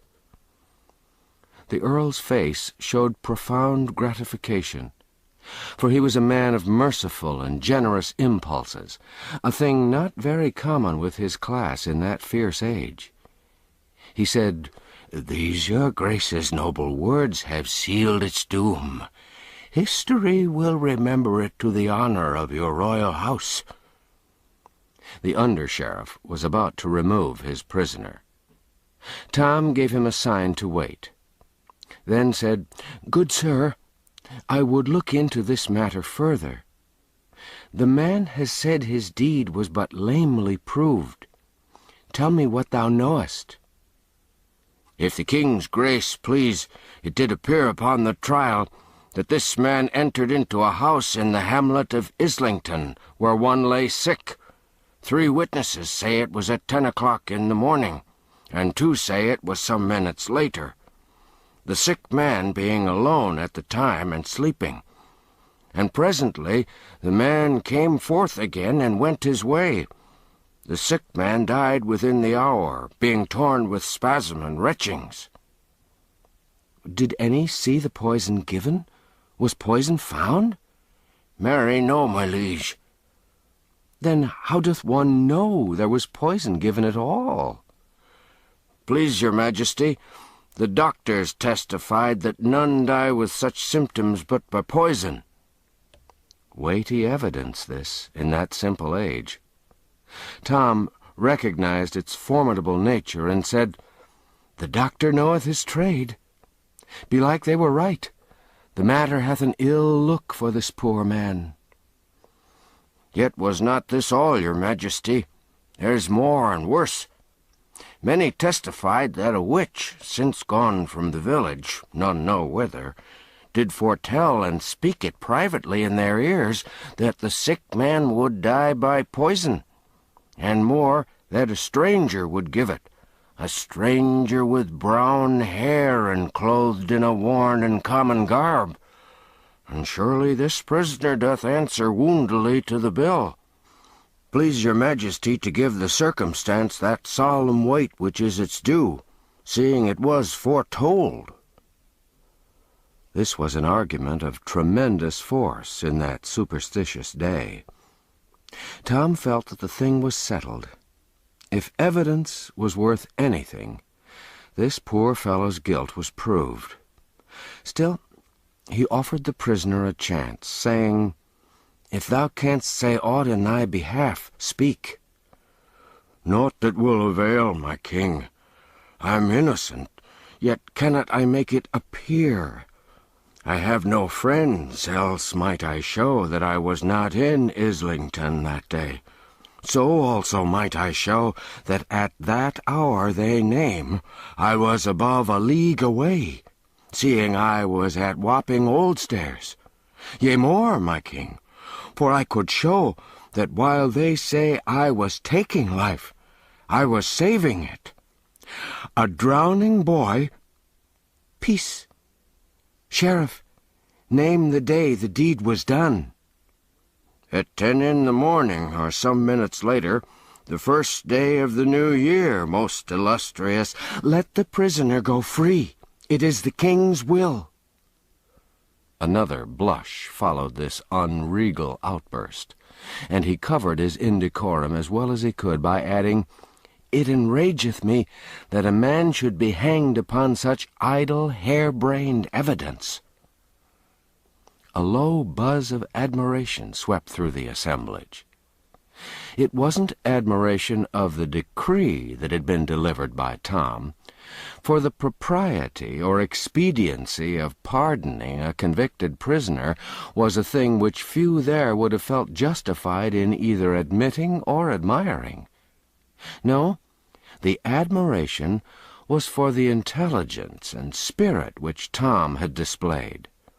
Some of the low-voiced remarks were to this effect: "This is no mad king, he hath his wits sound. How sanely he put his questions! How like his former natural self was this abrupt, imperious disposal of the matter! God be thanked, his infirmity is spent. This is no weakling, but a king. He hath borne himself like to his own father." The air being filled with applause, Tom's ear necessarily caught a little of it. The effect which this had upon him was to put him greatly at his ease, and also to charge his system with very gratifying sensations. However, his juvenile curiosity soon rose superior to these pleasant thoughts and feelings. He was eager to know what sort of deadly mischief the woman and the little girl could have been about. So by his command, the two terrified and sobbing creatures were brought before him. "What is it that these have done?" he inquired of the sheriff. "Please your majesty, a black crime is charged upon them, and clearly proven.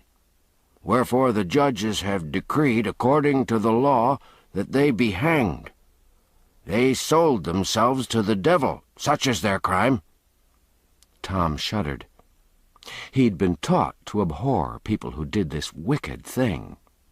Still, he wasn't going to deny himself the pleasure of feeding his curiosity, for all that. So he asked, "Where was this done, and when?" "On a midnight in December in a ruined church, your majesty." Tom shuddered again. "Who was there present?" "Only these two, your grace, and that other." "Have these confessed?" "Nay, not so, sire. They do deny it." "Then, prithee, how was it known?" "Certain witnesses did see them wending thither, good your majesty. This bred the suspicion, and dire effects have since confirmed and justified it. In particular, it's in evidence that through the wicked power so obtained, they did invoke and bring about a storm that wasted all the region round about. Above 40 witnesses have proved the storm, and sooth one might have had 1,000, for all had reason to remember it, sith all had suffered by it." "Certes, this is a serious matter." Tom turned this dark piece of scoundrelism over in his mind a while, then asked, "Suffered the woman also by the storm?" Several old heads among the assemblage nodded their recognition of the wisdom of this question. The sheriff, however, saw nothing consequential in the inquiry. He answered with simple directness, "Indeed she did, your majesty, and most righteously, as all of her. Her habitation was swept away, and herself and child left shelterless." "Methinks the power to do herself so ill a turn was dearly bought. She'd been cheated had she paid but a farthing for it. That she paid her soul and her child's argueth that she is mad. If she is mad, she knoweth not what she doth, therefore sinneth not." The elderly heads nodded recognition of Tom's wisdom once more, and one individual murmured, "And the king be mad himself, according to report. Then it is a madness of a sort that would improve the sanity of some, I wot of, if by the gentle providence of God they could but catch it." "What age hath the child?" asked Tom. 9 years, please your majesty."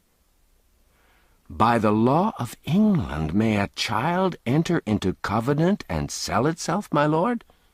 asked Tom, turning to a learned judge. "The law doth not permit a child to make or meddle in any weighty matter, good my liege, holding that its callow wit unfitteth it to cope with the riper wit and evil schemings of them that are its elders. The devil may buy a child if he so choose, and the child agree thereto, but not an Englishman. In this latter case the contract would be null and void." "It seemeth a rude, unchristian thing, and ill-contrived, that English law denieth privileges to Englishmen to waste them on the devil," cried Tom with honest heat. This novel view of the matter excited many smiles, and was stored away in many heads to be repeated about the court as evidence of Tom's originality, as well as progress toward mental health. The elder culprit had ceased from sobbing, and was hanging upon Tom's words with an excited interest and a growing hope. Tom noticed this, and it strongly inclined his sympathies toward her in her perilous and unfriended situation. Presently he asked, "How wrought they to bring the storm?"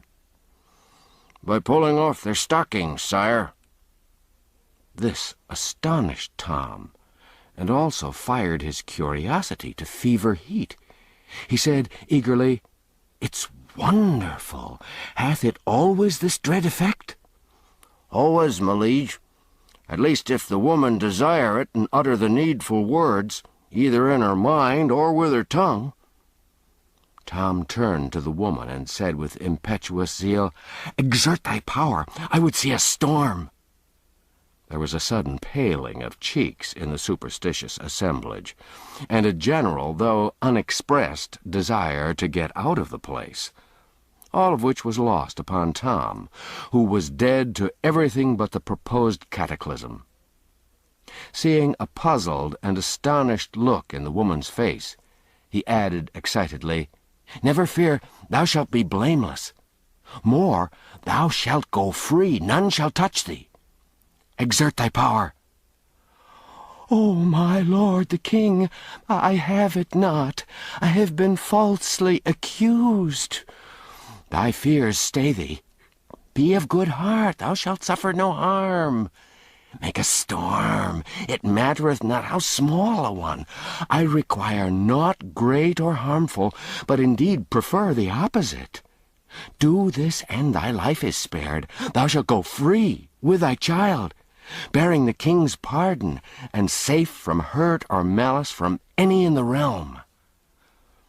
The woman prostrated herself and protested, with tears, that she had no power to do the miracle, else she would gladly win her child's life alone, and be content to lose her own, if by obedience to the king's command so precious a grace might be acquired. Tom urged. The woman still adhered to her declarations. Finally he said, "I think the woman hath said true.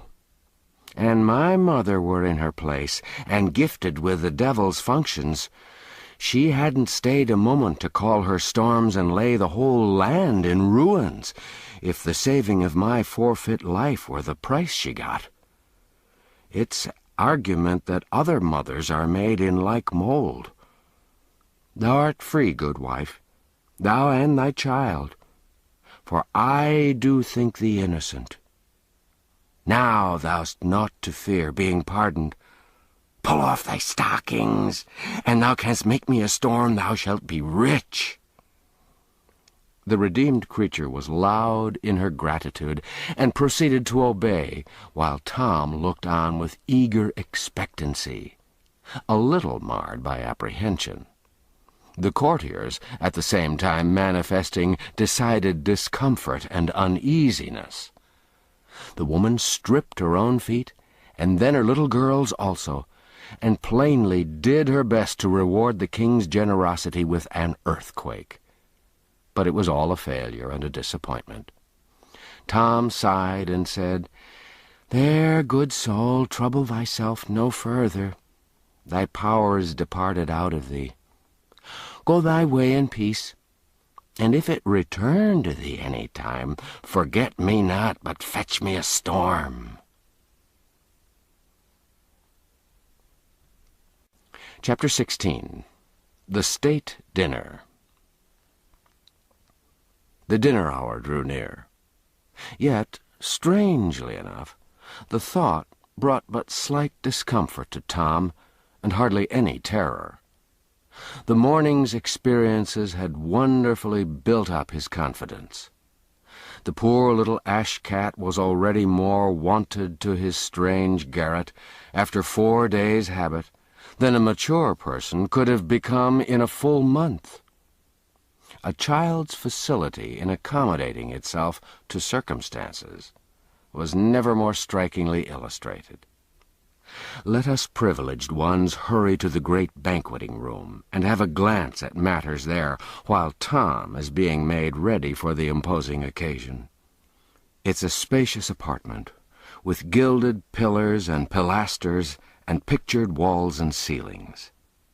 At the door stand tall guards, as rigid as statues, dressed in rich and picturesque costumes, and bearing halberds.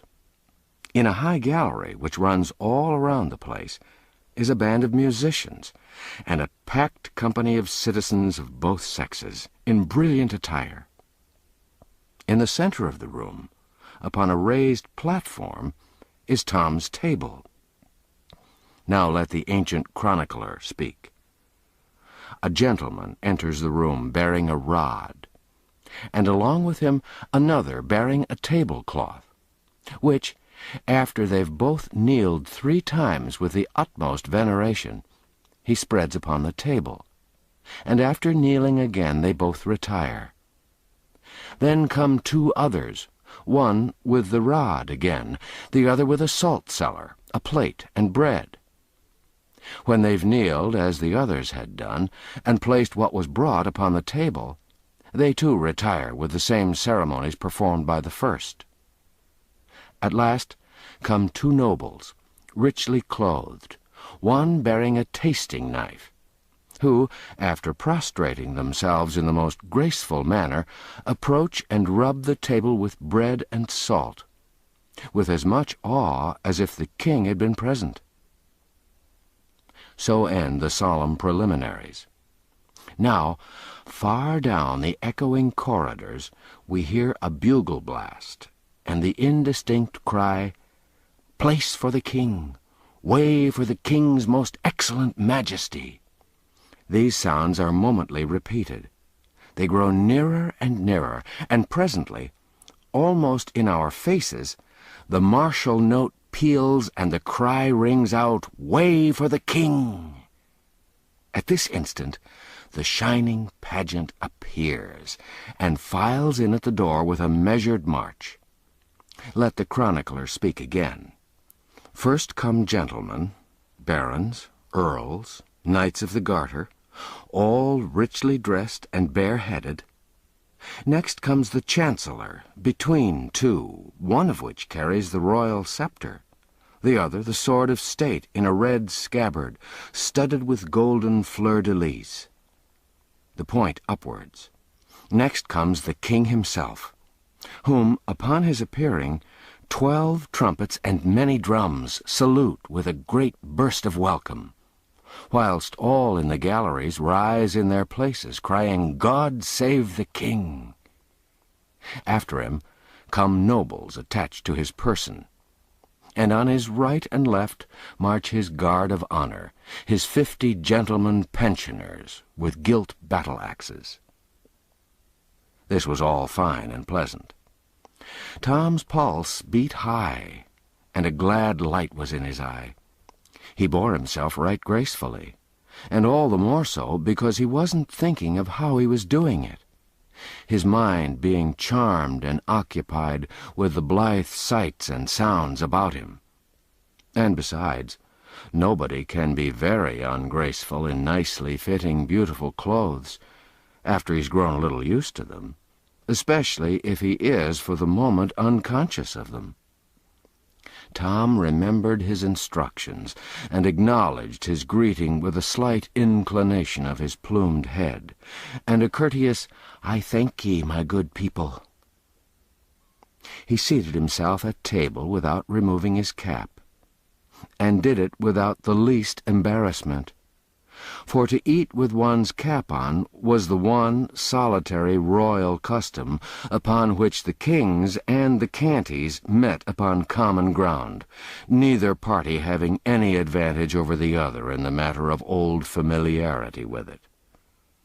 The pageant broke up and grouped itself picturesquely, and remained bareheaded. Now, to the sound of gay music, the yeomen of the guard entered, the tallest and mightiest men in England, they being selected in this regard. But we'll let the chronicler tell about it. The yeomen of the guard entered bareheaded, clothed in scarlet, with golden roses upon their backs. And these went and came, bringing in each turn a course of dishes served in plate. These dishes were received by a gentleman in the same order they were brought, and placed upon the table, while the taster gave to each guard a mouthful to eat of the particular dish he had brought, for fear of any poison.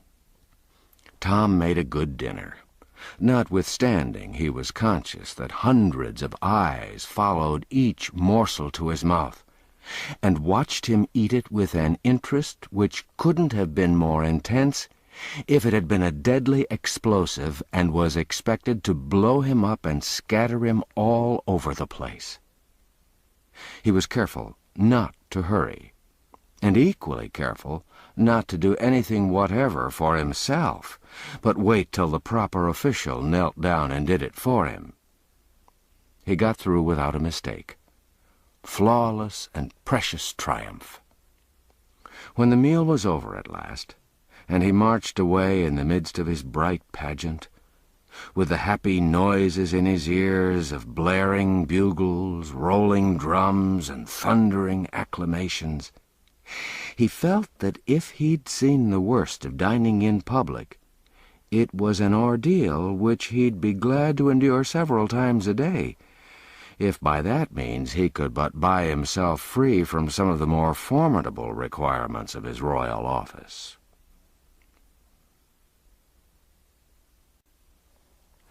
Chapter 17. Fufu the First.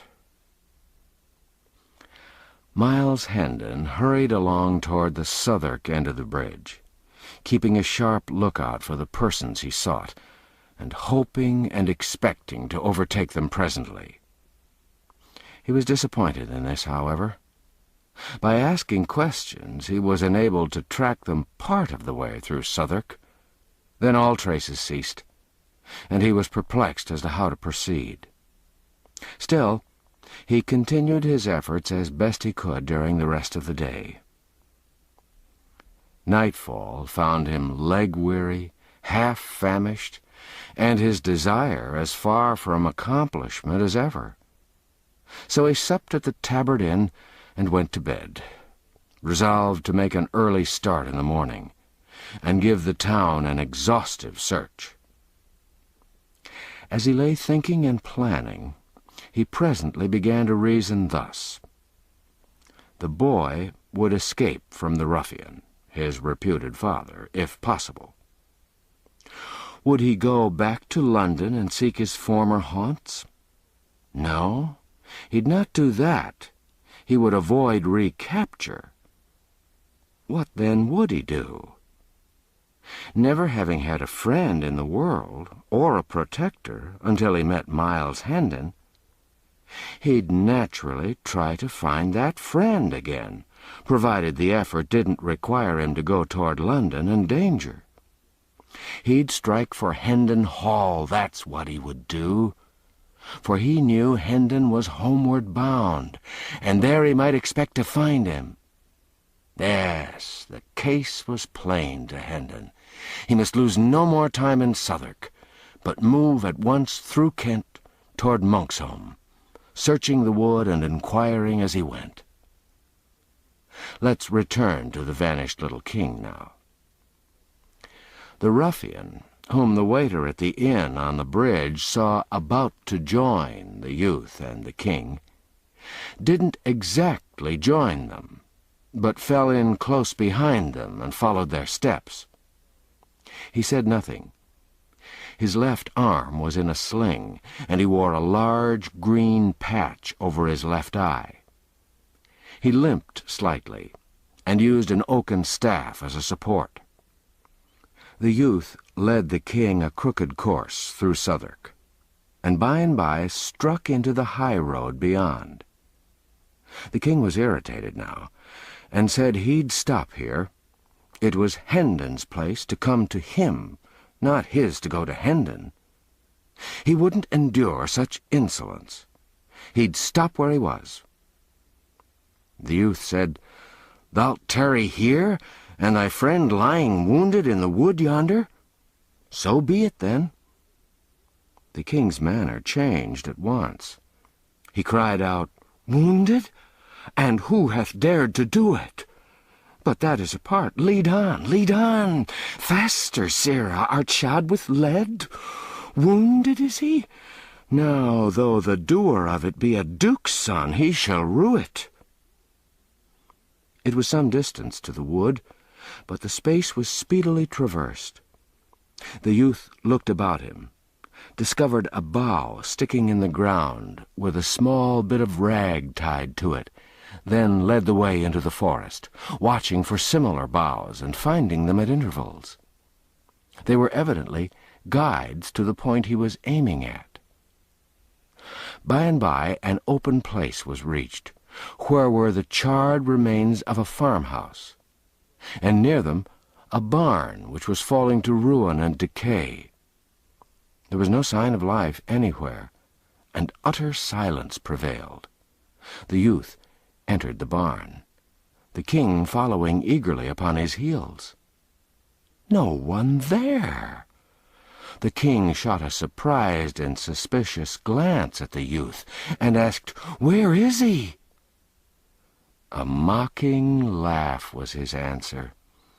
The king was in a rage in a moment.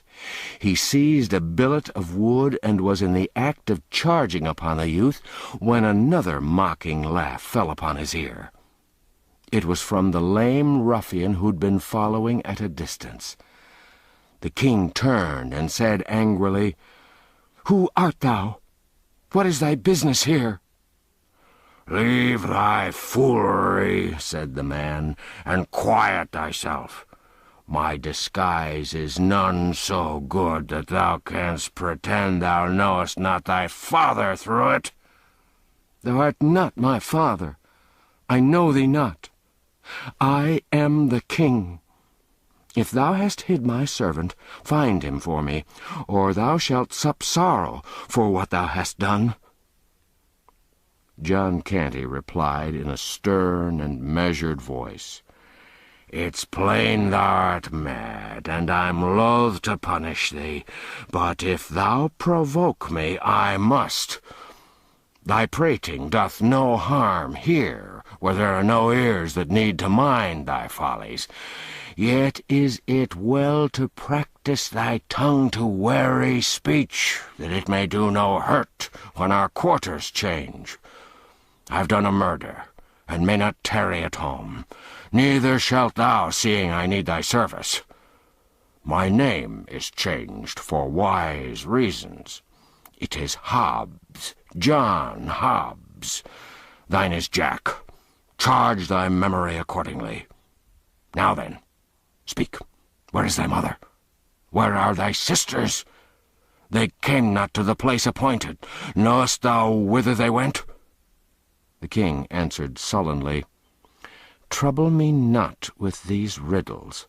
My mother is dead. My sisters are in the palace."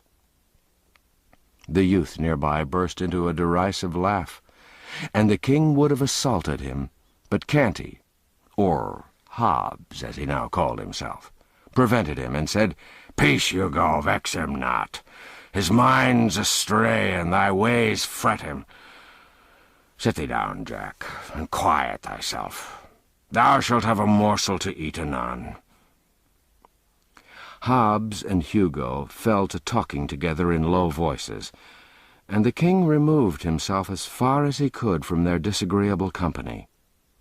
He withdrew into the twilight of the farther end of the barn, where he found the earthen floor bedded a foot deep with straw. He lay down here, drew straw over himself in lieu of blankets, and was soon absorbed in thinking. He had many griefs, but the minor ones were swept almost into forgetfulness by the supreme one, the loss of his father.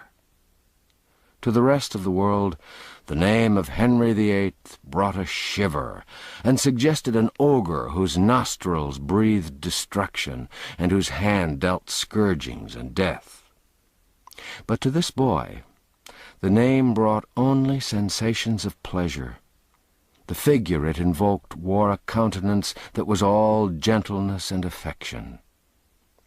He called to mind a long succession of loving passages between his father and himself, and dwelt fondly upon them, his unstinted tears attesting how deep and real was the grief that possessed his heart. As the afternoon wasted away, the lad, wearied with his troubles, sank gradually into a tranquil and healing slumber.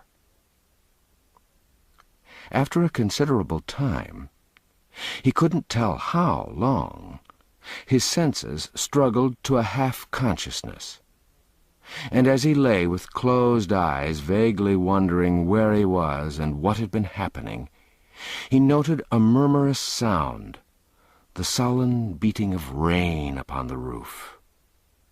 A snug sense of comfort stole over him, which was rudely broken the next moment by a chorus of piping cackles and coarse laughter. It startled him disagreeably, and he unmuffled his head to see whence this interruption proceeded. A grim and unsightly picture met his eye. A bright fire was burning in the middle of the floor at the other end of the barn, and around it, and lit weirdly up by the red glare, lolled and sprawled the motliest company of tattered gutter scum and ruffians of both sexes he'd ever read or dreamed of. There were huge, stalwart men, brown with exposure, long-haired and clothed in fantastic rags.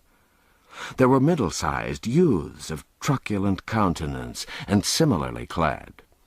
There were blind mendicants with patched or bandaged eyes, crippled ones with wooden legs and crutches. There was a villain-looking peddler with his pack, a knife-grinder, a tinker, and a barber-surgeon, with the implements of their trades. Some of the females were hardly grown girls. Some were at prime, some were old and wrinkled hags, and all were loud, brazen, foul-mouthed, and all soiled and slatternly. There were 3 sore-faced babies. There were a couple of starveling curs, with strings about their necks, whose office was to lead the blind. The night was come. The gang had just finished feasting. An orgy was beginning. The can of liquor was passing from mouth to mouth. A general cry broke forth. "A song! A song from the bat, and Dick Dutton go on!" One of the blind men got up and made ready by casting aside the patches that sheltered his excellent eyes, and the pathetic placard which recited the cause of his calamity. Dot and Go On disencumbered himself of his timber leg, and took his place upon sound and healthy limbs beside his fellow rascal. Then they roared out a rollicking ditty, and were reinforced by the whole crew at the end of each stanza in a rousing chorus. By the time the last stanza was reached, the half-drunken enthusiasm had risen to such a pitch that everybody joined in and sang it clear through from the beginning, producing a volume of villainous sound that made the rafters quake. These were the inspiring words. Bean duckmans then booze morten ken the bean coves bings avast. On chates to trine by rum coves dine for his long lib at last. Binged out bean morts and tour, bing out of the rum vile bine, and tour the cove that cloyed your duds upon the chates to trine. Conversation followed. Not in the thieves' dialect of the song, for that was only used in talk when unfriendly ears might be listening.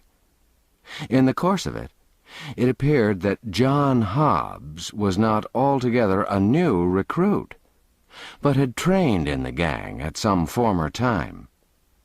His later history was called for, and when he said he had accidentally killed a man, considerable satisfaction was expressed. When he added that the man was a priest, he was roundly applauded, and had to take a drink with everybody. Old acquaintances welcomed him joyously, and new ones were proud to shake him by the hand. He was asked why he'd tarried away so many months. He answered, "London is better than the country, and safer these late years. The laws be so bitter and so diligently enforced. And I'd not had that accident, I'd stayed there.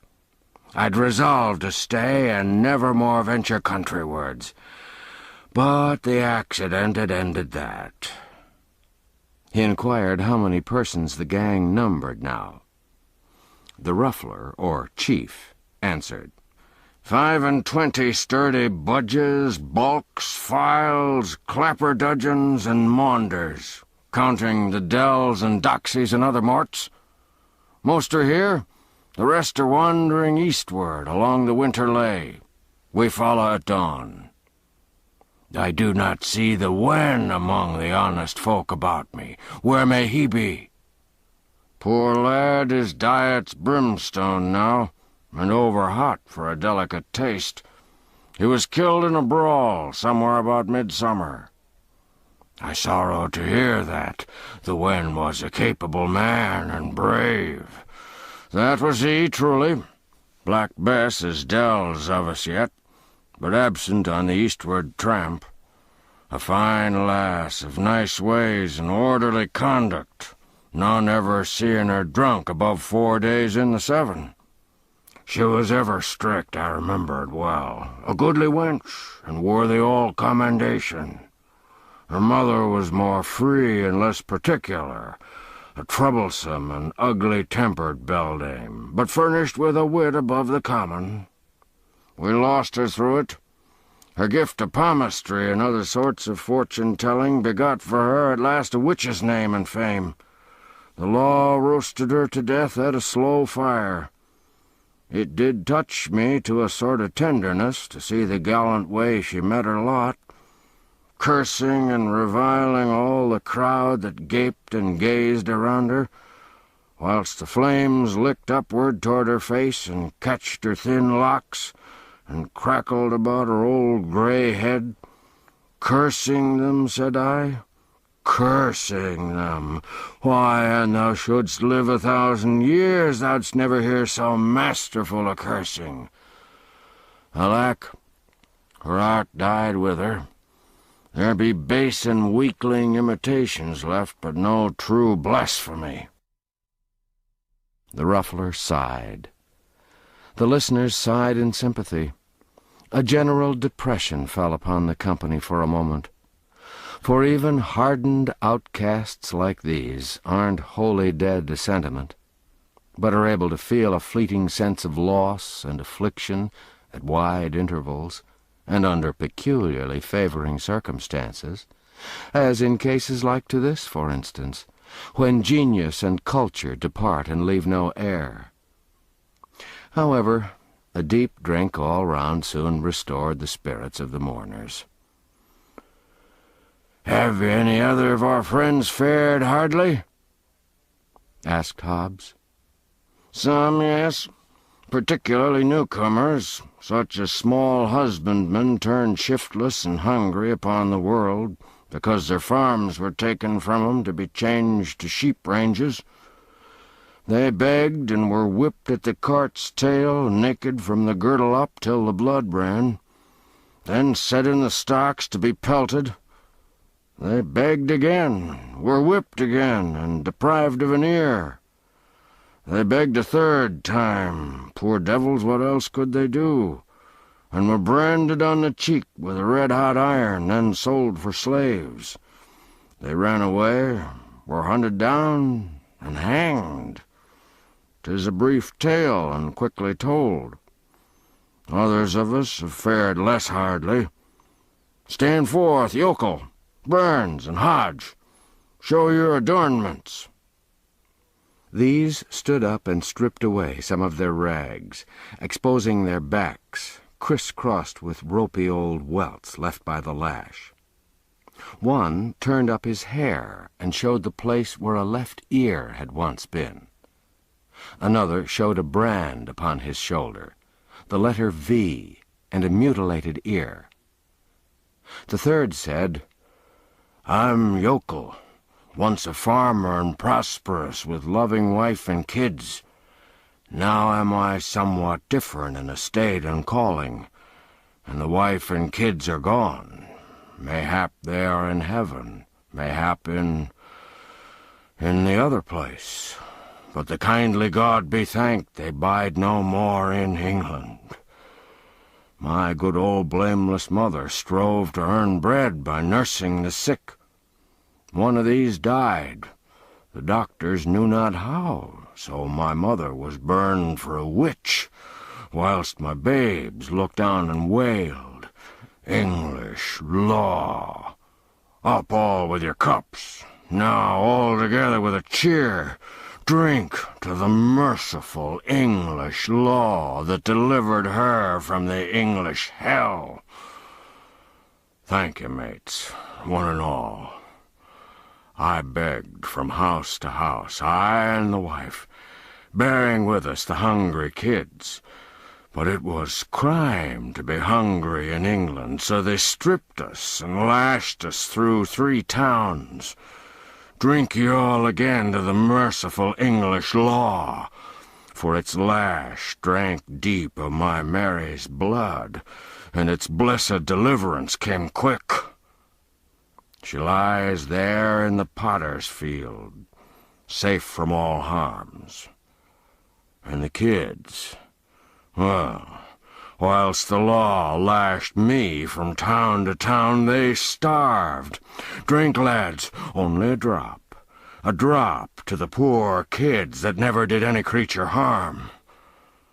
I begged again, begged for a crust, and got the stocks and lost an ear. See, here bides the stump. I begged again, and here's the stump of the other to keep me minded of it.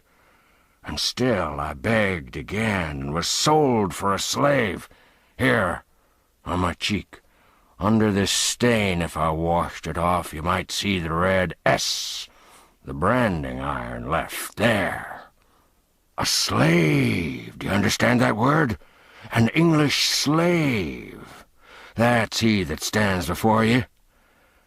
I've run from my master, and when I'm found, the heavy curse of heaven fall on the law of the land that hath commanded it, I'll hang."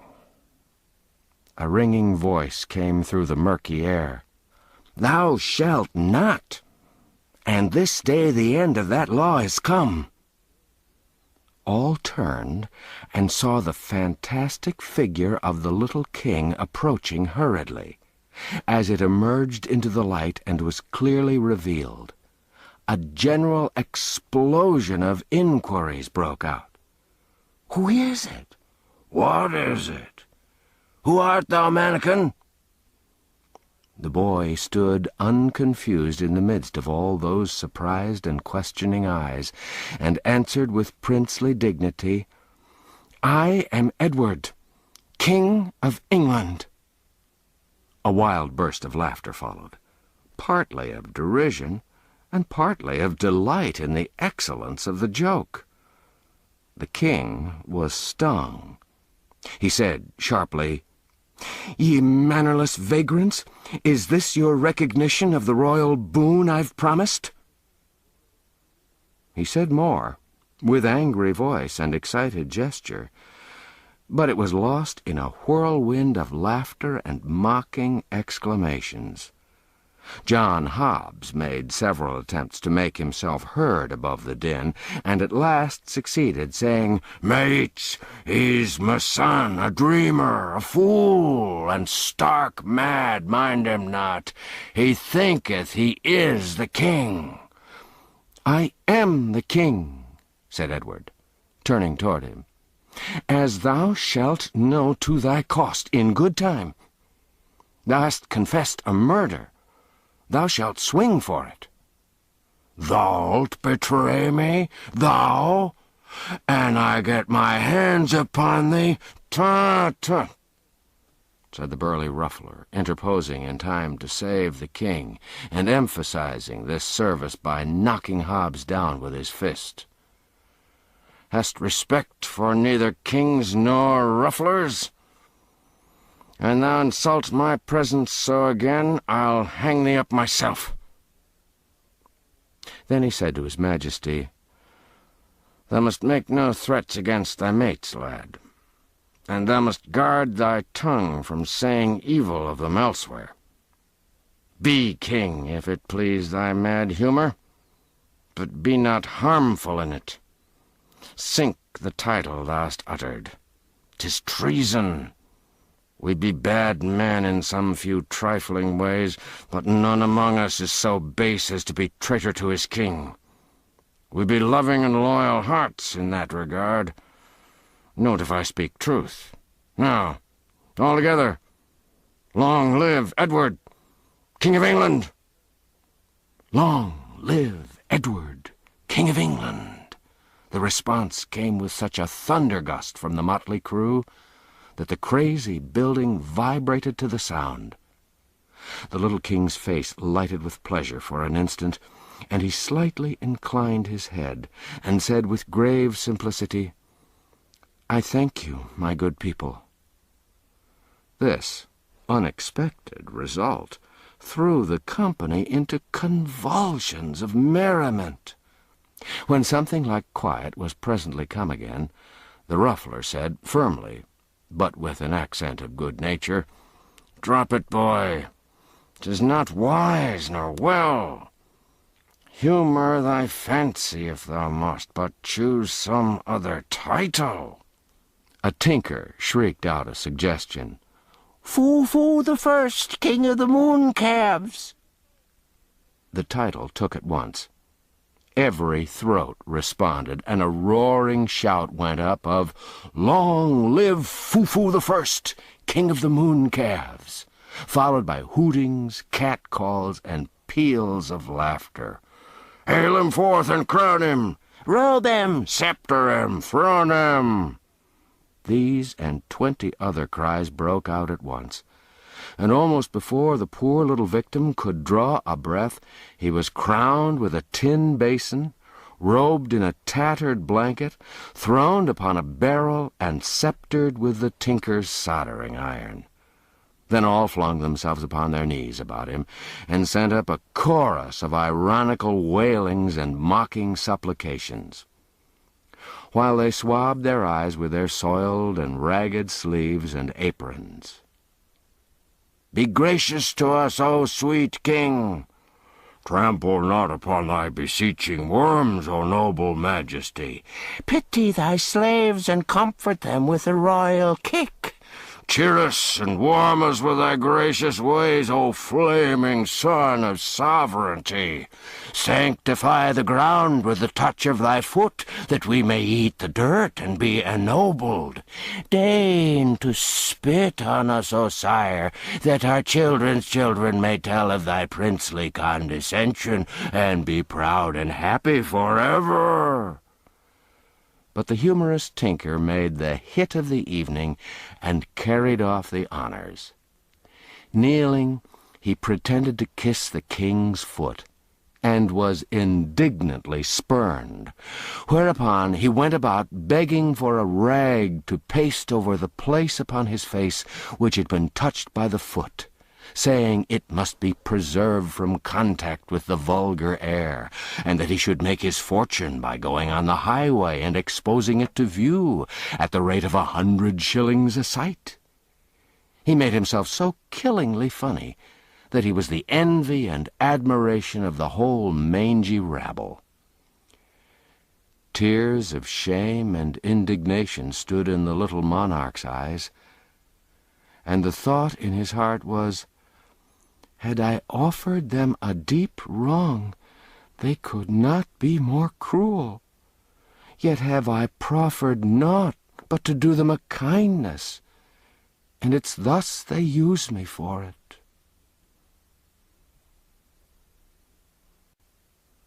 Chapter 18. The Prince with the Tramps. The troop of vagabonds turned out at early dawn and set forward on their march. There was a lowering sky overhead, sloppy ground underfoot, and a winter chill in the air. All gaiety was gone from the company. Some were sullen and silent, some were irritable and petulant, none were gentle-humored, all were thirsty. The ruffler put Jack in Hugo's charge, with some brief instructions, and commanded John Canty to keep away from him and let him alone. He also warned Hugo not to be too rough with the lad. After a while the weather grew milder, and the clouds lifted somewhat.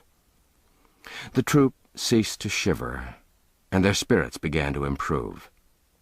They grew more and more cheerful, and finally began to chaff each other and insult passengers along the highway. This showed that they were awaking to an appreciation of life and its joys once more. The dread in which their sort was held was apparent in the fact that everybody gave them the road, and took their ribald insolences meekly, without venturing to talk back. They snatched linen from the hedges, occasionally in full view of the owners, who made no protest, but only seemed grateful that they didn't take the hedges too. By and by they invaded a small farmhouse and made themselves at home, while the trembling farmer and his people swept the larder clean to furnish a breakfast for them.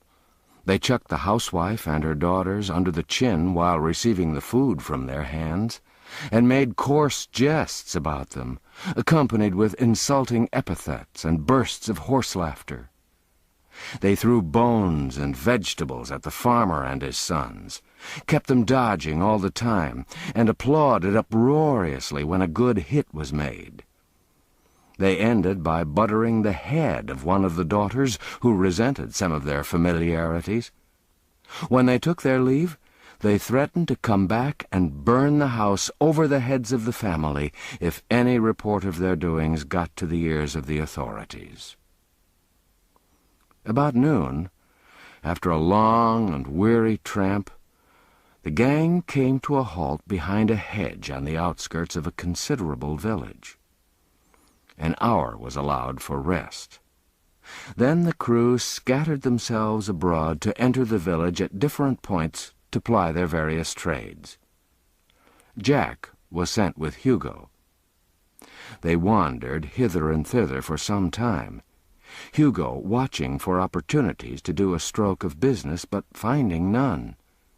So he finally said, "I see naught to steal. It's a paltry place. Wherefore, we'll beg." "We, forsooth!" Follow thy trade, it befits thee, but I will not beg. Thou'lt not beg? Exclaimed Hugo, eyeing the king with surprise. Prithee, since when hast thou reformed? What dost thou mean? Mean? Hast thou not begged the streets of London all thy life? I? Thou idiot! Spare thy compliments. Thy stock will last the longer. Thy father says thou hast begged all thy days. Mayhap he lied. Peradventure you'll even make so bold as to say he lied, scoffed Hugo. Him you call my father? Yes, he lied. Come, play not thy merry game of madman so far, mate. Use it for thy amusement, not thy hurt. An I tell him this, he'll scorch thee finely for it. Save thyself the trouble. I will tell him. I like thy spirit, I do in truth. But I don't admire thy judgment. Bone-rackings and bastings be plenty enow in this life, without going out of one's way to invite them. But a truce to these matters. I believe your father. I doubt not he can lie. I doubt not he doth lie upon occasion, for the best of us do that. But there's no occasion here. A wise man doesn't waste so good a commodity as lying for naught. But come, sith it's thy humour to give over begging, wherewithal shall we busy ourselves? With robbing kitchens? The king said impatiently, Have done with this folly. You weary me. Hugo replied with temper, Now harkee, mate. You'll not beg. You'll not rob. So be it. But I'll tell you what you will do. You'll play decoy whilst I beg. Refuse, and you think you may venture. The king was about to reply contemptuously, when Hugo said, interrupting, Peace! Here comes one with a kindly face. Now will I fall down in a fit. When the stranger runs to me, set you up a wail and fall upon your knees, seeming to weep. Then cry out as if all the devils of misery were in your belly, and say, Oh, sir, it's my poor afflicted brother, and we be friendless. A God's name cast through your merciful eyes one pitiful look upon a sick, forsaken, and most miserable wretch.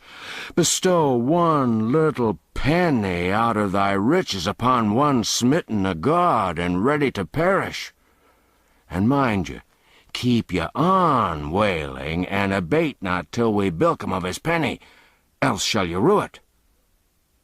Then immediately Hugo began to moan and groan and roll his eyes and reel and totter about, and when the stranger was close at hand, down he sprawled before him with a shriek, and began to writhe and wallow in the dirt in seeming agony. Oh dear, cried the benevolent stranger. Oh, poor soul, how he doth suffer! There, let me help thee up. O noble sir, forbear, and God love you for a princely gentleman, but it giveth me cruel pain to touch me when I'm taken so. My brother there'll tell your worship how I'm racked with anguish when these fits be upon me. A penny, dear sir, a penny, to buy a little food, then leave me to my sorrows. A penny? Thou shalt have 3, thou hapless creature. And he fumbled in his pocket with nervous haste and got them out. There, poor lad, take them and most welcome. Now come hither, my boy, and help me carry thy stricken brother to yon house where— I am not his brother, said the king, interrupting. What? Not his brother? Oh, hear him, groaned Hugo, then privately ground his teeth. He denies his own brother, and he with one foot in the grave. Boy, thou art indeed hard of heart if this is thy brother. For shame, and he scarce able to move hand or foot. If he's not thy brother, who is he then? A beggar and a thief. He has got your money and has picked your pocket likewise. An thou wouldst do a healing miracle, lay thy staff over his shoulders and trust Providence for the rest." But Hugo didn't tarry for the miracle. In a moment he was up and off like the wind, the gentleman following after and raising the hue and cry lustily as he went. The king, breathing deep gratitude to heaven for his own release, fled in the opposite direction and didn't slacken his pace until he was out of harm's reach.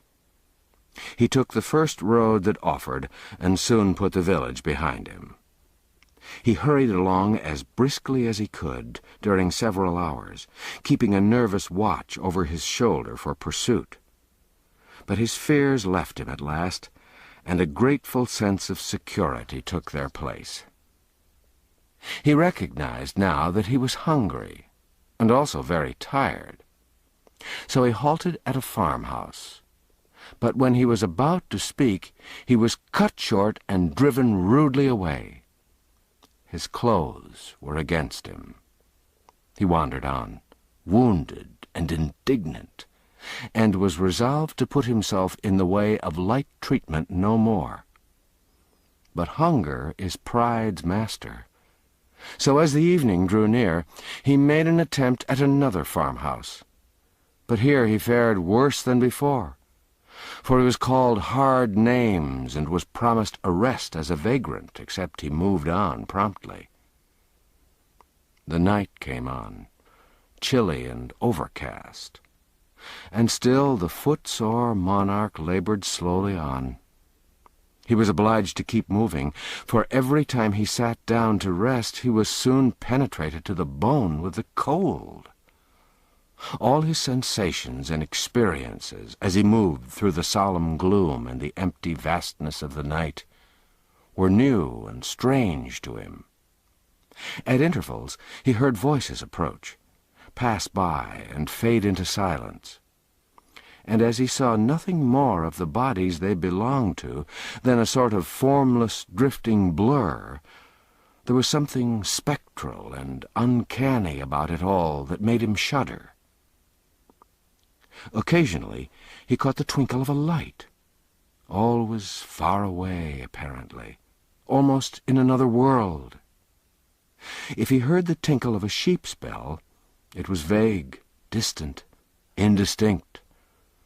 The muffled lowing of the herds floated to him on the night wind in vanishing cadences, a mournful sound. Now and then came the complaining howl of a dog over viewless expanses of field and forest. All sounds were remote. They made the little king feel that all life and activity were far removed from him, and that he stood solitary, companionless, in the center of a measureless solitude. He stumbled along, through the gruesome fascinations of this new experience, startled occasionally by the soft rustling of the dry leaves overhead, so like human whispers they seemed to sound. And by he came suddenly upon the freckled light of a tin lantern near at hand. He stepped back into the shadows and waited. The lantern stood by the open door of a barn. The king waited some time. There was no sound, and nobody stirring. He got so cold standing still, and the hospitable barn looked so enticing, that at last he resolved to risk everything and enter. He started swiftly and stealthily, and just as he was crossing the threshold, he heard voices behind him. He darted behind a cask within the barn and stooped down. 2 farm laborers came in, bringing the lantern with them, and fell to work, talking meanwhile. Whilst they moved about with the light, the king made good use of his eyes and took the bearings of what seemed to be a good-sized stall at the further end of the place, purposing to grope his way to it when he should be left to himself. He also noted the position of a pile of horse blankets midway of the route, with the intent to levy upon them for the service of the crown of England for one night. By and by the men finished and went away, fastening the door behind them and taking the lantern with them. The shivering king made for the blankets with as good speed as the darkness would allow, gathered them up, and then groped his way safely to the stall. Of 2 of the blankets he made a bed, then covered himself with the remaining 2. He was a glad monarch now, though the blankets were old and thin and not quite warm enough, and besides gave out a pungent, horsey odor that was almost suffocatingly powerful. Although the king was hungry and chilly, he was also so tired and so drowsy that these latter influences soon began to get the advantage of the former, and he presently dozed off into a state of semi-consciousness. Then, just as he was on the point of losing himself wholly, he distinctly felt something touch him. He was broad awake in a moment and gasping for breath. The cold horror of that mysterious touch in the dark almost made his heart stand still. He lay motionless and listened, scarcely breathing. But nothing stirred, and there was no sound. He continued to listen and wait during what seemed a long time, but still nothing stirred, and there was no sound. So he began to drop into a drowse once more at last, and all at once he felt that mysterious touch again. It was a grisly thing, this light touch from this noiseless and invisible presence. It made the boy sick with ghostly fears. What should he do? That was the question, but he didn't know how to answer it. Should he leave these reasonably comfortable quarters and fly from this inscrutable horror? But fly whither? He couldn't get out of the barn. And the idea of scurrying blindly hither and thither in the dark, within the captivity of the 4 walls, with this phantom gliding after him and visiting him with that soft, hideous touch upon cheek or shoulder at every turn, was intolerable. But to stay where he was and endure this living death all night, was that better? No. What, then, was there left to do? There was but one course. He knew it well. He must put out his hand and find that thing. It was easy to think this, but it was hard to brace himself up to try it. 3 times he stretched his hand a little way out into the dark, gingerly, and snatched it suddenly back with a gasp. Not because it had encountered anything, but because he'd felt so sure it was just going to. But the 4th time he groped a little further, and his hand lightly swept against something soft and warm. This petrified him nearly with fright. His mind was in such a state he could imagine the thing to be nothing else than a corpse, newly dead and still warm. He thought he'd rather die than touch it again. But he thought this false thought because he didn't know the immortal strength of human curiosity. In no long time his hand was tremblingly groping again, against his judgment and without his consent, but groping persistently on just the same. It encountered a bunch of long hair. He shuddered, but followed up the hair and found what seemed to be a warm rope.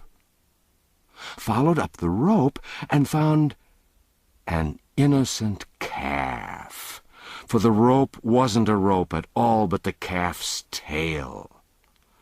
The king was cordially ashamed of himself for having gotten all that fright and misery out of so paltry a matter as a slumbering calf.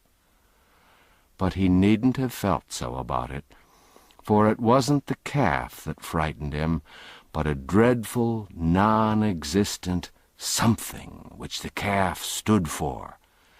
And any other boy in those old superstitious times would have acted and suffered just as he'd done.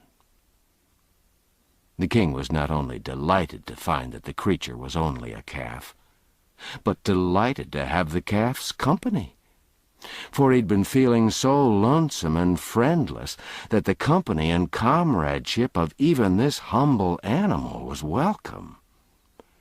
And he'd been so buffeted, so rudely entreated by his own kind, that it was a real comfort to him to feel that he was at last in the society of a fellow creature that had at least a soft heart and a gentle spirit, whatever loftier attributes might be lacking. So he resolved to waive rank and make friends with the calf.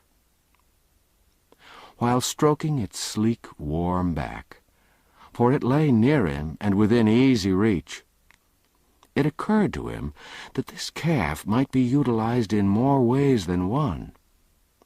Whereupon he rearranged his bed, spreading it down close to the calf. Then he cuddled himself up to the calf's back, drew the covers up over himself and his friend, and in a minute or two was as warm and comfortable as he'd ever been in the downy couches of the regal palace of Westminster. Pleasant thoughts came at once. Life took on a cheerfuller seeming. He was free of the bonds of servitude and crime, free of the companionship of base and brutal outlaws. He was warm, he was sheltered. In a word, he was happy. The night wind was rising. It swept by in fitful gusts that made the old barn quake and rattle. Then its forces died down at intervals, and went moaning and wailing around corners and projections, but it was all music to the king, now that he was snug and comfortable. Let it blow and rage, let it batter and bang, let it moan and wail, he minded it not, he only enjoyed it. He merely snuggled the closer to his friend in a luxury of warm contentment, and drifted blissfully out of consciousness into a deep and dreamless sleep that was full of serenity and peace. The distant dogs howled, the melancholy kine complained, and the winds went on raging, whilst furious sheets of rain drove along the roof. But the majesty of England slept on undisturbed, and the calf did the same, it being a simple creature, and not easily troubled by storms, or embarrassed by sleeping with a king.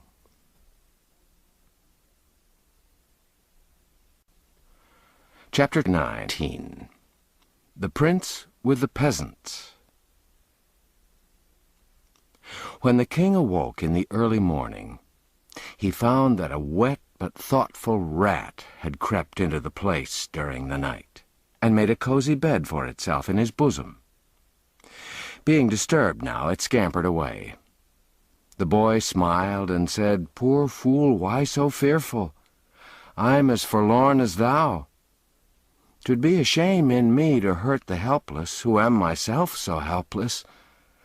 Moreover, I owe you thanks for a good omen.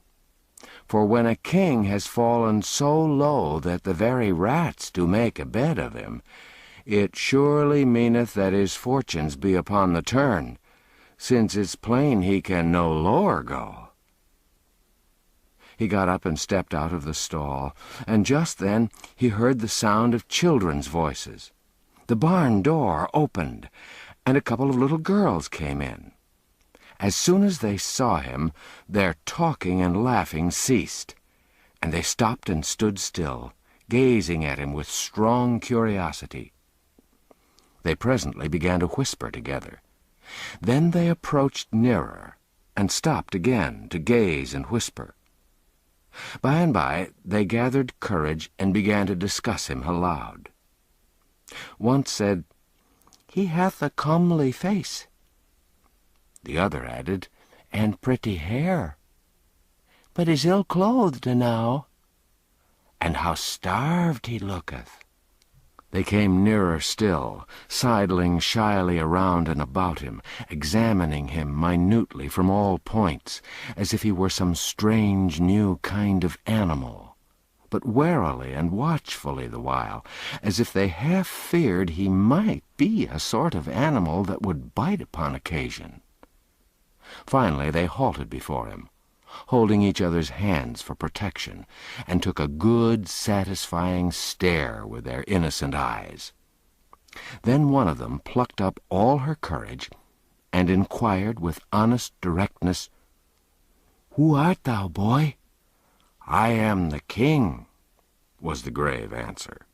The children gave a little start, and their eyes spread themselves wide open, and remained so during a speechless half-minute.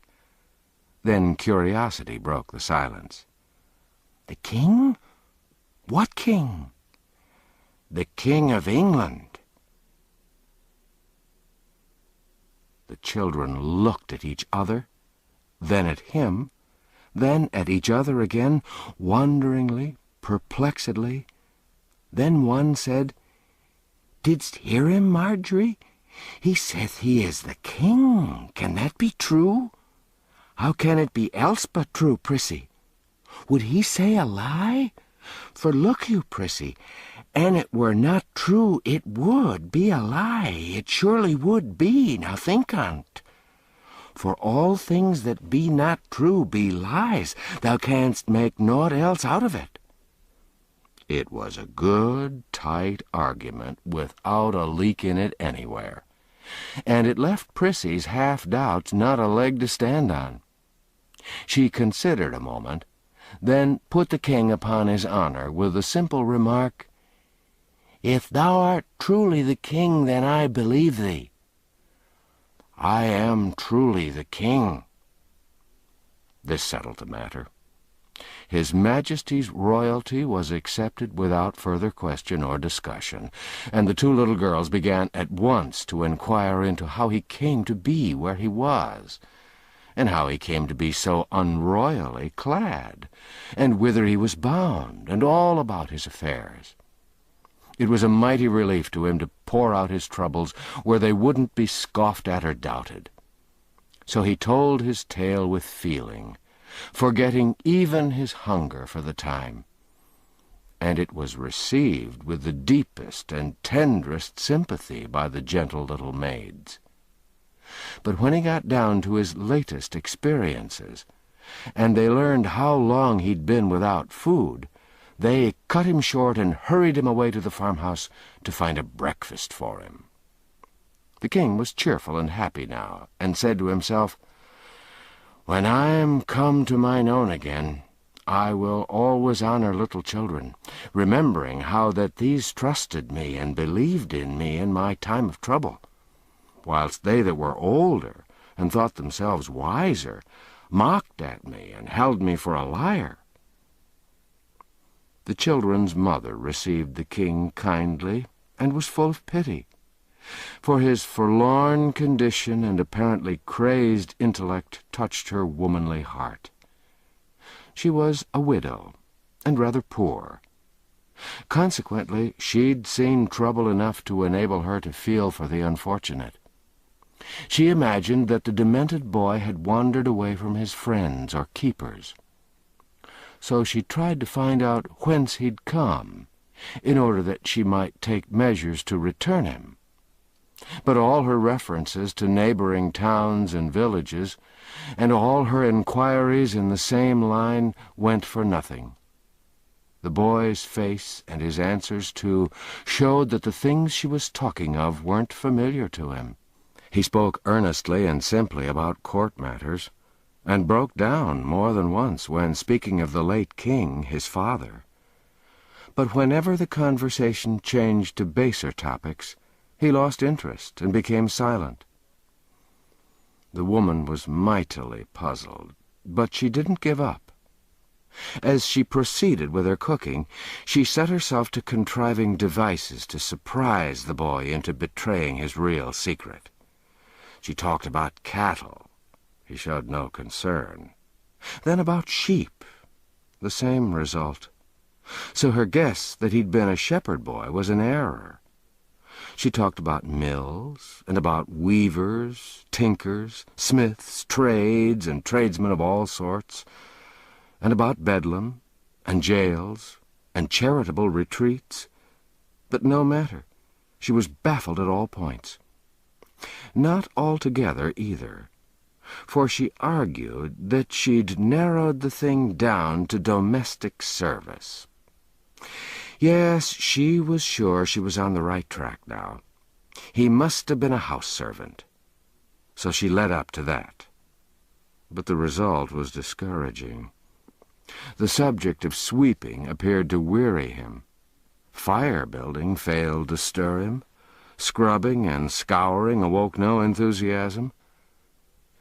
Then the good wife touched, with a perishing hope, and rather as a matter of form, upon the subject of cooking. To her surprise and her vast delight, the king's face lighted at once. Ah, she'd hunted him down at last, she thought, and she was right proud, too, of the devious shrewdness and tact which had accomplished it. Her tired tongue got a chance to rest now, for the king's, inspired by gnawing hunger and the fragrant smells that came from the sputtering pots and pans, turned itself loose and delivered itself up to such an eloquent dissertation upon certain toothsome dishes that within 3 minutes the woman said to herself, "Of a truth I was right. He hath holpen in a kitchen." Then he broadened his bill of fare and discussed it with such appreciation and animation that the good wife said to herself, "Good lack, how can he know so many dishes, and so fine ones withal? For these belong only upon the tables of the rich and great." Ah, now I see.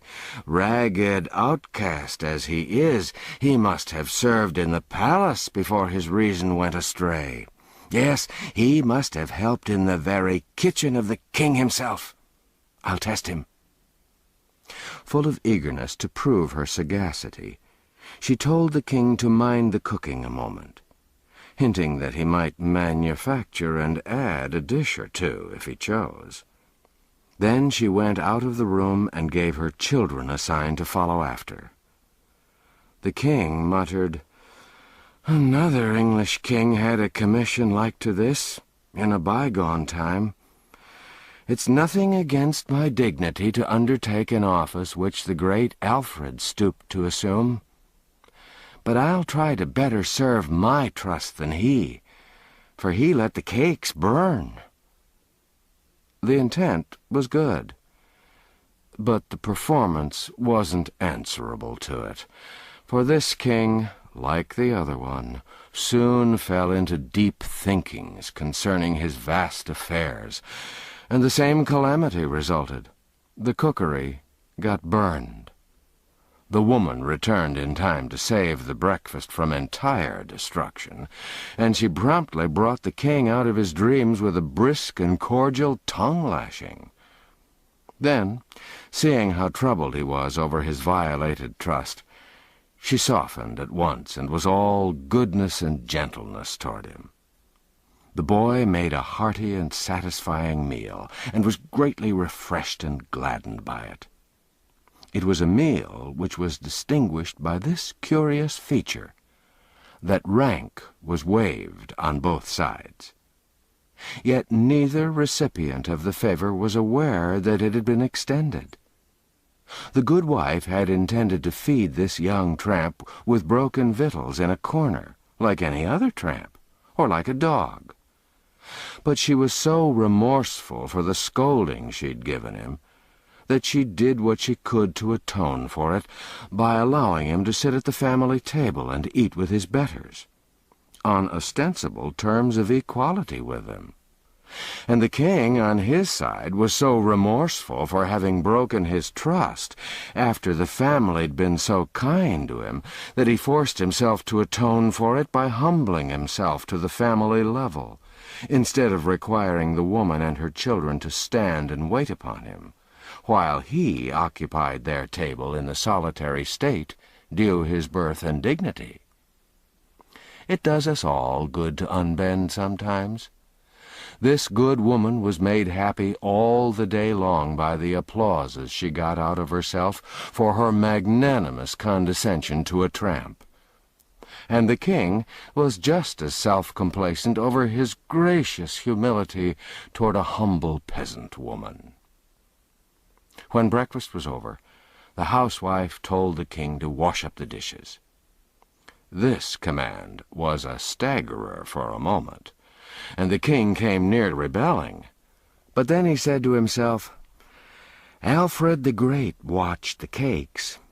Doubtless he would have washed the dishes too, therefore will I essay it."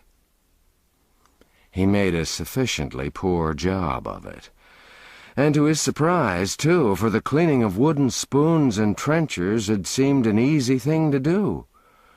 It was a tedious and troublesome piece of work, but he finished it at last. He was becoming impatient to get away on his journey now. However, he wasn't to lose this thrifty dame's society so easily. She furnished him some little odds and ends of employment, which he got through with after a fair fashion and with some credit. Then she set him and the little girls to paring some winter apples. But he was so awkward at this service that she retired him from it and gave him a butcher knife to grind.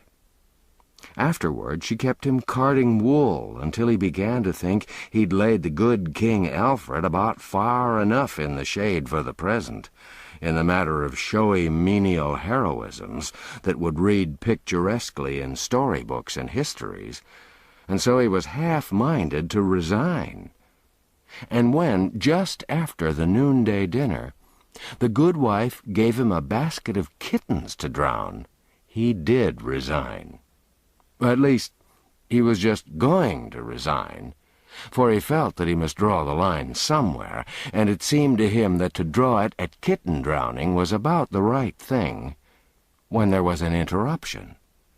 The interruption was John Canty, with a peddler's pack on his back, and Hugo. The king discovered these rascals approaching the front gate before they had had a chance to see him. So he said nothing about drawing the line, but took up his basket of kittens and stepped quietly out the back way without a word. He left the creatures in an outhouse and hurried on into a narrow lane at the rear.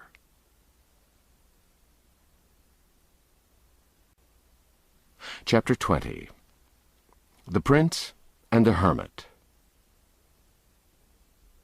The high hedge hid him from the house now, and so, under the impulse of a deadly fright, he let out all his forces and sped toward a wood in the distance. He never looked back until he'd almost gained the shelter of the forest.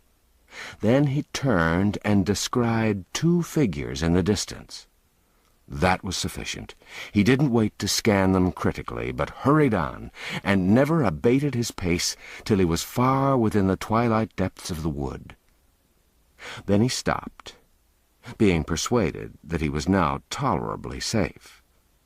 He listened intently, but the stillness was profound and solemn, awful even, and depressing to the spirits. At wide intervals his straining ear did detect sounds, but they were so remote and hollow and mysterious that they seemed not to be real sounds, but only the moaning and complaining ghosts of departed ones. So the sounds were yet more dreary than the silence which they interrupted. It was his purpose, in the beginning, to stay where he was the rest of the day. But a chill soon invaded his perspiring body, and he was at last obliged to resume movement in order to get warm. He struck straight through the forest, hoping to pierce to a road presently. But he was disappointed in this. He travelled on and on, but the farther he went, the denser the wood became apparently. The gloom began to thicken by and by, and the king realized that the night was coming on. It made him shudder to think of spending it in such an uncanny place. So he tried to hurry faster, but he only made the less speed, for he could not now see well enough to choose his steps judiciously. Consequently, he kept tripping over roots and tangling himself in vines and briars. And how glad he was when at last he caught the glimmer of a light. He approached it warily, stopping often to look about him and listen. It came from an unglazed window opening in a little hut. He heard a voice now, and felt a disposition to run and hide. But he changed his mind at once, for this voice was praying, evidently.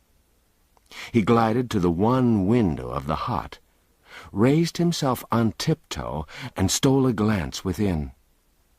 The room was small. Its floor was the natural earth, beaten hard by use. In a corner was a bed of rushes and a ragged blanket or two. Near it was a pail, a cup, a basin, and 2 or 3 pots and pans. There was a short bench and a 3-legged stool. On the hearth the remains of a faggot fire were smouldering.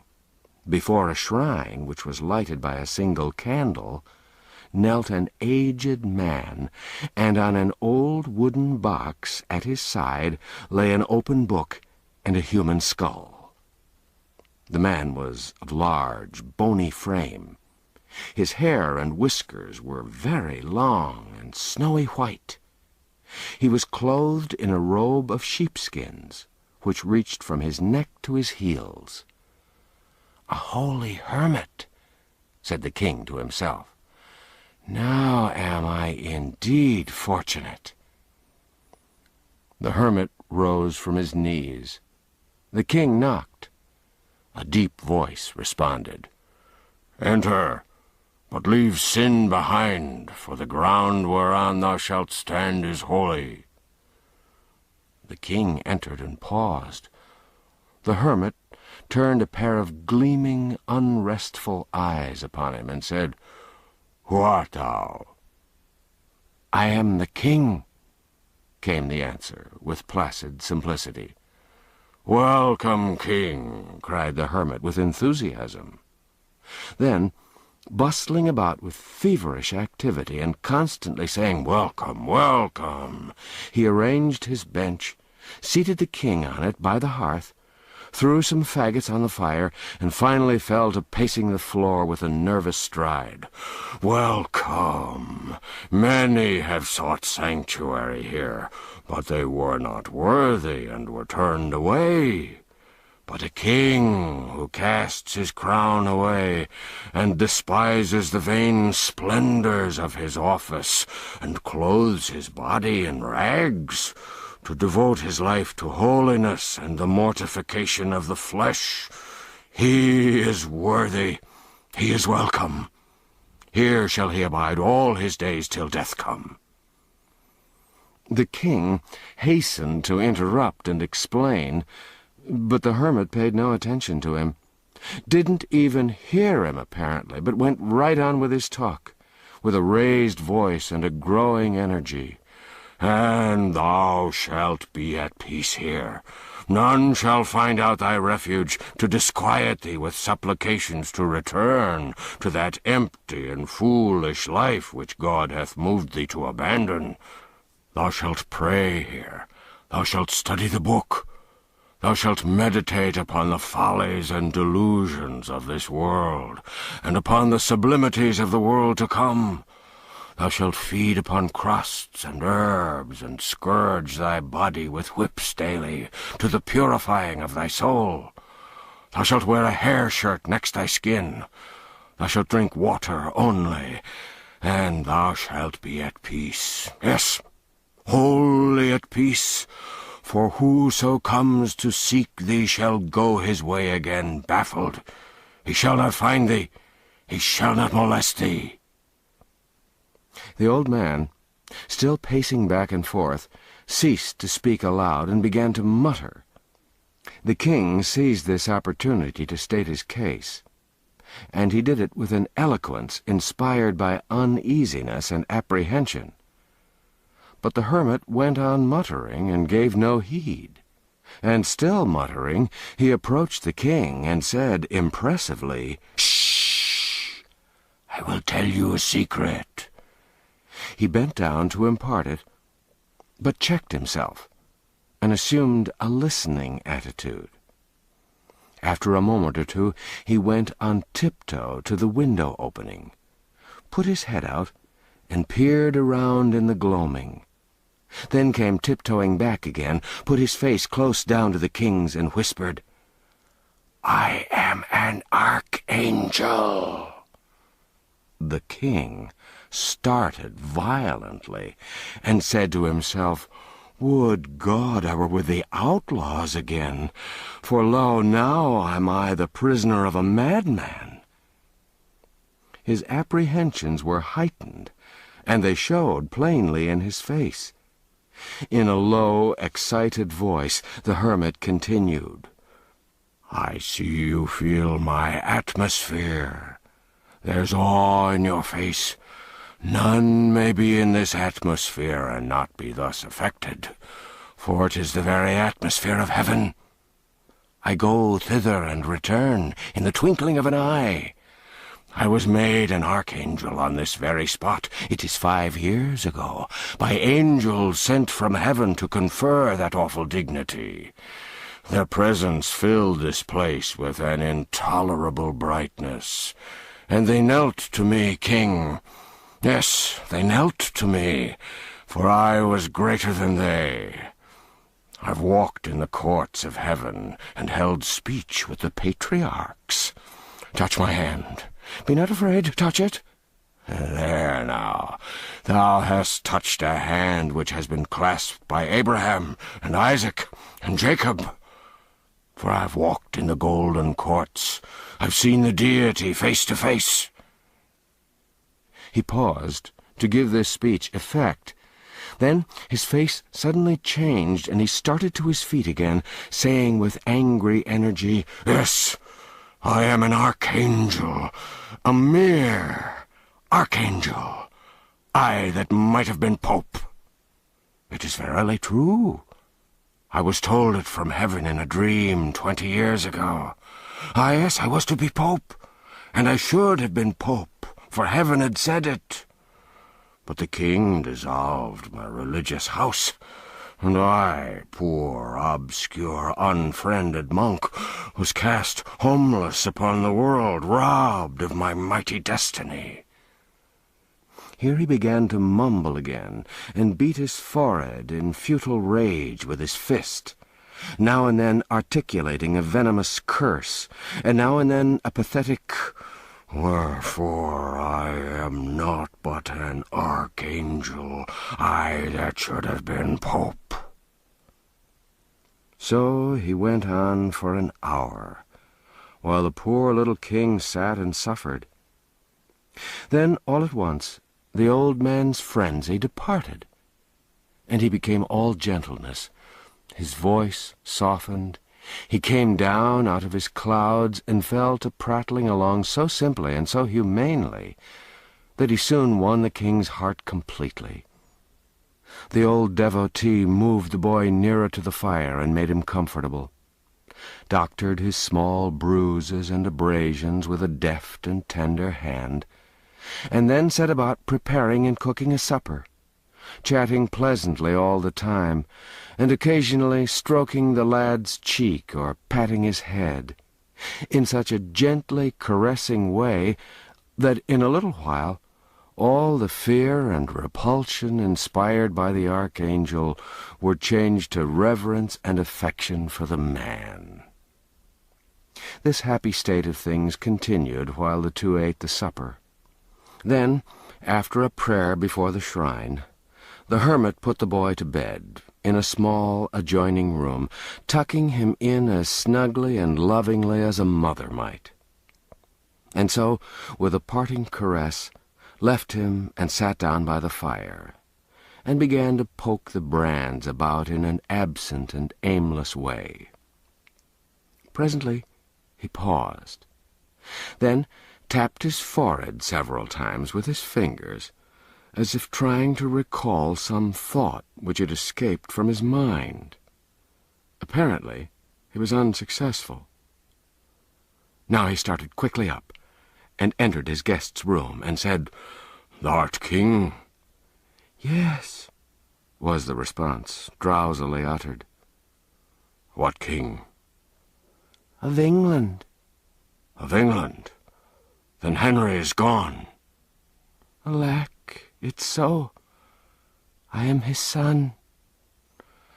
A black frown settled down upon the hermit's face, and he clenched his bony hands with a vindictive energy. He stood a few moments, breathing fast and swallowing repeatedly, then said in a husky voice, "Dost know it was he that turned us out into the world, houseless and homeless?"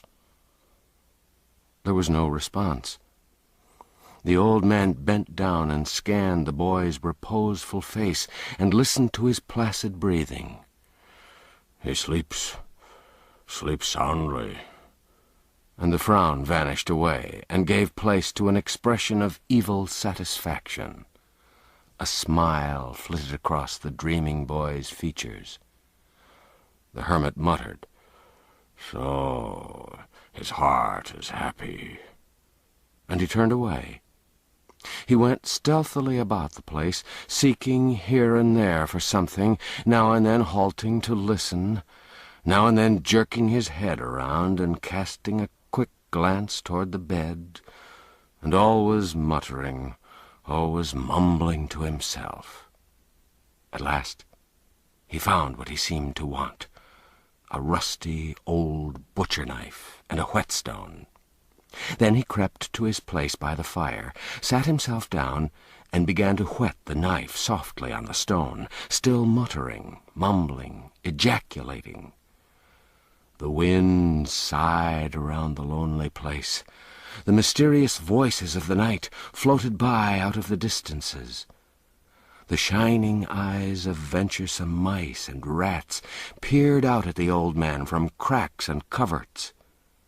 But he went on with his work, rapt, absorbed, and noted none of these things. At long intervals he drew his thumb along the edge of his knife and nodded his head with satisfaction. "It grows sharper," he said. "Yes, it grows sharper." He took no note of the flight of time, but worked tranquilly on, entertaining himself with his thoughts, which broke out occasionally in articulate speech. "His father wrought us evil. He destroyed us, and has gone down into the eternal fires. Yes, down into the eternal fires. He escaped us, but it was God's will. Yes, it was God's will. We mustn't repine. But he hath not escaped the fires. No, he hath not escaped the fires, the consuming, unpitying, remorseless fires, and they are everlasting."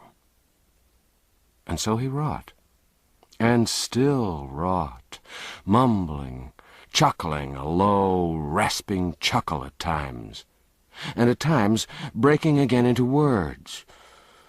"It was his father that did it all. I am but an archangel. him I should be pope." The king stirred. The hermit sprang noiselessly to the bedside and went down upon his knees, bending over the prostrate form with his knife uplifted.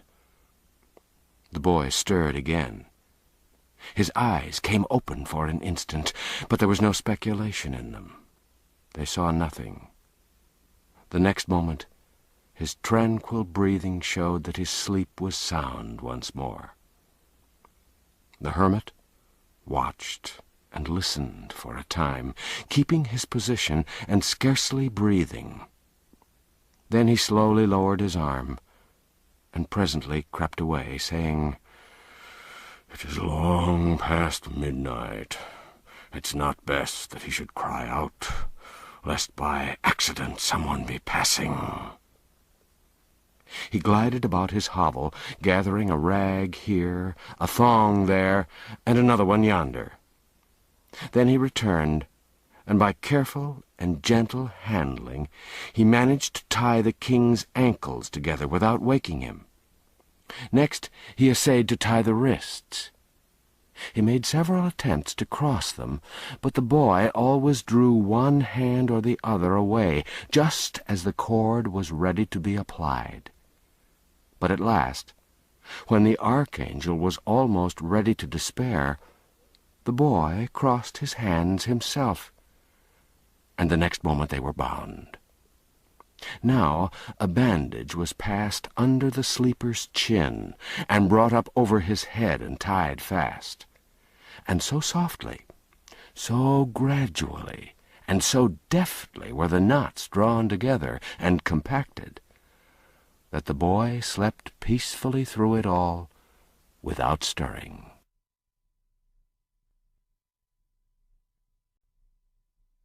Chapter 21. Hendon to the Rescue. The old man glided away, stooping stealthily, cat-like, and brought the low bench. He seated himself upon it, half his body in the dim and flickering light, and the other half in shadow. And so, with his craving eyes bent upon the slumbering boy, he kept his patient vigil there, heedless of the drift of time, and softly whetted his knife, and mumbled and chuckled. And in aspect and attitude he resembled nothing so much as a grisly, monstrous spider, gloating over some hapless insect that lay bound and helpless in his web. After a long while, the old man, who was still gazing, yet not seeing, his mind having settled into a dreamy abstraction, observed on a sudden that the boy's eyes were open, wide open, and staring up in frozen horror at the knife. The smile of a gratified devil crept over the old man's face, and he said, without changing his attitude or occupation, "Son of Henry VIII, hast thou prayed?" The boy struggled helplessly in his bonds, and at the same time forced a smothered sound through his closed jaws, which the hermit chose to interpret as an affirmative answer to his question. "Then pray again. Pray the prayer for the dying." A shudder shook the boy's frame, and his face blenched. Then he struggled again to free himself, turning and twisting himself this way and that, tugging frantically, fiercely, desperately, but uselessly to burst his fetters.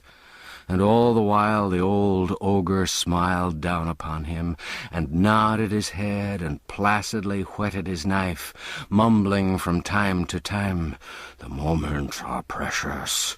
They are few and precious. Pray the prayer for the dying." The boy uttered a despairing groan, and ceased from his struggles, panting. The tears came then, and trickled one after the other down his face, but this piteous sight wrought no softening effect upon the savage old man. The dawn was coming now, The hermit observed it and spoke up sharply, with a touch of nervous apprehension in his voice. "I may not indulge this ecstasy longer. The night is already gone. It seems but a moment, only a moment. Would it had endured a year!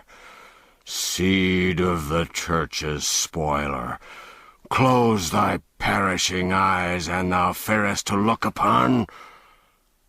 The rest was lost in inarticulate mutterings. The old man sank upon his knees, his knife in his hand, and bent himself over the moaning boy. Hark! There was a sound of voices near the cabin. The knife dropped from the hermit's hand. He cast a sheepskin over the boy and started up, trembling. The sounds increased, and presently the voices became rough and angry. Then came blows and cries for help, then a clatter of swift footsteps retreating. Immediately came a succession of thundering knocks upon the cabin door, followed by, "Hello! Open! And dispatch in the name of all the devils!" Oh, this was the blessedest sound that had ever made music in the king's ears, for it was Miles Hendon's voice. The hermit, grinding his teeth in impotent rage, moved swiftly out of the bedchamber, closing the door behind him. And straightway the king heard a talk to this effect, proceeding from the chapel. "Homage and greeting, reverend sir. Where's the boy? My boy." "What boy, friend?" "What boy? Lie me no lies, sir priest. Play me no deceptions. I'm not in the humour for it. Near to this place I caught the scoundrels who I judged did steal him from me, and I made them confess. They said he was at large again, and they'd tracked him to your door. They showed me his very footprints. Now, palter no more, for look you, holy sir, and I'll produce him not. Where is the boy?" "Oh, good sir, peradventure you mean the ragged, regal vagrant that tarried here the night. If such as you take interest in such as he, know then that I've sent him of an errand. He'll be back anon." "How soon? How soon? Come, waste not the time. Cannot I overtake him? How soon will he be back?" "Thou needst not stir. He will return quickly." "So be it, then. I'll try to wait. But stop. You sent him on an errand? You?" "Verily, This is a lie. He wouldn't go. He'd pull thy old beard, and thou didst offer him such an insolence. Thou'st lied, friend. Thou hast surely lied. He wouldn't go for thee, nor for any man." For any man? No, haply not. But I am not a man." "What? Now, a God's name, what art thou then?" "It is a secret. Mark, thou reveal it not. I am an archangel." There was a tremendous ejaculation from Miles Hendon, not altogether unprofane, followed by, "This doth well and truly account for his complacence. Right well I knew he'd budge nor hand nor foot in the menial service of any mortal. But, Lord, even a king must obey when an archangel gives the word of command. Let me... Shh! What noise was that?"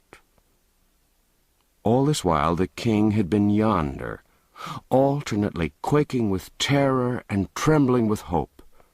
And all the while, too, he'd thrown all the strength he could into his anguished moanings, constantly expecting them to reach Hendon's ear, but always realizing with bitterness that they failed, or at least made no impression. So this last remark of his servant came as comes a reviving breath from fresh fields to the dying, and he exerted himself once more, and with all his energy, just as the hermit was saying, "Noise? I heard only the wind." Mayhap it was. Yes, doubtless that was it.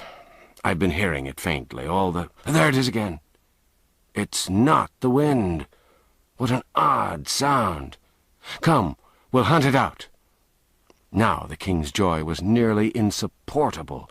His tired lungs did their utmost, and hopefully too. But the sealed jaws and the muffling sheepskin sadly crippled the effort.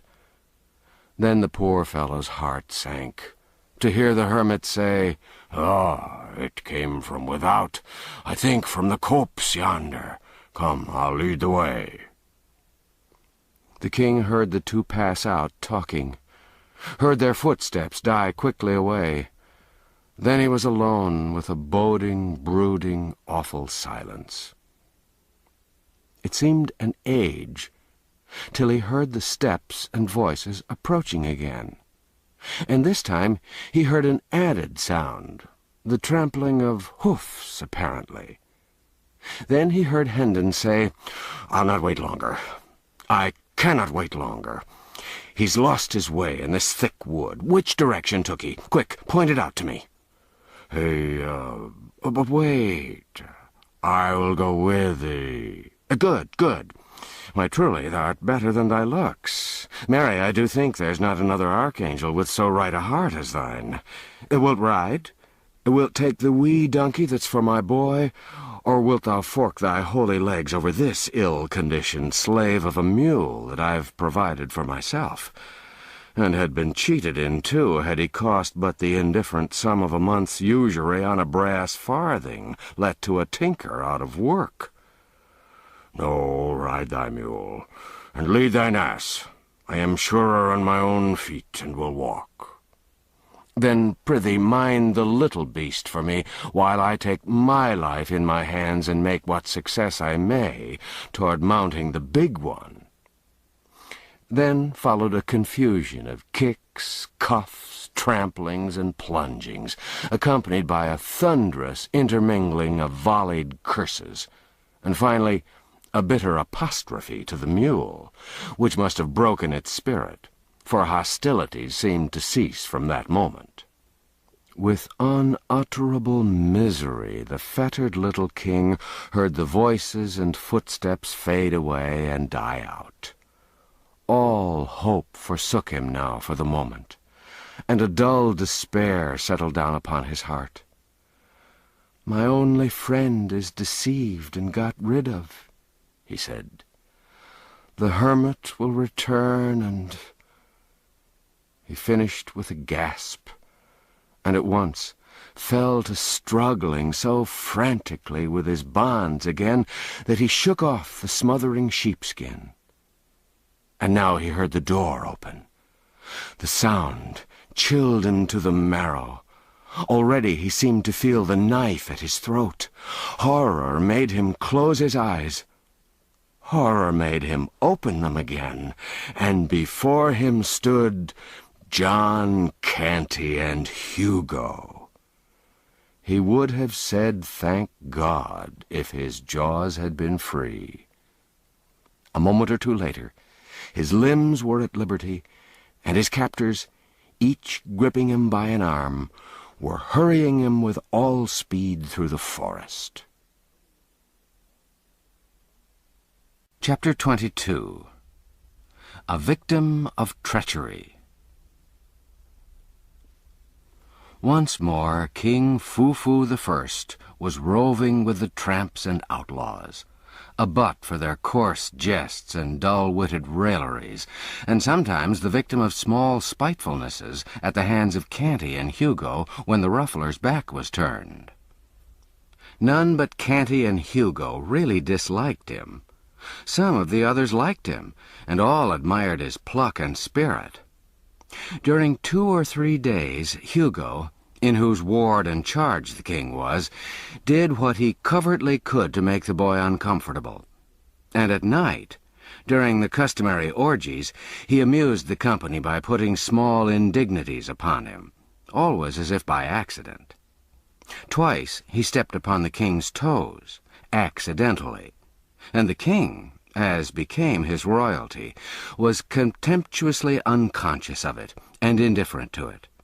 But the 3rd time Hugo entertained himself in that way, the king felled him to the ground with a cudgel, to the prodigious delight of the tribe. Hugo, consumed with anger and shame, sprang up, seized a cudgel, and came at his small adversary in a fury. Instantly, a ring was formed around the gladiators, and the betting and cheering began. But poor Hugo stood no chance whatever. His frantic and lubberly prentice work found but a poor market for itself when pitted against an arm which had been trained by the first masters of Europe in single stick, quarter staff, and every art and trick of swordsmanship. The little king stood alert but at graceful ease, and caught and turned aside the thick rain of blows with a facility and precision which set the motley onlookers wild with admiration. And every now and then, when his practised eye detected an opening, and a lightning-swift rap upon Hugo's head followed as a result, the storm of cheers and laughter that swept the place was something wonderful to hear. At the end of 15 minutes, Hugo, all battered, bruised, and the target for a pitiless bombardment of ridicule, slunk from the field, and the unscathed hero of the fight was seized and borne aloft upon the shoulders of the joyous rabble to the place of honor beside the ruffler, where, with vast ceremony, he was crowned King of the Gamecocks, his meaner title being at the same time solemnly cancelled and annulled, and a decree of banishment from the gang pronounced against any who should henceforth utter it. All attempts to make the king serviceable to the troop had failed. He'd stubbornly refused to act. Moreover, he was always trying to escape. He'd been thrust into an unwatched kitchen, the first day of his return. He not only came forth empty-handed, but tried to rouse the housemates. He was sent out with a tinker to help him at his work. He wouldn't work. Moreover, he threatened the tinker with his own soldering iron. And finally, both Hugo and the tinker found their hands full with the mere matter of keeping him from getting away. He delivered the thunders of his royalty upon the heads of all who hampered his liberties, or tried to force him to service. He was sent out, in Hugo's charge, in company with a slatternly woman and a diseased baby to beg. But the result wasn't encouraging. He declined to plead for the mendicants, or be a party to their cause in any way. Thus, several days went by, and the miseries of this tramping life, and the weariness and sordidness and meanness and vulgarity of it, became gradually and steadily so intolerable to the captive that he began at last to feel that his release from the hermit's knife must prove only a temporary respite from death, at best. But at night, in his dreams, these things were forgotten, and he was on his throne and master again. This, of course, intensified the sufferings of the awakening.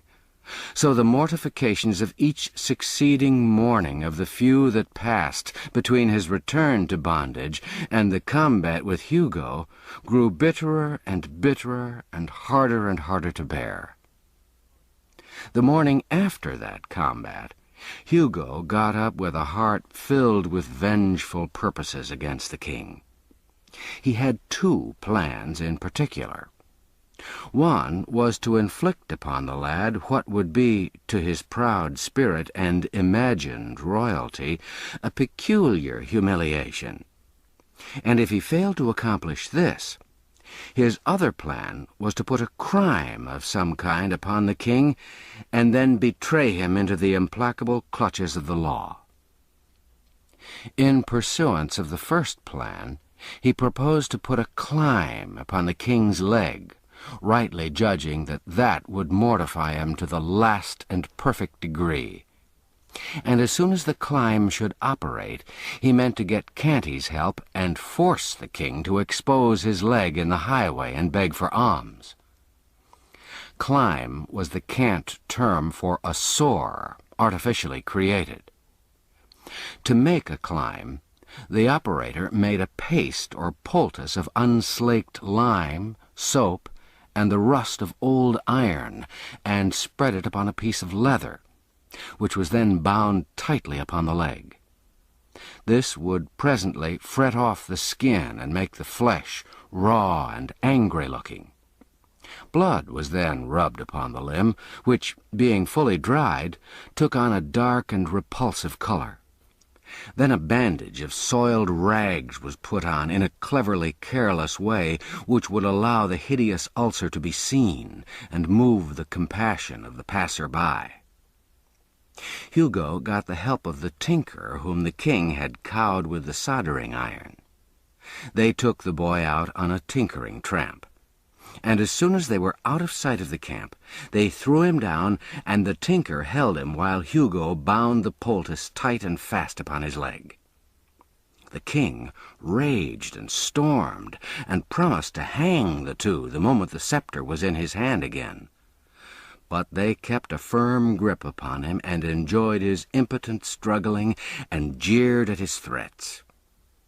This continued until the poultice began to bite, and in no long time its work would have been perfected if there had been no interruption. But there was.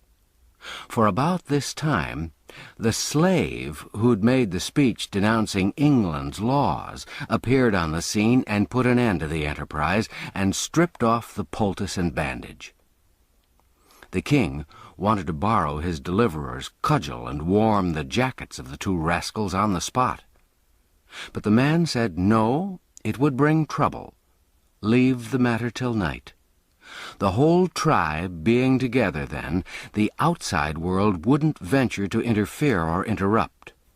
He marched the party back to camp and reported the affair to the ruffler, who listened, pondered, and then decided that the king shouldn't be again detailed to beg, since it was plain he was worthy of something higher and better. Wherefore, on the spot, he promoted him from the mendicant rank and appointed him to steal. Hugo was overjoyed. He'd already tried to make the king steal and failed.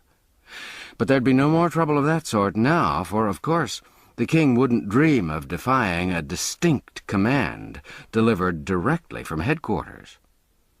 So he planned a raid for that very afternoon, purposing to get the king and the law's grip in the course of it, and to do it, too, with such ingenious strategy that it should seem to be accidental and unintentional.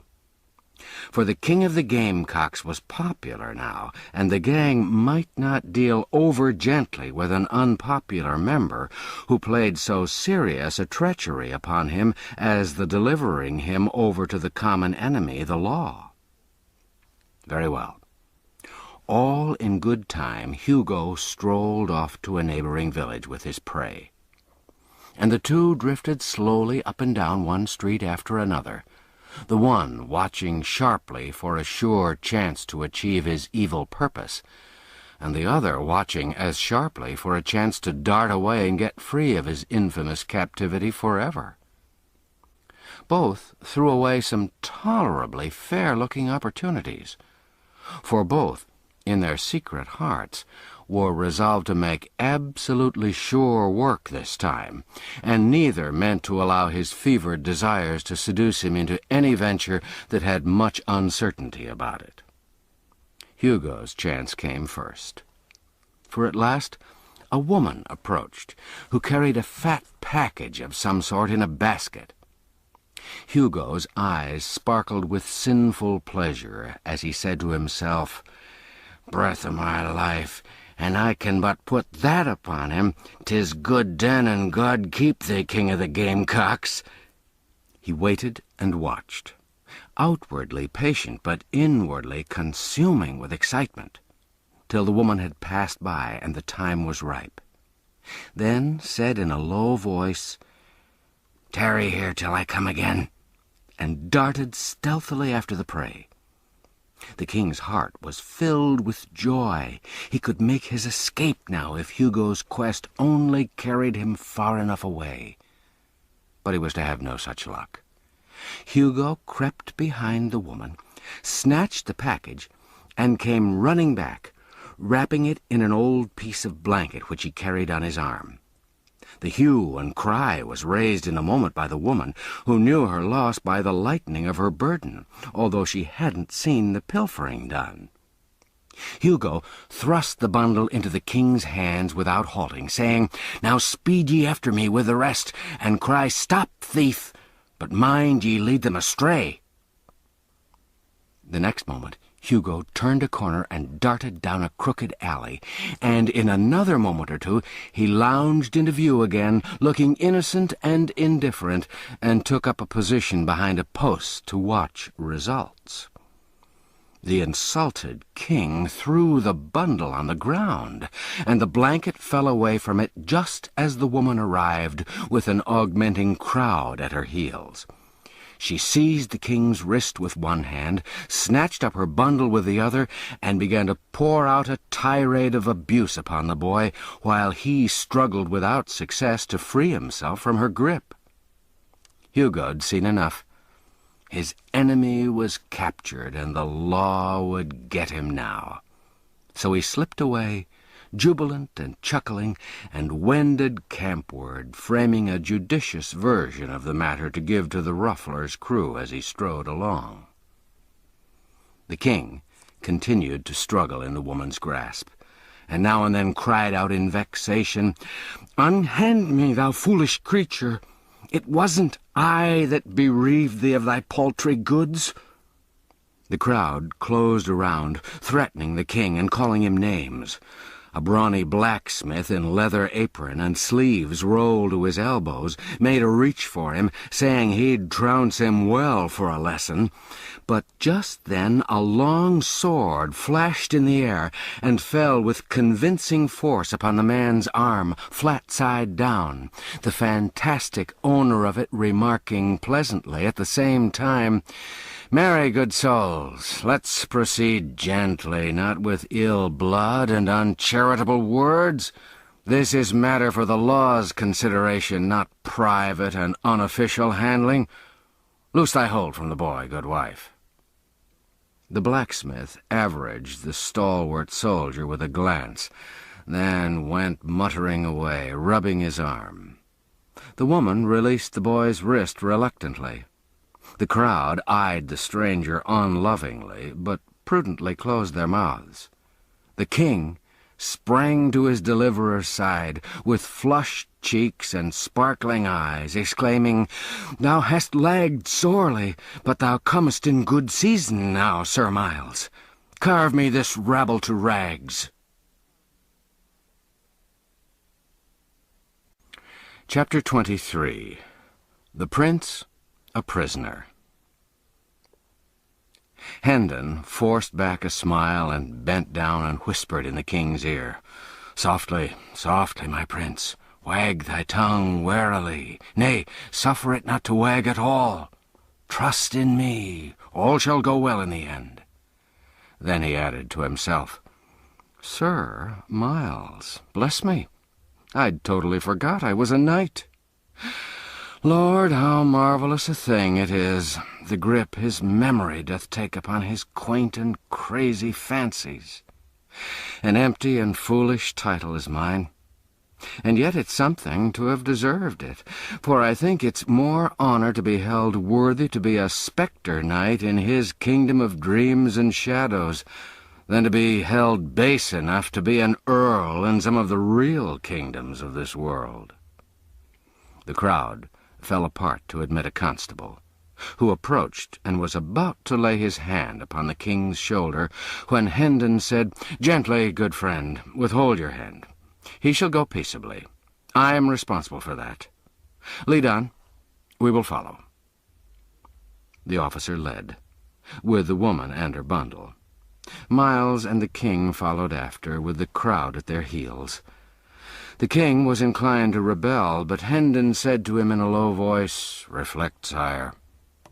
Your laws are the wholesome breath of your own royalty.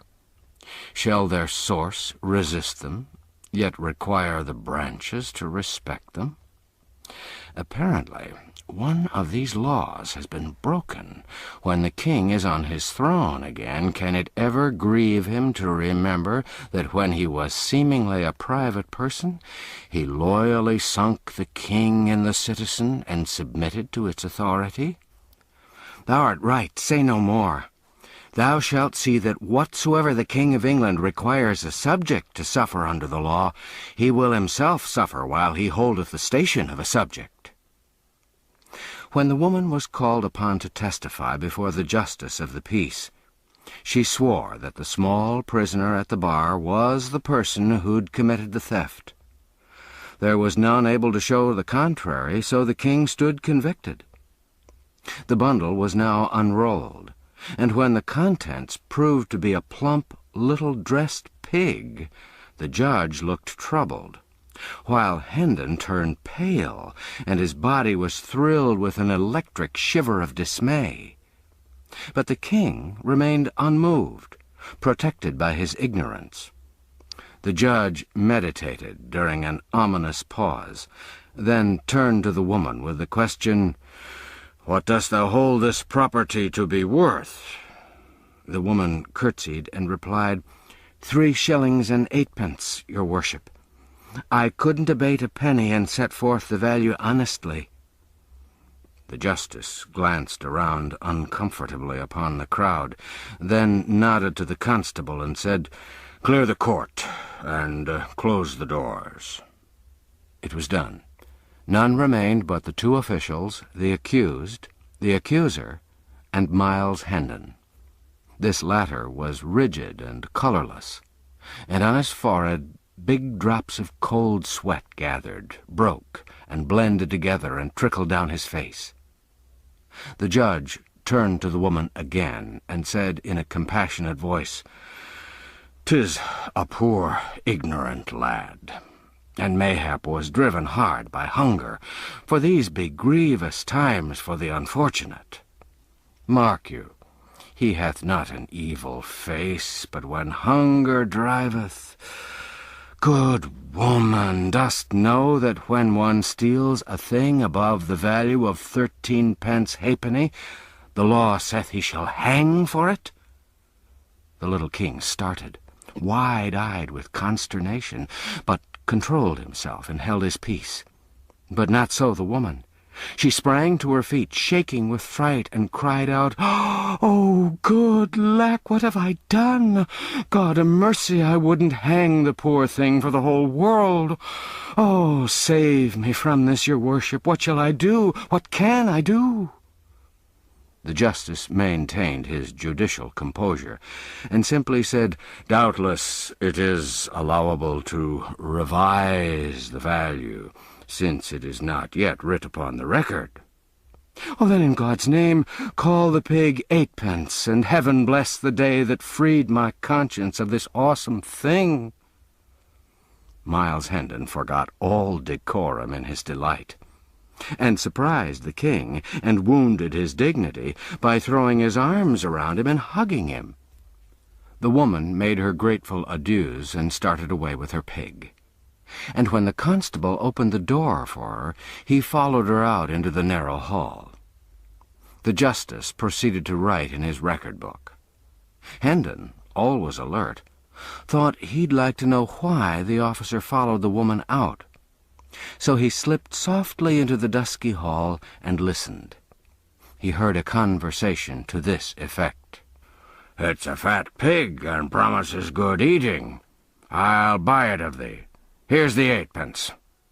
8pence, indeed. Thou'lt do no such thing. It cost me 3 shillings and 8pence, good, honest coin of the last reign, that old Harry that's just dead ne'er touched nor tampered with. A fig for thy 8pence. Stands the wind in that quarter? Thou wast under oath, and so swore falsely when thou saidst the value was but 8pence. Come, straightway back with me before his worship, and answer for the crime, and then the lad'll hang." "There, there, dear heart, say no more. I'm content. Give me the 8pence, and hold thy peace about the matter." The woman went off, crying. Hendon slipped back into the courtroom, and the constable presently followed, after hiding his prize in some convenient place. The justice wrote a while longer, then read the king a wise and kindly lecture, and sentenced him to a short imprisonment in the common jail, to be followed by a public flogging. The astounded king opened his mouth and was probably going to order the good judge to be beheaded on the spot. But he caught a warning sign from Hendon and succeeded in closing his mouth again before he lost anything out of it. Hendon took him by the hand, now made reverence to the justice, and the two departed in the wake of the constable toward the jail. The moment the street was reached, the inflamed monarch halted, snatched away his hand, and exclaimed, "Idiot! Dost imagine I will enter a common jail alive?" Hendon bent down and said somewhat sharply, "Will you trust in me? Peace, and forbear to worsen our chances with dangerous speech. What God wills will happen. Thou canst not hurry it, thou canst not alter it. Therefore wait, and be patient. 'Twill be time and now to rail or rejoice when what's to happen has happened."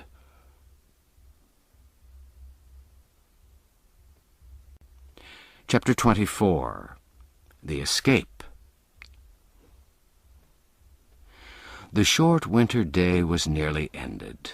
The streets were deserted, save for a few random stragglers, and these hurried straight along with the intent look of people who were only anxious to accomplish their errands as quickly as possible, and then snugly house themselves from the rising wind and the gathering twilight. They looked neither to the right nor to the left. They paid no attention to our party.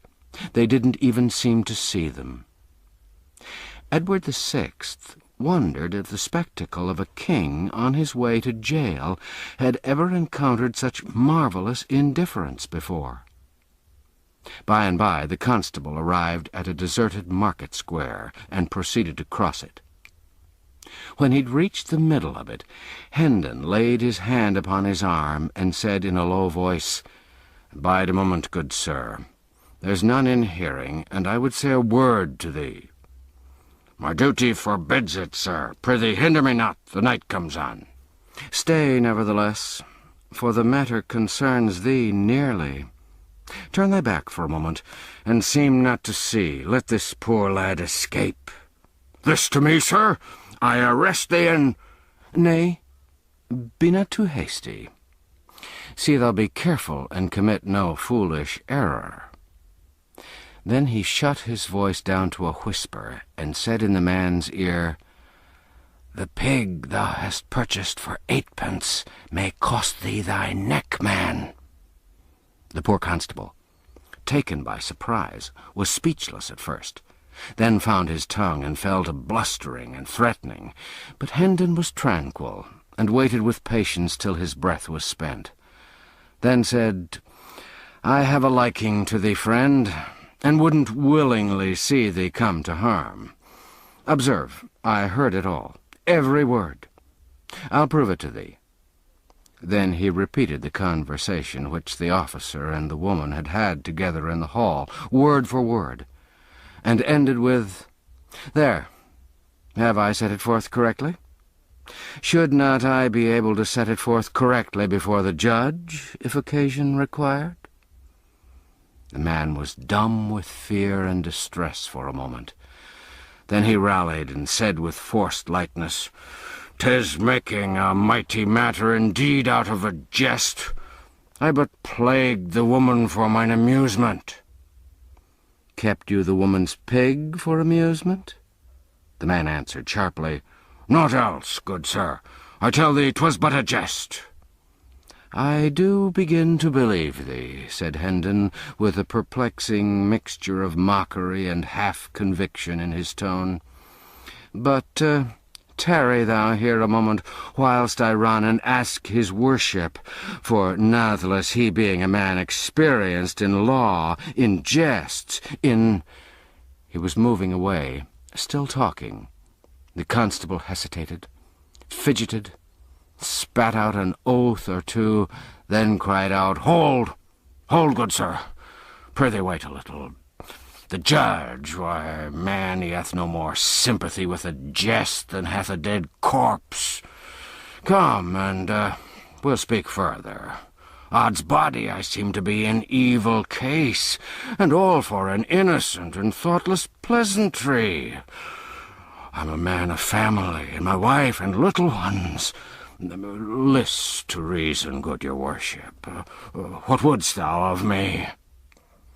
"Only that thou be blind and dumb and paralytic, whilst one may count 100,000, counting slowly," said Hendon, with the expression of a man who asks but a reasonable favour, and that a very little one. "It is my destruction," said the constable despairingly. "Oh, be reasonable, good sir. Only look at this matter on all its sides, and see how mere a jest it is, how manifestly and how plainly it's so.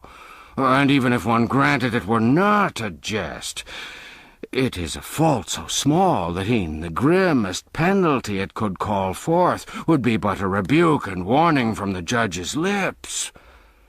Hendon replied with a solemnity which chilled the air about him.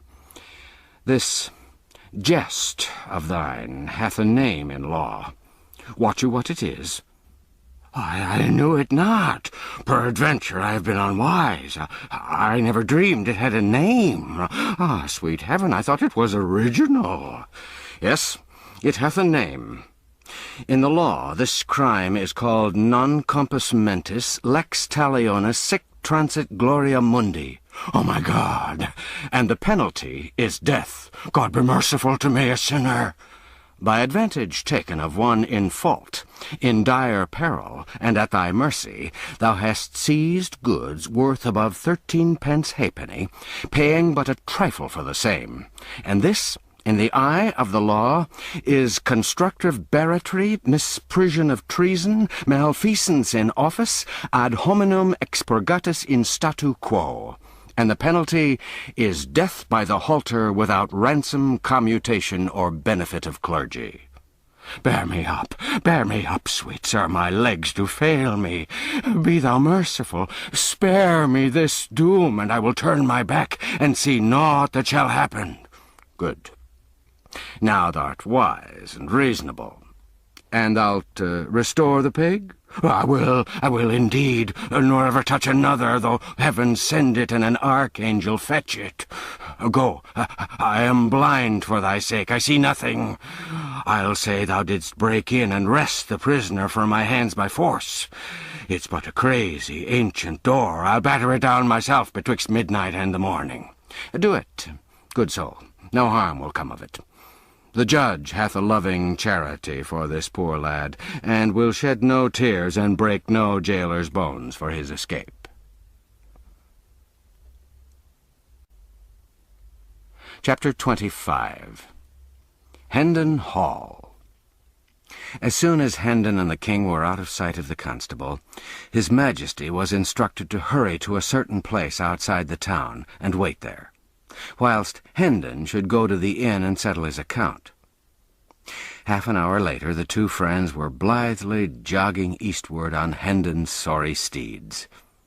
The king was warm and comfortable now, for he had cast his rags and clothed himself in the second-hand suit which Hendon had bought on London Bridge. Hendon wished to guard against over-fatiguing the boy.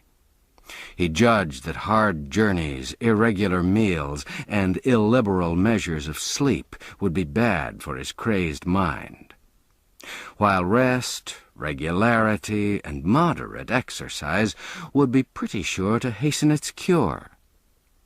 He longed to see the stricken intellect made well again, and its diseased visions driven out of the tormented little head. Therefore, he resolved to move by easy stages toward the home whence he'd so long been banished, instead of obeying the impulse of his impatience and hurrying along night and day. When he and the king had journeyed about 10 miles, they reached a considerable village, and halted there for the night at a good inn. The former relations were resumed.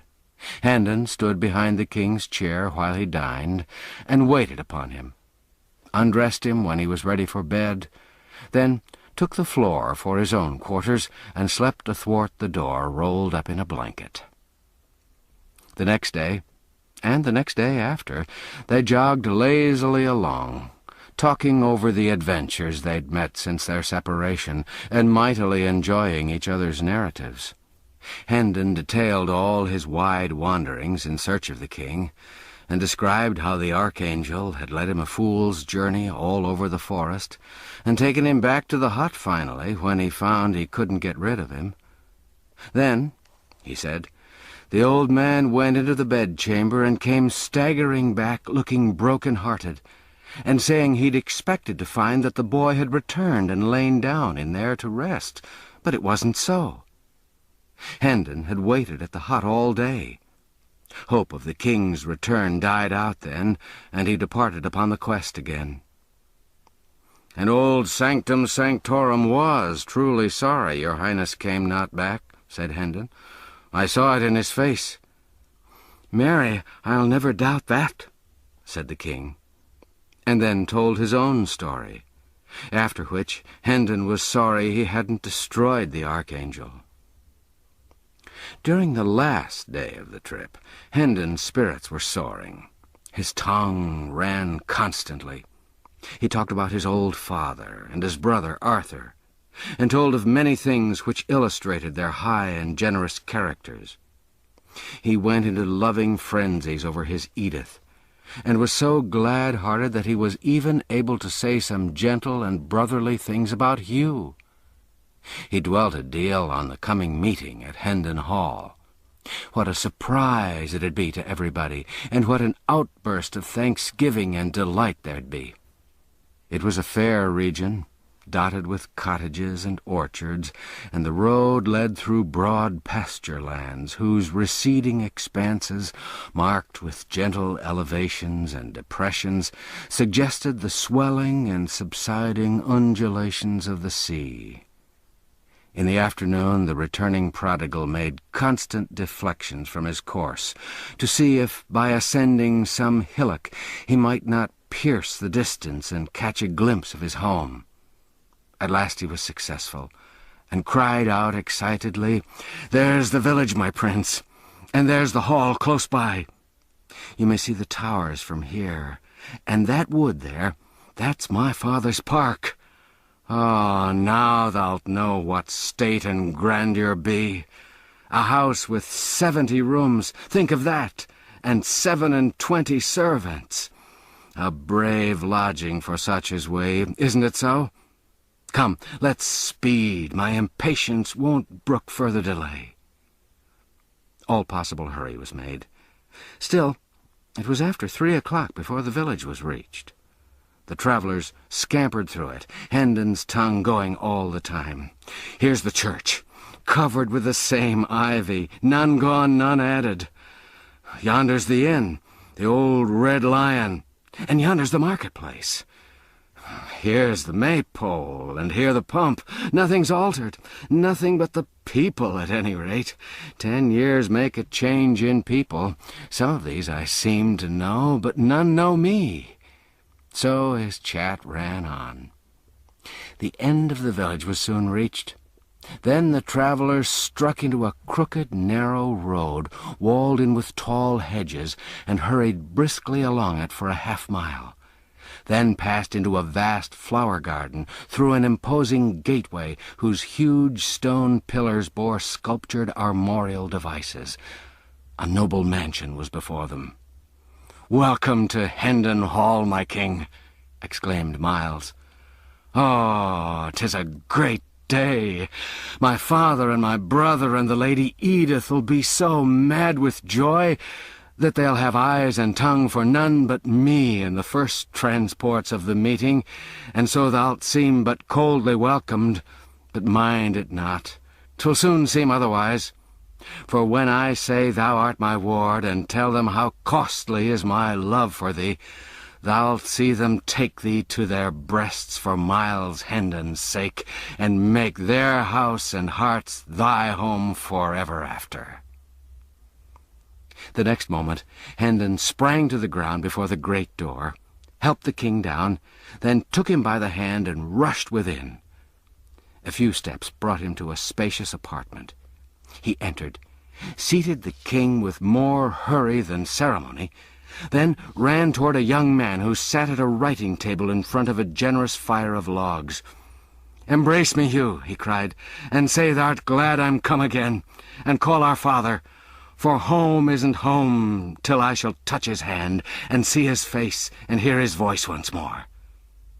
But Hugh only drew back, after betraying a momentary surprise, and bent a grave stare upon the intruder, a stare which indicated somewhat of offended dignity at first, then changed in response to some inward thought or purpose to an expression of marveling curiosity, mixed with a real or assumed compassion.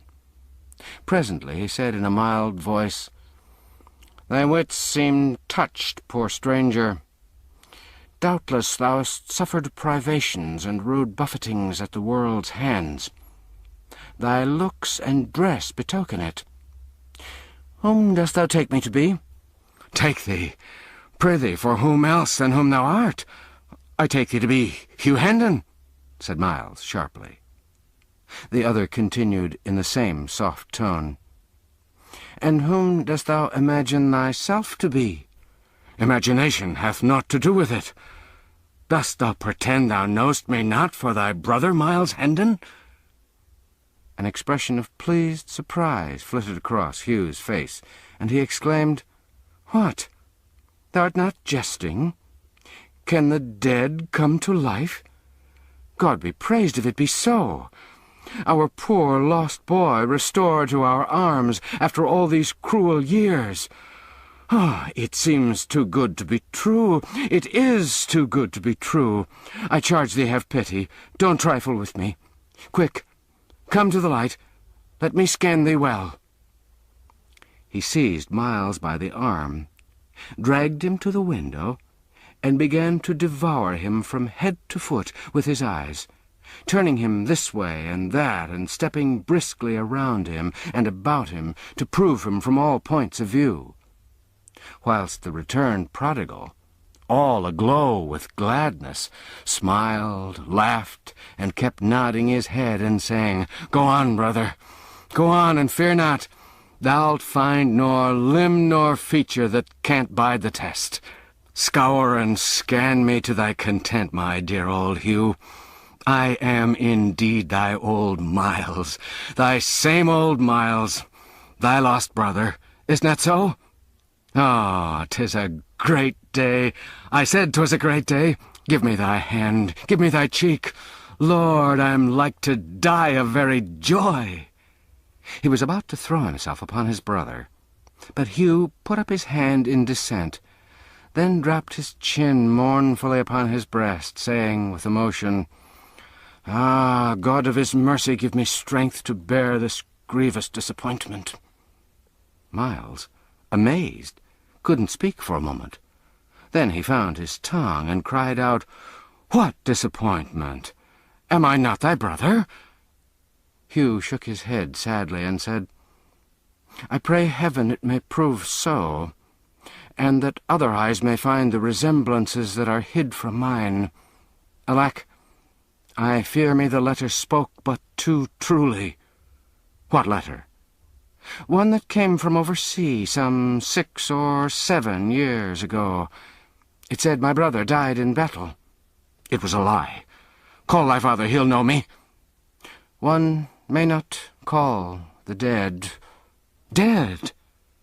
Miles's voice was subdued, and his lips trembled. "My father? Dead? Oh, this is heavy news. Half my new joy is withered now. Prithee, let me see my brother Arthur. He will know me. He will know me and console me." "He also is dead." "God be merciful to me. a stricken man. Gone, both gone, the worthy taken, and the worthless spared in me. Oh, I crave your mercy. Don't say the Lady Edith is dead? No. She lives. Then God be praised, my joy is whole again. Speed thee, brother. Let her come to me. And she say I'm not myself, but she will not. No, she will know me. I were a fool to doubt it. Bring her. Bring the old servants. They, too, will know me. All are gone but 5. Peter, Halsey, David, Bernard, and Margaret. So saying, Hugh left the room. Miles stood musing a while, then began to walk the floor, muttering, "The 5 arch villains have survived the 22 leal and honest. 'Tis an odd thing." He continued walking back and forth, muttering to himself. He'd forgotten the king entirely. By and by his Majesty said gravely, and with a touch of genuine compassion, though the words themselves were capable of being interpreted ironically, "Mind not thy mischance, good man. There be others in the world whose identity is denied, and whose claims are derided. Thou hast company." "Ah, my king," cried Hendon, colouring slightly, "do not thou condemn me. Wait, and thou shalt see. I am no impostor. She'll say it. You shall hear it from the sweetest lips in England. I, an impostor?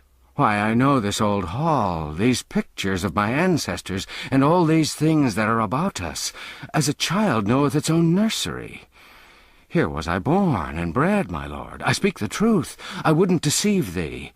And should none else believe, I pray thee, do not thou doubt me. I couldn't bear it."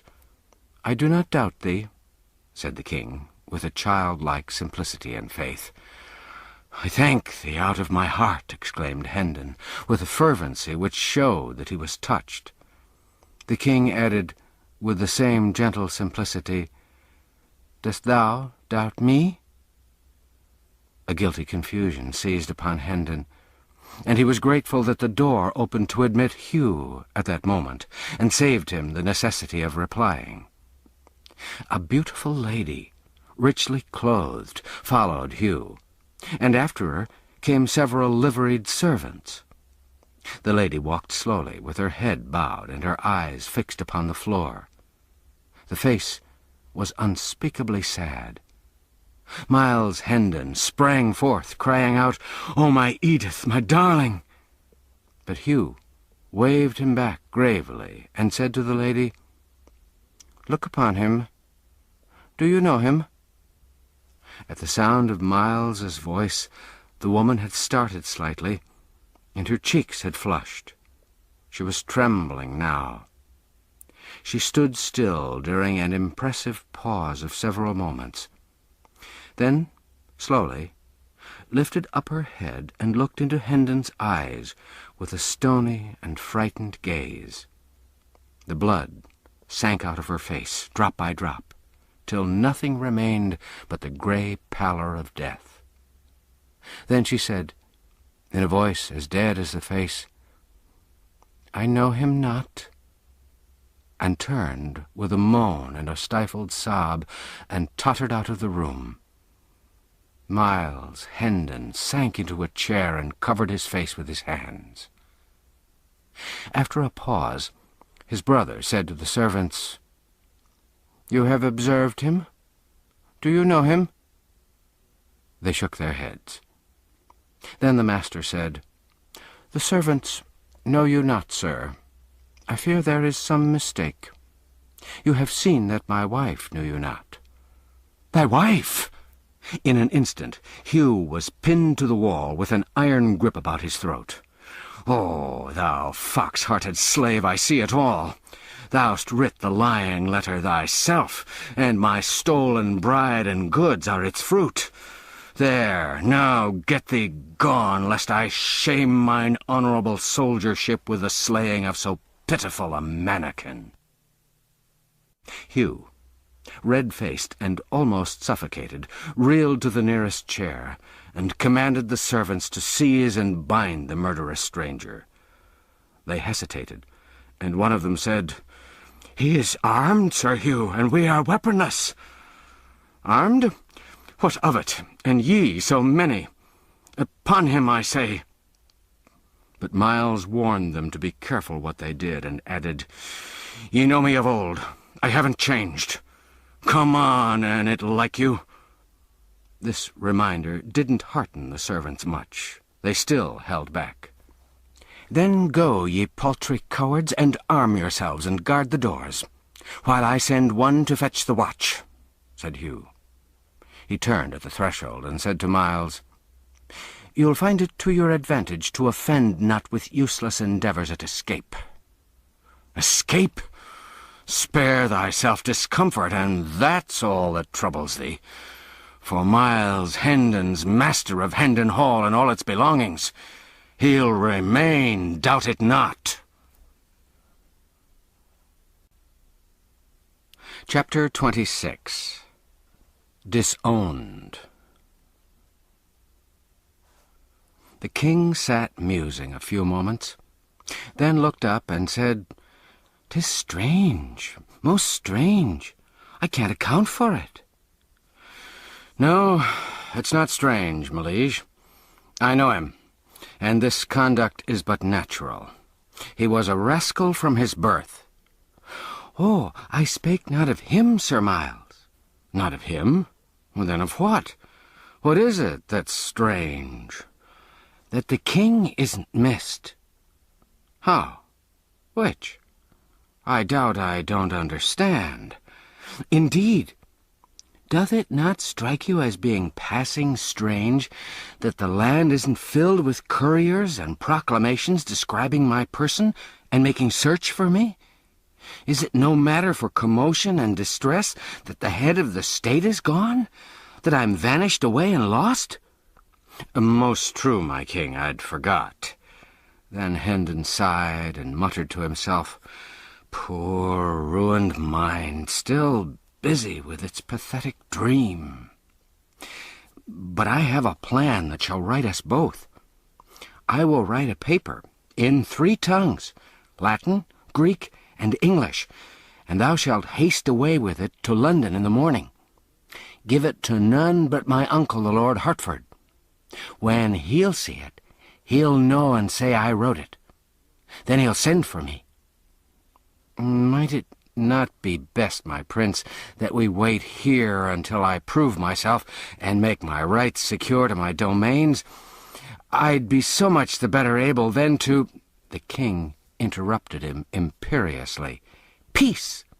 What are thy paltry domains, thy trivial interests contrasted with matters which concern the weal of a nation and the integrity of a throne?" Then he added in a gentle voice, as if he were sorry for his severity, "Obey and have no fear. I will right thee. I will make thee whole. Yes, more than whole. I shall remember and requite." So saying, he took the pen and set himself to work. Hendon contemplated him lovingly a while, then said to himself, "An it were dark, I should think it was a king that spoke. There's no denying it. When the humour's upon him, he doth thunder and lighten like your true king. Now where got he that trick? See him scribble and scratch away contentedly at his meaningless pothooks, fancying them to be Latin and Greek. And except my wit shall serve me with a lucky device for diverting him from his purpose, I'll be forced to pretend to post away tomorrow on this wild errand he hath invented for me." The next moment, Sir Miles's thoughts had gone back to the recent episode. So absorbed was he in his musings that when the king presently handed him the paper which he'd been writing, he received it and pocketed it without being conscious of the act. "How marvellous strange she acted," he muttered. "I think she knew me, and I think she did not know me. These opinions do conflict, I perceive it plainly. I can't reconcile them, neither can I, by argument, dismiss either of the two, or even persuade one to outweigh the other. The matter standeth simply thus. She must have known my face, my figure, my voice, for how could it be otherwise? Yet she said she knew me not, and that's proof perfect, for she cannot lie. But stop, I think I begin to see. Peradventure he hath influenced her, commanded her, compelled her to lie. That's the solution. The riddle's unriddled. She seemed dead with fear. Yes, she was under his compulsion. I'll seek her. I'll find her. Now that he's away, she'll speak her true mind. She'll remember the old times when we were little playfellows together. And this'll soften her heart, and she'll no more betray me, but will confess me. There's no treacherous blood in her. No, she was always honest and true.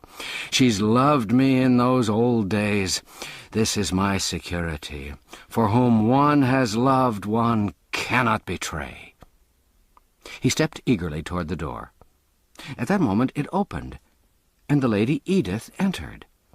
She was very pale, but she walked with a firm step, and her carriage was full of grace and gentle dignity. Her face was as sad as before. Miles sprang forward with a happy confidence to meet her, but she checked him with a hardly perceptible gesture, and he stopped where he was. She seated herself and asked him to do likewise.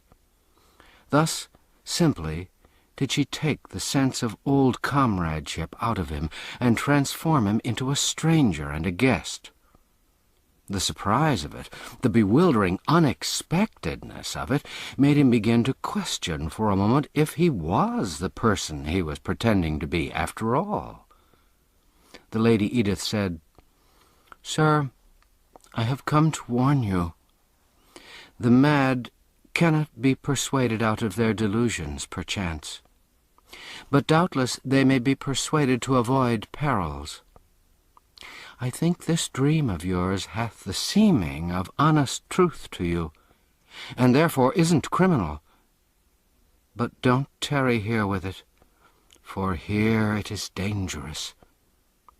She looked steadily into Miles's face a moment, then added impressively, "It's the more dangerous, for that you are much like what our lost lad must have grown to be if he had lived."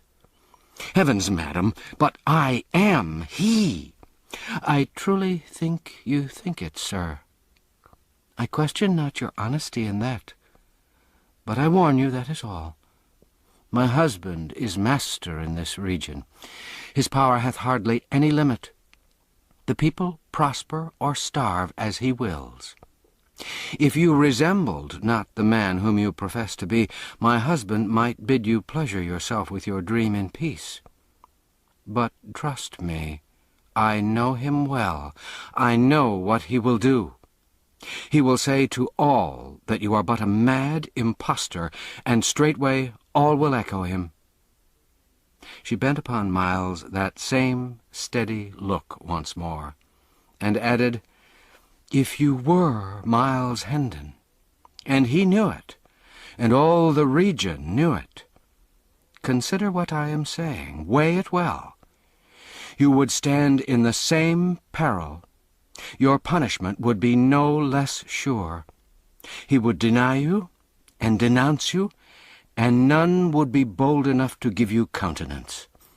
"Most truly I believe it," said Miles bitterly. "The power that can command one lifelong friend to betray and disown another, and be obeyed, may well look to be obeyed in quarters where bread and life are on the stake, and no cobweb ties of loyalty and honor are concerned." A faint tinge appeared for a moment in the lady's cheek, and she dropped her eyes to the floor, but her voice betrayed no emotion when she proceeded. "I have warned you. I must still warn you to go hence. This man will destroy you else. He is a tyrant who knows no pity. I, who am his fettered slave, know this. Poor Myles and Arthur and my dear guardian Sir Richard are free of him and at rest. Better that you were with them than that you bide here in the clutches of this miscreant. Your pretensions are a menace to his title and possessions. You have assaulted him in his own house. You are ruined if you stay. Go, don't hesitate. If you lack money, take this purse, I beg of you, and bribe the servants to let you pass. Oh, be warned, poor soul, and escape while you may." Myles declined the purse with a gesture, and rose up and stood before her. "Grant me one thing," he said. "Let your eyes rest upon mine, so that I may see if they be steady. There. Now, answer me. Am I Myles Hendon?" "No, I know you not." "Swear it." The answer was low but distinct. "I swear." "Oh, this passes belief. Fly! Why will you waste the precious time? Fly and save yourself." At that moment the officers burst into the room, and a violent struggle began. But Hendon was soon overpowered and dragged away. The king was taken also, and both were bound and led to prison.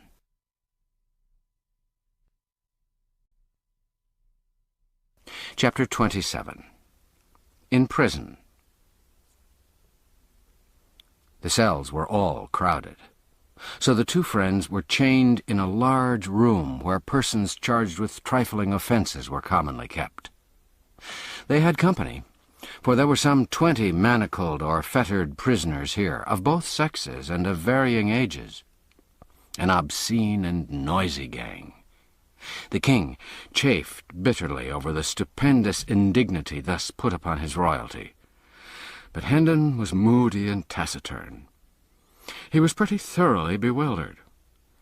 He had come home, a jubilant prodigal, expecting to find everybody wild with joy over his return, and instead had got the cold shoulder and a jail. The promise and the fulfillment differed so widely that the effect was stunning. He couldn't decide whether it was most tragic or most grotesque. He felt much as a man might who had danced blithely out to enjoy a rainbow and got struck by lightning. But gradually his confused and tormenting thoughts settled down into some sort of order, and then his mind centered itself upon Edith. He turned her conduct over and examined it in all lights, but he couldn't make anything satisfactory out of it. Did she know him, or didn't she know him? It was a perplexing puzzle, and occupied him a long time. But he ended, finally, with the conviction that she did know him, and had repudiated him for interested reasons.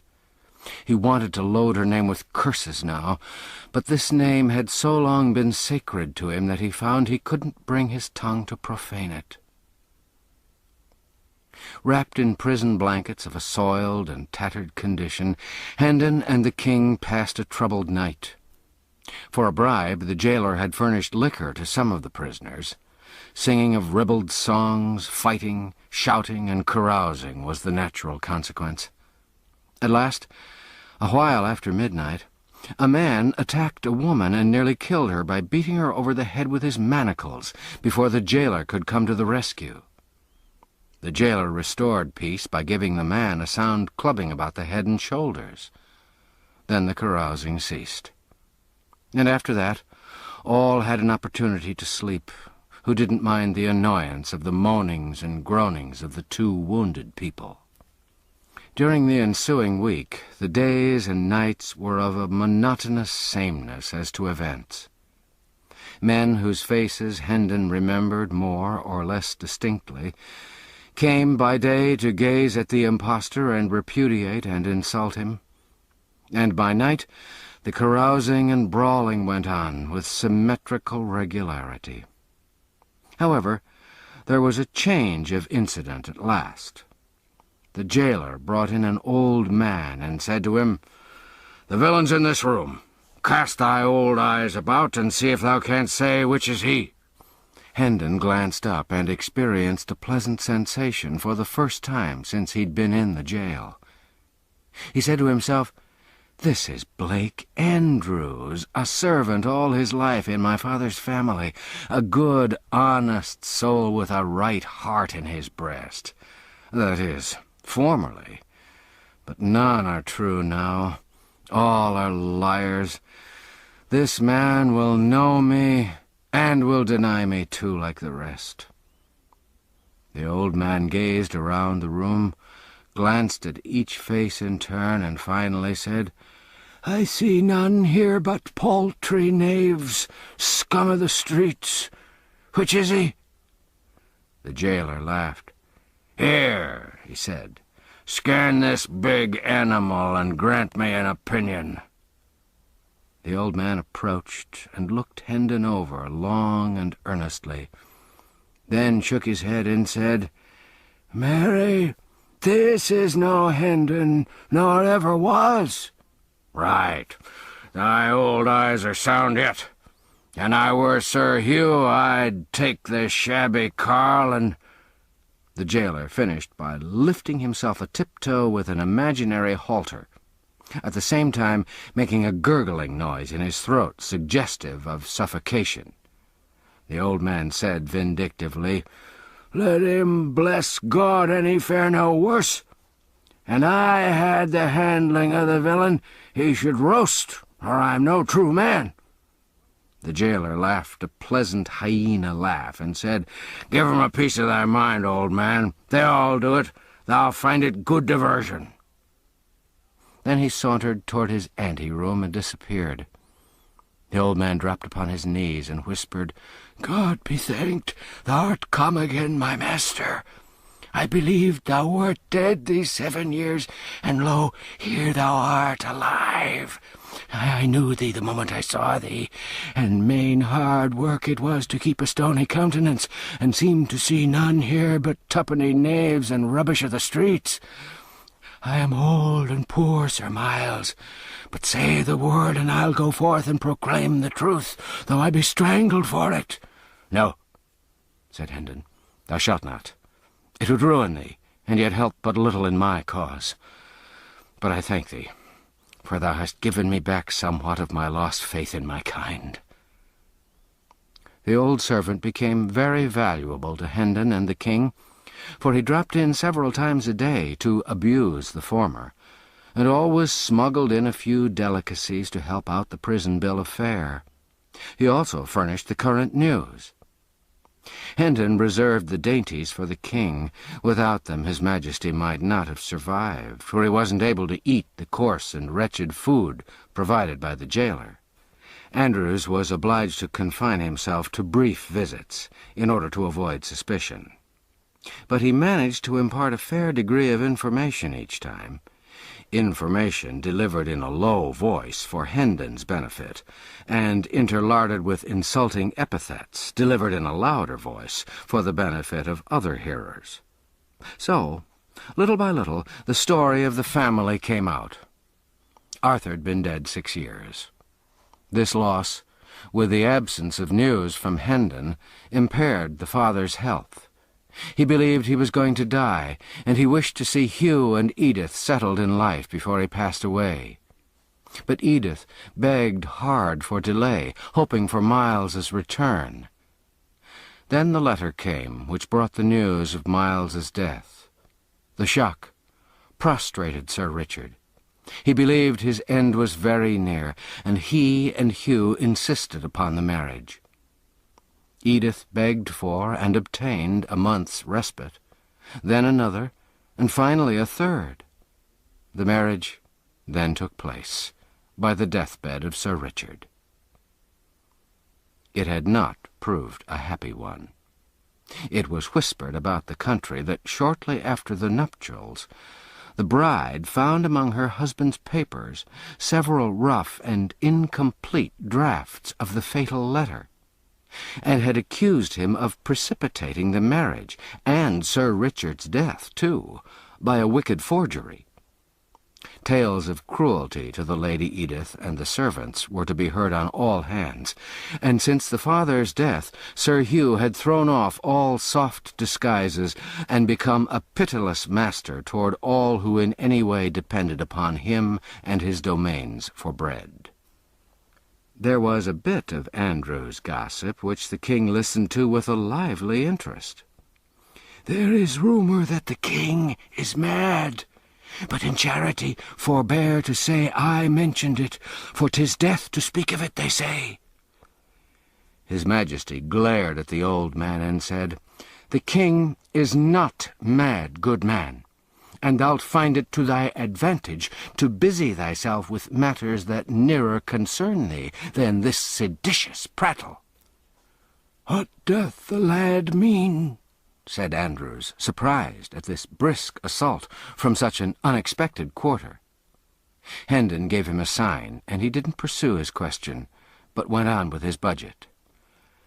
"The late king is to be buried at Windsor in a day or two, the 16th of the month, and the new king will be crowned at Westminster the 20th. "Methinks they must needs find him first," muttered his Majesty, then added confidently, "But they'll look to that, and so also shall I." "In the name of—" But the old man got no further. A warning sign from Hendon checked his remark. He resumed the thread of his gossip. "Sir Hugh goeth to the coronation, and with grand hopes. He confidently looketh to come back a peer, for he is high in favour with the Lord Protector." "What Lord Protector?" asked his Majesty. "His Grace the Duke of Somerset." "What Duke of Somerset?" "Marry, there is but one, Seymour, Earl of Hertford." The king asked sharply, "Since when is he a duke and Lord Protector?" "Since the last day of January." "And prithee, who made him so?" "Himself and the Great Council, with the help of the king." His Majesty started violently. "The king!" he cried. "What king, good sir?" "What king, indeed? God a mercy, what aileth the boy? Sith we have but one, 'tis not difficult to answer. His most sacred Majesty, King Edward VI, whom God preserve. Yea, and a dear and gracious little urchin is he too. And whether he be mad or no, and they say he mendeth daily, his praises are on all men's lips, and all bless him likewise, and offer prayers that he may be spared to reign long in England.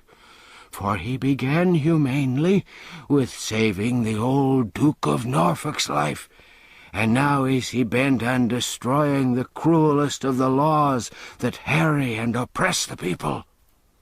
This news struck his Majesty dumb with amazement, and plunged him into so deep and dismal a reverie that he heard no more of the old man's gossip. He wondered if the little urchin was the beggar boy whom he left dressed in his own garments in the palace. It didn't seem possible that this could be, for surely his manners and speech would betray him if he pretended to be the Prince of Wales. Then he'd be driven out and search made for the true prince. Could it be that the court had set up some sprig of the nobility in his place? No, for his uncle wouldn't allow that.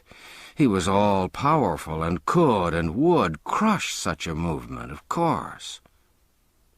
The boy's musings profited him nothing.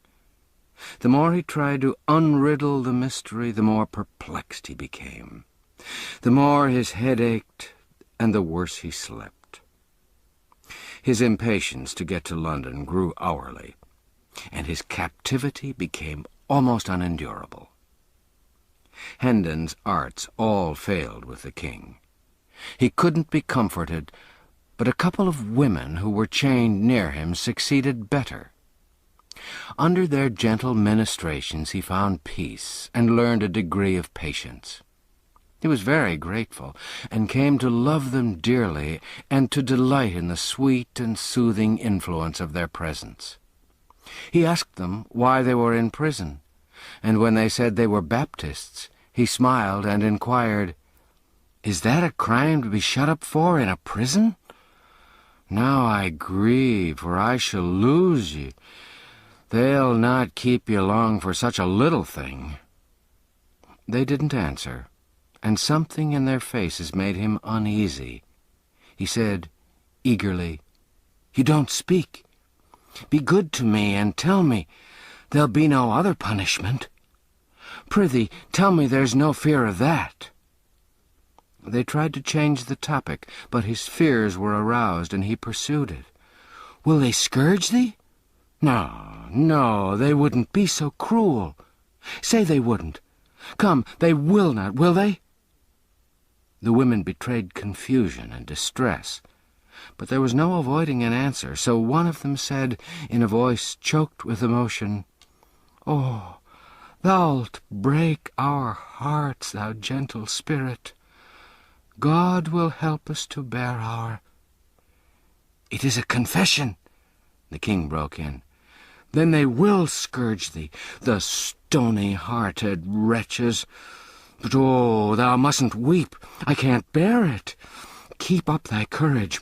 I shall come to my own in time to save thee from this bitter thing, and I'll do it." When the king awoke in the morning, the women were gone. "They're saved," he said joyfully, then added despondently, "But woe is me, for they were my comforters." Each of them had left a shred of ribbon pinned to his clothing in token of remembrance.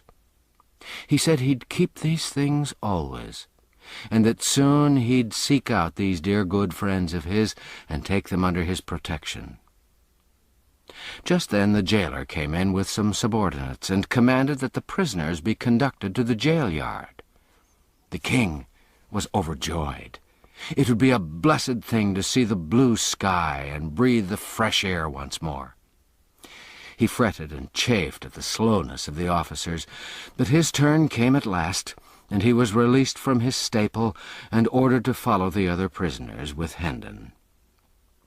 The court, or quadrangle, was stone-paved and open to the sky. The prisoners entered it through a massive archway of masonry, and were placed in file, standing with their backs against the wall. A rope was stretched in front of them, and they were also guarded by their officers. It was a chill and lowering morning, and a light snow, which had fallen during the night, whitened the great empty space, and added to the general dismalness of its aspect. Now and then a wintry wind shivered through the place, and sent the snow eddying hither and thither. In the center of the court stood two women chained to posts. A glance showed the king that these were his good friends. He shuddered and said to himself, "Alack, they're not gone free as I'd thought. To think that such as these should know the lash in England! Aye, there's the shame of it, not in heathenness, but Christian England. They'll be scourged, and I, whom they've comforted and kindly entreated, must look on and see the great wrong done. It's strange, so strange, that I, the very source of power in this broad realm, am helpless to protect them. But let these miscreants look well to themselves, for there's a day coming when I'll require of them a heavy reckoning for this work. For every blow they strike now, they shall feel 100 then." A great gate swung open, and a crowd of citizens poured in. They flocked around the two women and hid them from the king's view. A clergyman entered and passed through the crowd, and he also was hidden. The king now heard talking, back and forth, as if questions were being asked and answered, but he couldn't make out what was said. Next there was a deal of bustle and preparation, and much passing and repassing of officials through that part of the crowd that stood on the further side of the women. And while this proceeded, a deep hush gradually fell upon the people. Now, by command, the masses parted and fell aside, and the king saw a spectacle that froze the marrow in his bones. Faggots had been piled about the two women, and a kneeling man was lighting them. The women bowed their heads and covered their faces with their hands. The yellow flames began to climb upward among the snapping and crackling faggots, and wreaths of blue smoke to stream away on the wind. The clergyman lifted his hands and began a prayer. Just then 2 young girls came flying through the great gate, uttering piercing screams, and threw themselves upon the women at the stake. Instantly they were torn away by the officers, and one of them was kept in a tight grip. But the other broke loose, saying she'd die with her mother, and before she could be stopped she'd flung her arms about her mother's neck again. She was torn away once more, and with her gown on fire. 2 or 3 men held her, and the burning portion of her gown was snatched off and thrown flaming aside, she struggling all the while to free herself, and saying she would be alone in the world now, and begging to be allowed to die with her mother. Both the girls screamed continually and fought for freedom.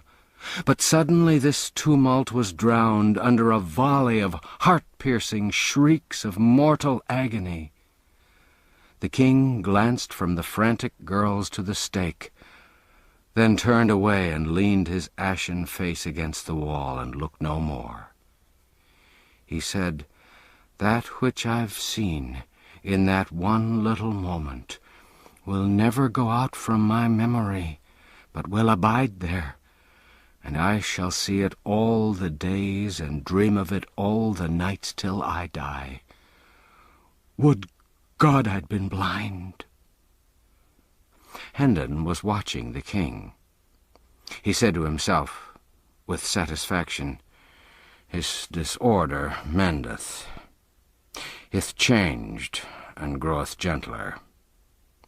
If he'd followed his wont, he would have stormed at these varlets and said he was king, and commanded that the women be turned loose unscathed. Soon his delusion will pass away and be forgotten, and his poor mind will be whole again. God speed the day.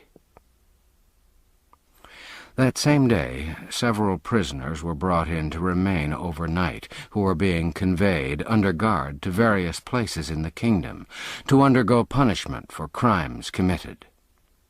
The king conversed with these. He had made it a point from the beginning to instruct himself for the kingly office by questioning prisoners whenever the opportunity offered. And the tale of their woes wrung his heart.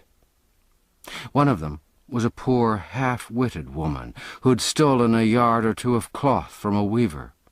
She was to be hanged for it. Another was a man who'd been accused of stealing a horse. He said the proof had failed, and he'd imagined that he was safe from the halter. But no, he was hardly free before he was arraigned for killing a deer in the king's park. This was proved against him, and now he was on his way to the gallows. There was a tradesman's apprentice whose case particularly distressed the king. This youth said he found a hawk one evening that had escaped from its owner, and he took it home with him, imagining himself entitled to it. But the court convicted him of stealing it, and sentenced him to death. The king was furious over these inhumanities, and wanted Hendon to break jail and fly with him to Westminster, so that he could mount his throne and hold out his sceptre in mercy over these unfortunate people, and save their lives. "Poor child," sighed Hendon, "these woeful tales have brought his malady upon him again. Alack, but for this evil hap he would have been well in a little time." Among these prisoners was an old lawyer, a man with a strong face and a dauntless mien. 3 years past, He'd written a pamphlet against the Lord Chancellor, accusing him of injustice, and had been punished for it by the loss of his ears in the pillory and degradation from the bar, and in addition had been fined £3,000 and sentenced to imprisonment for life. Lately, he'd repeated his offence, and in consequence was now under sentence to lose what remained of his ears, pay a fine of £5,000, be branded on both cheeks, and remain in prison for life. "These be honourable scars," he said, and turned back his grey hair and showed the mutilated stubs of what had once been his ears. The king's eye burned with passion. He said, "None believe in me, neither wilt thou. But no matter, within the compass of a month thou shalt be free. And more, the laws that have dishonoured thee and shamed the English name shall be swept from the statute books. The world is made wrong. Kings should go to school to their own laws at times, and so learn mercy."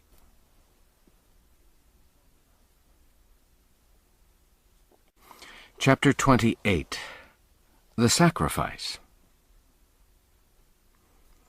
Meantime, Miles was growing sufficiently tired of confinement and inaction.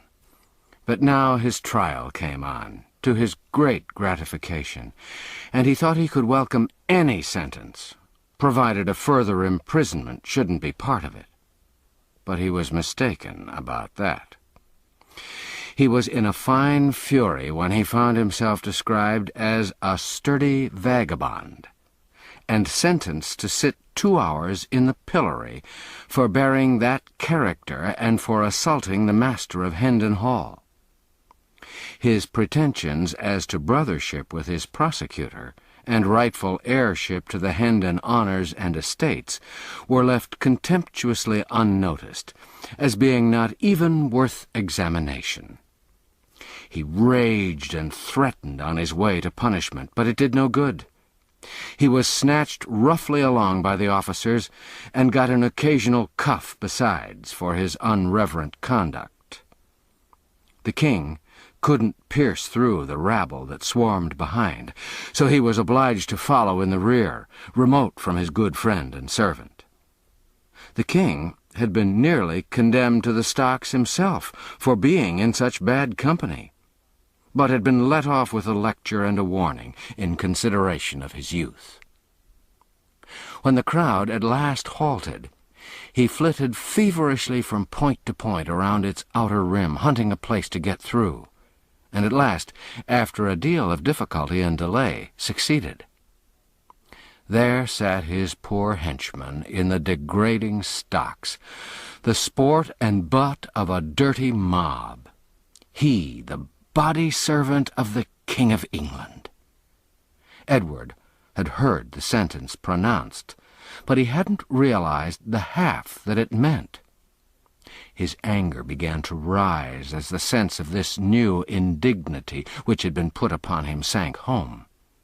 It jumped to summer heat the next moment when he saw an egg sail through the air and crush itself against Hendon's cheek, and heard the crowd roar its enjoyment of the episode. He sprang across the open circle and confronted the officer in charge, crying, "For shame! This is my servant. Set him free.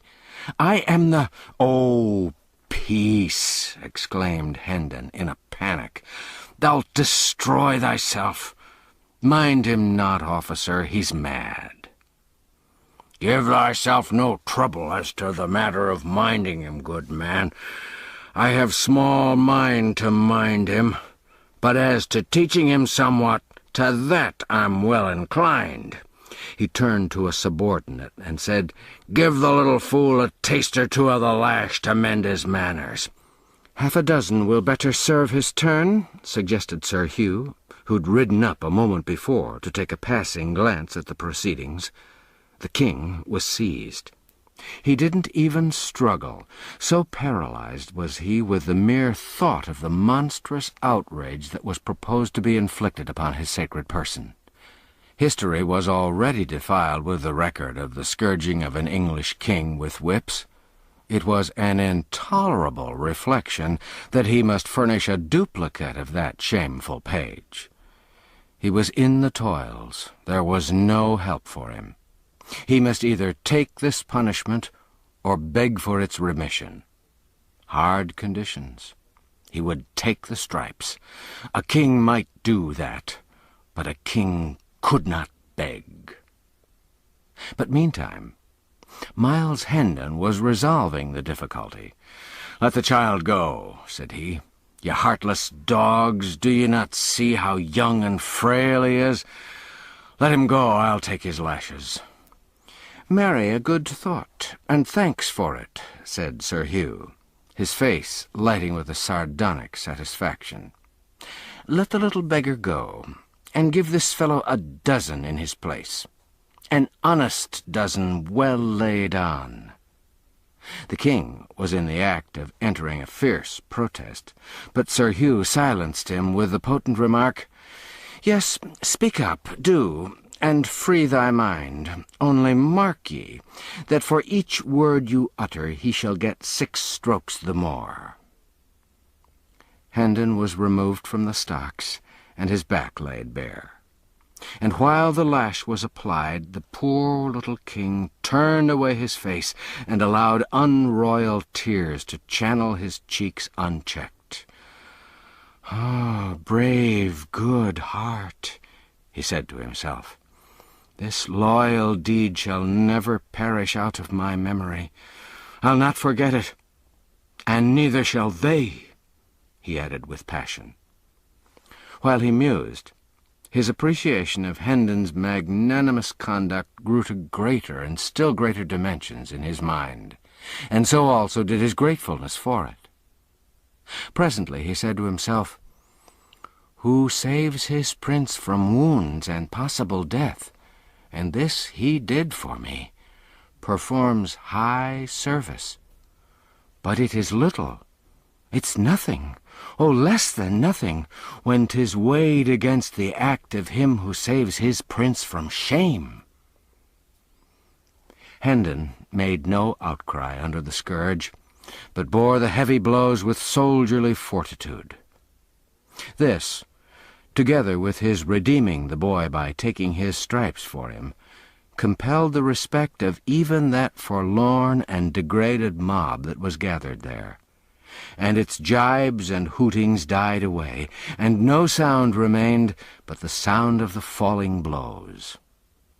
The stillness that pervaded the place when Hendon found himself once more in the stocks was in strong contrast with the insulting clamour which had prevailed there so little a while before. The king came softly to Hendon's side and whispered in his ear, "Kings cannot ennoble thee, thou good great soul, for one who is higher than kings hath done that for thee. But a king can confirm thy nobility to men." He picked up the scourge from the ground, touched Hendon's bleeding shoulders lightly with it, and whispered, "Edward of England dubs thee Earl." Hendon was touched. The water welled to his eyes, yet at the same time the grisly humour of the situation and circumstances so undermined his gravity that it was all he could do to keep some sign of his inward mirth from showing outside. To be suddenly hoisted, naked and gory, from the common stocks to the alpine altitude and splendour of an earldom seemed to him the last possibility in the line of the grotesque. He said to himself, "Now am I finely tinselled indeed. The spectre knight of the kingdom of dreams and shadows is become a spectre earl. A dizzy flight for a callow wing. And this go on, I'll presently be hung like a very maypole, with fantastic gods and make-believe honours. But I'll value them, all valueless as they are, for the love that doth bestow them. Better these poor mock dignities of mine that come unasked from a clean hand and a right spirit, than real ones bought by servility from grudging and interested power.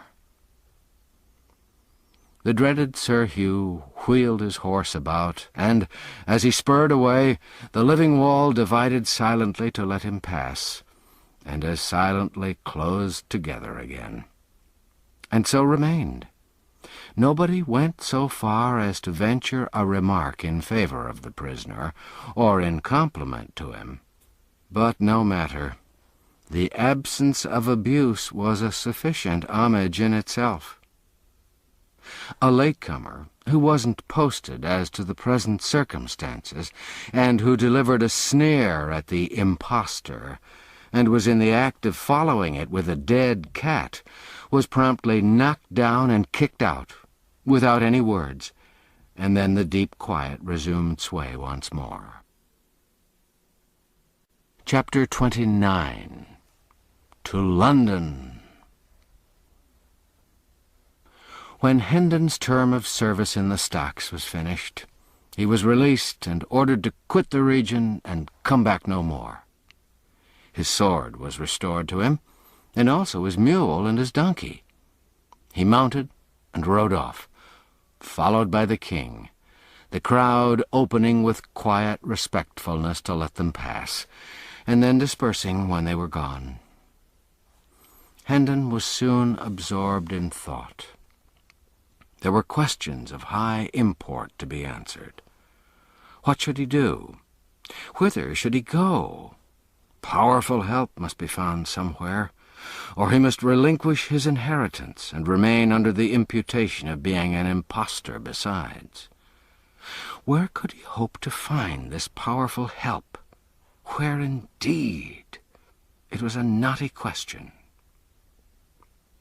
By and by a thought occurred to him which pointed to a possibility, the slenderest of slender possibilities certainly, but still worth considering, for lack of any other that promised anything at all. He remembered what old Andrews had said about the young king's goodness, and his generous championship of the wronged and the unfortunate. Why not go and try to get speech of him and beg for justice? Ah, yes, but could so fantastic a pauper get admission to the august presence of a monarch? Never mind, let that matter take care of itself. It was a bridge that wouldn't need to be crossed till he should come to it. He was an old campaigner, and used to inventing shifts and expedients. No doubt he'd be able to find a way. Yes, he'd strike for the capital. Maybe his father's old friend Sir Humphrey Marlowe would help him. Good old Sir Humphrey, head lieutenant of the late King's kitchen or stables or something. Miles couldn't remember just what or which.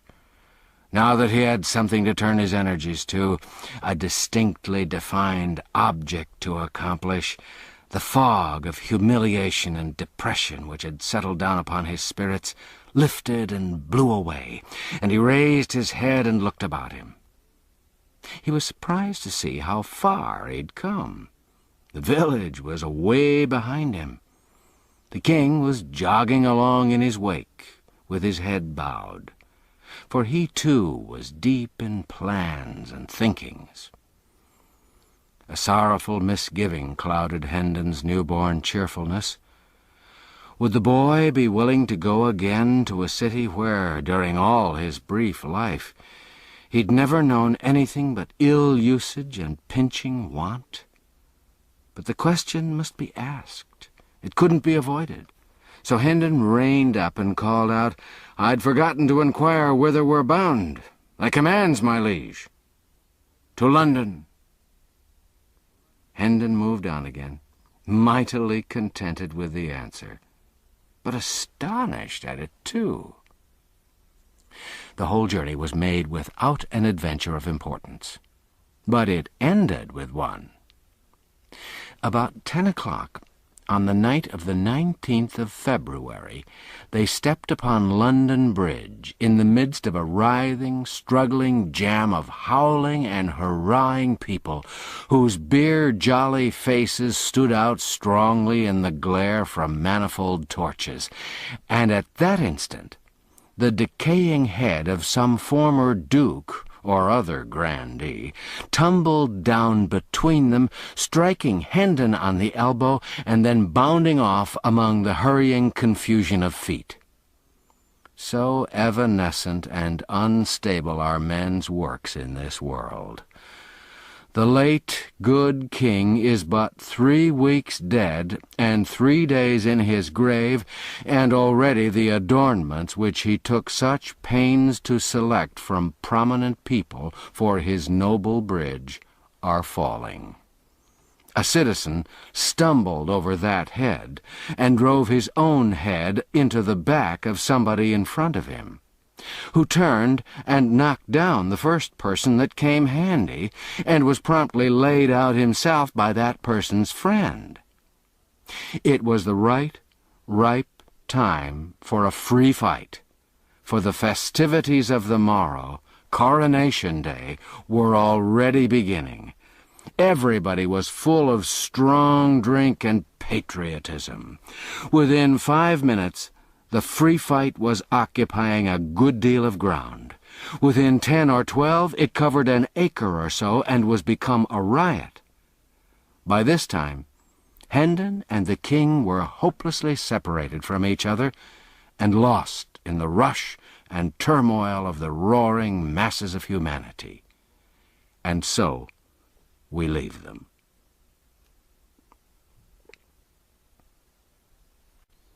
Chapter 30. Tom's Progress.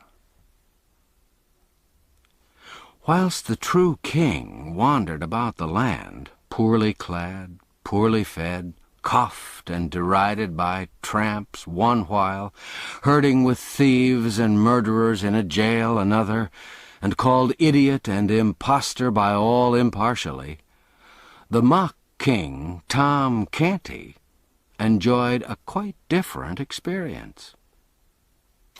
When we saw him last, royalty was just beginning to have a bright side for him. This bright side went on brightening more and more every day. In a very little while it was become almost all sunshine and delightfulness. He lost his fears, his misgivings faded out and died, his embarrassments departed and gave place to an easy and confident bearing.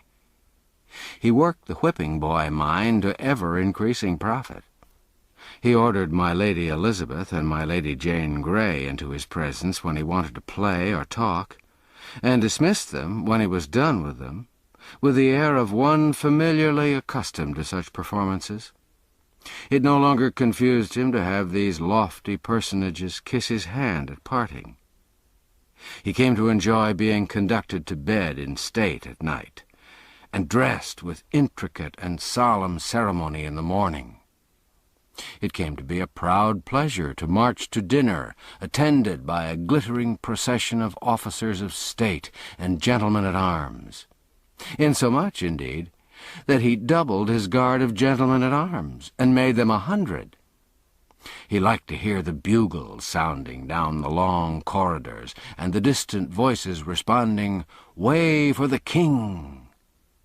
He even learned to enjoy sitting in throned state in council, and seeming to be something more than the Lord Protector's mouthpiece. He liked to receive great ambassadors and their gorgeous trains, and listen to the affectionate messages they brought from illustrious monarchs, who called him brother. Oh, happy Tom Canty, late of awful court! He enjoyed his splendid clothes, and ordered more. He found his 400 servants too few for his proper grandeur, and trebled them. The adulation of salaaming courtiers came to be sweet music to his ears. He remained kind and gentle, and a sturdy and determined champion of all that were oppressed, and he made tireless war upon unjust laws. Yet, upon occasion, being offended, he could turn upon an earl or even a duke and give him a look that would make him tremble.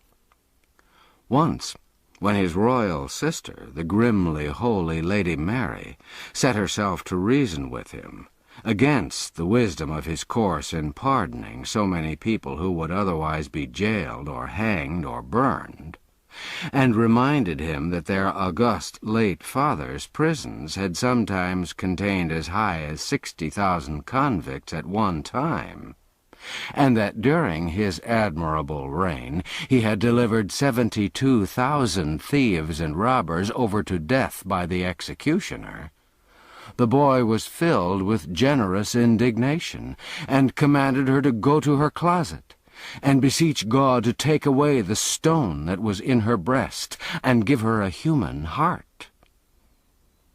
Did Tom Canty never feel troubled about the poor little rightful prince, who'd treated him so kindly, and flown out with such hot zeal to avenge him upon the insolent sentinel at the palace gate?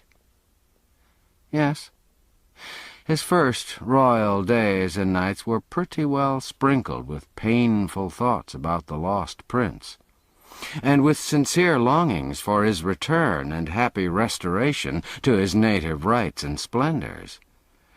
But as time wore on, and the prince didn't come, Tom's mind became more and more occupied with his new and enchanting experiences, and by little and little the vanished monarch faded almost out of his thoughts. And finally, when he did intrude upon them at intervals, he was become an unwelcome spectre, for he made Tom feel guilty and ashamed.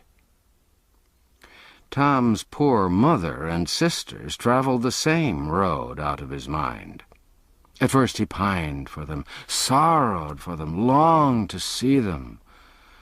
But later, the thought of their coming some day, in their rags and dirt, and betraying him with their kisses, and pulling him down from his lofty place, and dragging him back to penury and degradation and the slums, made him shudder.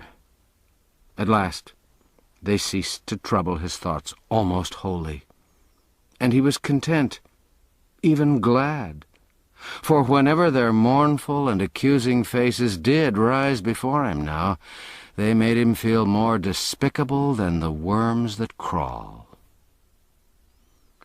At midnight of the 19th of February, Tom Canty was sinking to sleep in his rich bed in the palace, guarded by his loyal vassals and surrounded by the pomps of royalty, a happy boy. For tomorrow was the day appointed for his solemn crowning as the King of England. At that same hour, Edward, the true king, hungry and thirsty, soiled and draggled, worn with travel and clothed in rags and shreds, his share of the results of the riot, was wedged in among a crowd of people who were watching with deep interest certain hurrying gangs of workmen who streamed in and out of Westminster Abbey, busy as ants. They were making the last preparation for the royal coronation.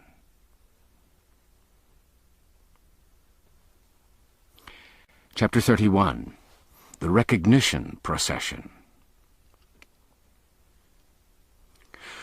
When Tom Canty awoke the next morning, the air was heavy with a thunderous murmur. All the distances were charged with it. It was music to him, for it meant that the English world was out in its strength to give loyal welcome to the great day. Presently, Tom found himself once more the chief figure in a wonderful floating pageant on the Thames, for by ancient custom the recognition procession through London must start from the Tower, and he was bound thither. When he arrived there, the sides of the venerable fortress seemed suddenly rent in 1,000 places, and from every rent leaped a red tongue of flame and a white gush of smoke. A deafening explosion followed, which drowned the shoutings of the multitude and made the ground tremble. The flame jets, the smoke, and the explosions were repeated over and over again with marvelous celerity, so that in a few moments the old tower disappeared in the vast fog of its own smoke, all but the very top of the tall pile called the White Tower. This, with its banners, stood out above the dense bank of vapor as a mountain peak projects above a cloud rack. Tom Canty, splendidly arrayed, mounted a prancing war steed, whose rich trappings almost reached to the ground. His uncle, the Lord Protector Somerset, similarly mounted, took place in his rear. The King's Guard formed in single ranks on either side, clad in burnished armor. After the Protector followed a seemingly interminable procession of resplendent nobles, attended by their vassals. After these came the Lord Mayor and the aldermanic body, in crimson velvet robes, and with their gold chains across their breasts. And after these, the officers and members of all the guilds of London, in rich raiment and bearing the showy banners of the several corporations. Also in the procession, as a special guard of honor through the city, was the Ancient and Honorable Artillery Company, an organization already 300 years old at that time, and the only military body in England possessing the privilege, which it still possesses in our day, of holding itself independent of the commands of Parliament. It was a brilliant spectacle, and was hailed with acclamations all along the line as it took its stately way through the packed multitudes of citizens. The chronicler says, "The king, as he entered the city, was received by the people with prayers, welcomings, cries, and tender words, and all signs which argue an earnest love of subjects toward their sovereign. And the king, by holding up his glad countenance to such as stood afar off, and most tender language to those that stood nigh his grace, showed himself no less thankful to receive the people's goodwill than they to offer it. To all that wished him well, he gave thanks. To such as bade, 'God save his grace,' he said in return, 'God save you all,' and added that he thanked them with all his heart. Wonderfully transported were the people with the loving answers and gestures of their king." In Fenchurch Street, a fair child in costly apparel stood on a stage to welcome his Majesty to the city. The last verse of his greeting was in these words: "Welcome, O King, as much as hearts can think. Welcome again as much as tongue can tell. Welcome to joyous tongues and hearts that will not shrink. God thee preserve, we pray, and wish thee ever well." The people burst forth in a glad shout, repeating with one voice what the child had said. Tom Canty gazed abroad over the surging sea of eager faces, and his heart swelled with exultation, and he felt that the one thing worth living for in this world was to be a king and a nation's idol. Presently he caught sight, at a distance, of a couple of his ragged offal court comrades, one of them the Lord High Admiral in his late mimic court, the other the First Lord of the Bedchamber in the same pretentious fiction, and his pride swelled higher than ever. Oh, if they could only recognize him now! What unspeakable glory it would be if they could recognize him and realize that the derided mock king of the slums and back alleys was become a real king, with illustrious dukes and princes for his humble menials, and the English world at his feet. But he had to deny himself and choke down his desire, for such a recognition might cost more than it would come to. So he turned away his head and left the two soiled lads to go on with their shoutings and glad adulations, unsuspicious of whom it was they were lavishing them upon. Every now and then rose the cry, "A largesse! A largesse!" and Tom responded by scattering a handful of bright new coins abroad for the multitude to scramble for. The chronicler says, "At the upper end of Gracechurch Street, before the sign of the Eagle, the city had erected a gorgeous arch, beneath which was a stage, which stretched from one side of the street to the other. This was a historical pageant, representing the king's immediate progenitors. There sat Elizabeth of York in the midst of an immense white rose, whose petals formed elaborate furbelows around her. By her side was Henry VII, issuing out of a vast red rose, disposed in the same manner. The hands of the royal pair were locked together, and the wedding ring ostentatiously displayed. From the red and white roses proceeded a stem, which reached up to a second stage occupied by Henry VIII, issuing from a red and white rose, with the effigy of the new king's mother, Jane Seymour, represented by his side.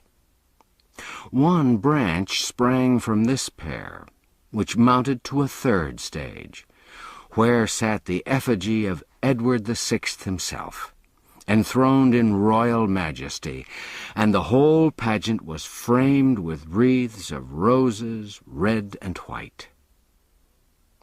This quaint and gaudy spectacle so wrought upon the rejoicing people that their acclamations utterly smothered the small voice of the child, whose business it was to explain the thing in eulogistic rhymes.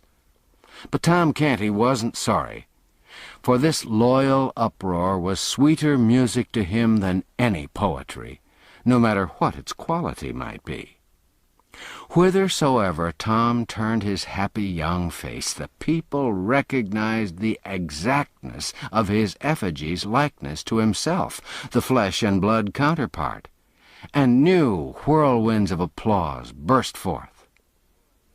The great pageant moved on, and still on, under one triumphal arch after another, and past a bewildering succession of spectacular and symbolical tableaus, each of which typified and exalted some virtue or talent or merit of the little kings.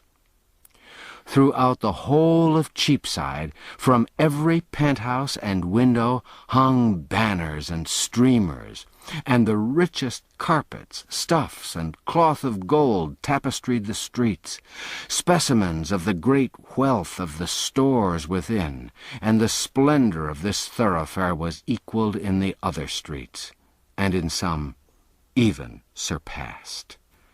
And all these wonders, all these marvels are to welcome me, murmured Tom Canty. The mock king's cheeks were flushed with excitement, his eyes were flashing, his senses swam in a delirium of pleasure. At this point, just as he was raising his hand to fling another rich largesse, he caught sight of a pale, astounded face which was strained forward out of the second rank of the crowd, its intense eyes riveted upon him. A sickening consternation struck through him. He recognized his mother, and up flew his hand, palm outward, before his eyes, that old involuntary gesture born of a forgotten episode and perpetuated by habit. In an instant more she'd torn her way out of the press and past the guards and was at his side. She embraced his leg, she covered it with kisses, she cried, "Oh, my child, my darling!" lifting toward him a face that was transfigured with joy and love. The same instant, an officer of the king's guard snatched her away with a curse and sent her reeling back whence she came with a vigorous impulse from his strong arm. The words, "I do not know you, woman," were falling from Tom Canty's lips when this piteous thing occurred. But it smote him to the heart to see her treated so, and as she turned for a last glimpse of him, whilst the crowd was swallowing her from his sight, she seemed so wounded, so broken-hearted, that a shame fell upon him which consumed his pride to ashes and withered his stolen royalty. His grandeurs were stricken valueless. They seemed to fall away from him like rotten rags. The procession moved on, and still on, through ever-augmenting splendors and ever-augmenting tempests of welcome. But to Tom Canty they were as if they hadn't been. He neither saw nor heard. Royalty had lost its grace and sweetness. Its pomps were become a reproach. Remorse was eating his heart out. He said, "Would God I were free of my captivity." He'd unconsciously dropped back into the phraseology of the first days of his compulsory greatness. The shining pageant still went winding like a radiant and interminable serpent down the crooked lanes of the quaint old city and through the huzzaing hosts. But still the king rode with bowed head and vacant eyes, seeing only his mother's face and that wounded look in it. "Largesse! Largesse!" the cry fell upon an unheeding ear. "Long live Edward of England!" It seemed as if the earth shook with the explosion, but there was no response from the king. He heard it only as one hears the thunder of the surf when it's blown to the ear out of a great distance, for it was smothered under another sound which was still nearer, in his own breast, in his accusing conscience, a voice which kept repeating those shameful words, "I do not know you, woman."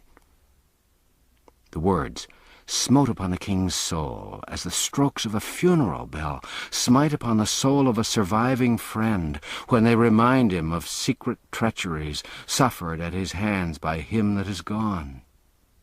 New glories were unfolded at every turning. New wonders, new marvels sprung into view. The pent clamours of waiting batteries were released. New raptures poured from the throats of the waiting multitudes, but the king gave no sign, and the accusing voice that went moaning through his comfortless breast was all the sound he heard. By and by the gladness in the faces of the populace changed a little, and became touched with a something like solicitude or anxiety. An abatement in the volume of applause was observable too. The Lord Protector was quick to notice these things. He was as quick to detect the cause. He spurred to the king's side, bent low in his saddle, uncovered, and said, "My liege, it is an ill time for dreaming. The people observe thy downcast head, thy clouded mien, and they take it for an omen. Be advised, unveil the sun of royalty, and let it shine upon these boding vapours and disperse them. Lift up thy face and smile upon the people." So saying, the duke scattered a handful of coins to right and left, then retired to his place. The mock king did mechanically as he'd been bidden. His smile had no heart in it, but few eyes were near enough or sharp enough to detect that. The noddings of his plumed head as he saluted his subjects were full of grace and graciousness. The largesse which he delivered from his hand was royally liberal.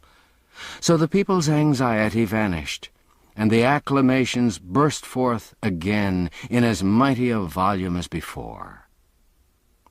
Still once more, a little before the progress was ended, the Duke was obliged to ride forward and make remonstrance. He whispered, "O dread sovereign, shake off these fatal humours. The eyes of the world are upon thee." Then he added with sharp annoyance, "Perdition catch that crazy Pauper! 'Twas she that hath disturbed your highness." the gorgeous figure turned a lustreless eye upon the Duke and said in a dead voice, "She was my mother." "My God!"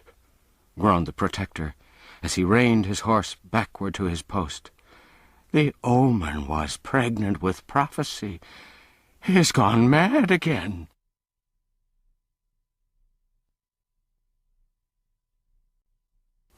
Chapter 32. Coronation Day. Let's go backward a few hours and place ourselves in Westminster Abbey at 4 o'clock in the morning of this memorable Coronation Day. We're not without company, for although it's still night, we find the torch-lighted galleries already filling up with people who are well content to sit still and wait 7 or 8 hours till the time shall come for them to see what they may not hope to see twice in their lives, the coronation of a king. Yes, London and Westminster have been astir ever since the warning guns boomed at 3 o'clock. And already crowds of untitled rich folk, who've bought the privilege of trying to find sitting room in the galleries, are flocking in at the entrances reserved for their sort. The hours drag along, tediously enough. All stir has ceased for some time, for every gallery's long ago been packed. We may sit now and look and think at our leisure. We have glimpses here and there and yonder, through the dim cathedral twilight, of portions of many galleries and balconies, wedged full with people, the other portions of these galleries and balconies being cut off from sight by intervening pillars and architectural projections. We have in view the whole of the great north transept, empty and waiting for England's privileged ones.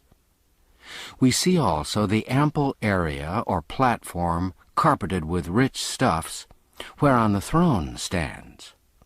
The throne occupies the center of the platform, and is raised above it upon an elevation of 4 steps.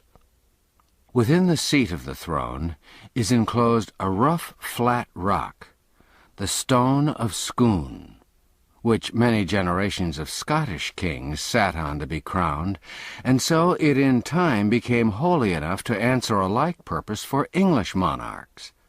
Both the throne and its footstool are covered with cloth of gold. Stillness reigns, the torches blink dully, the time drags heavily.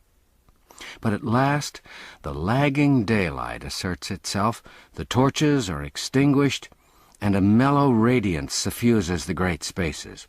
All features of the noble building are distinct now, but soft and dreamy, for the sun is lightly veiled with clouds. At 7 o'clock, the first break in the drowsy monotony occurs, for on the stroke of this hour, the first peeress enters the transept, clothed like Solomon for splendor, and is conducted to her appointed place by an official clad in satins and velvets, whilst a duplicate of him gathers up the lady's long train, follows after, and, when the lady's seated, arranges the train across her lap for her. He then places her footstool according to her desire, after which he puts her coronet where it'll be convenient to her hand when the time for the simultaneous coroneting of the nobles shall arrive. By this time, the peeresses are flowing in a glittering stream, and satin-clad officials are flitting and glinting everywhere, seating them and making them comfortable. The scene's animated enough now. There's stir and life and shifting color everywhere. After a time, quiet reigns again, for the peeresses are all come, and are all in their places. A solid acre or such a matter of human flowers, resplendent in variegated colors, and frosted like a Milky Way with diamonds. There are all ages here, brown, wrinkled, white-haired dowagers who are able to go back and still back down the stream of time and recall the crowning of Richard III and the troublous days of that old forgotten age. and there are handsome middle-aged dames, and lovely and gracious young matrons, and gentle and beautiful young girls with beaming eyes and fresh complexions, who may possibly put on their jeweled coronets awkwardly when the great time comes, for the matter'll be new to them, and their excitement'll be a sore hindrance. Still, this may not happen, for the hair of all these ladies has been arranged with a special view to the swift and successful lodging of the crown in its place, when the signal comes. We've seen that this massed array of peeresses is sewn thick with diamonds, and we also see that it's a marvelous spectacle. But now we're about to be astonished in earnest. About 9, the clouds suddenly break away, and a shaft of sunshine cleaves the mellow atmosphere and drifts slowly along the ranks of ladies. And every rank it touches flames into a dazzling splendor of many-colored fires, and we tingle to our fingertips with the electric thrill that's shot through us by the surprise and the beauty of the spectacle. Presently, a special envoy from some distant corner of the Orient, marching with the general body of foreign ambassadors, crosses this bar of sunshine, and we catch our breath.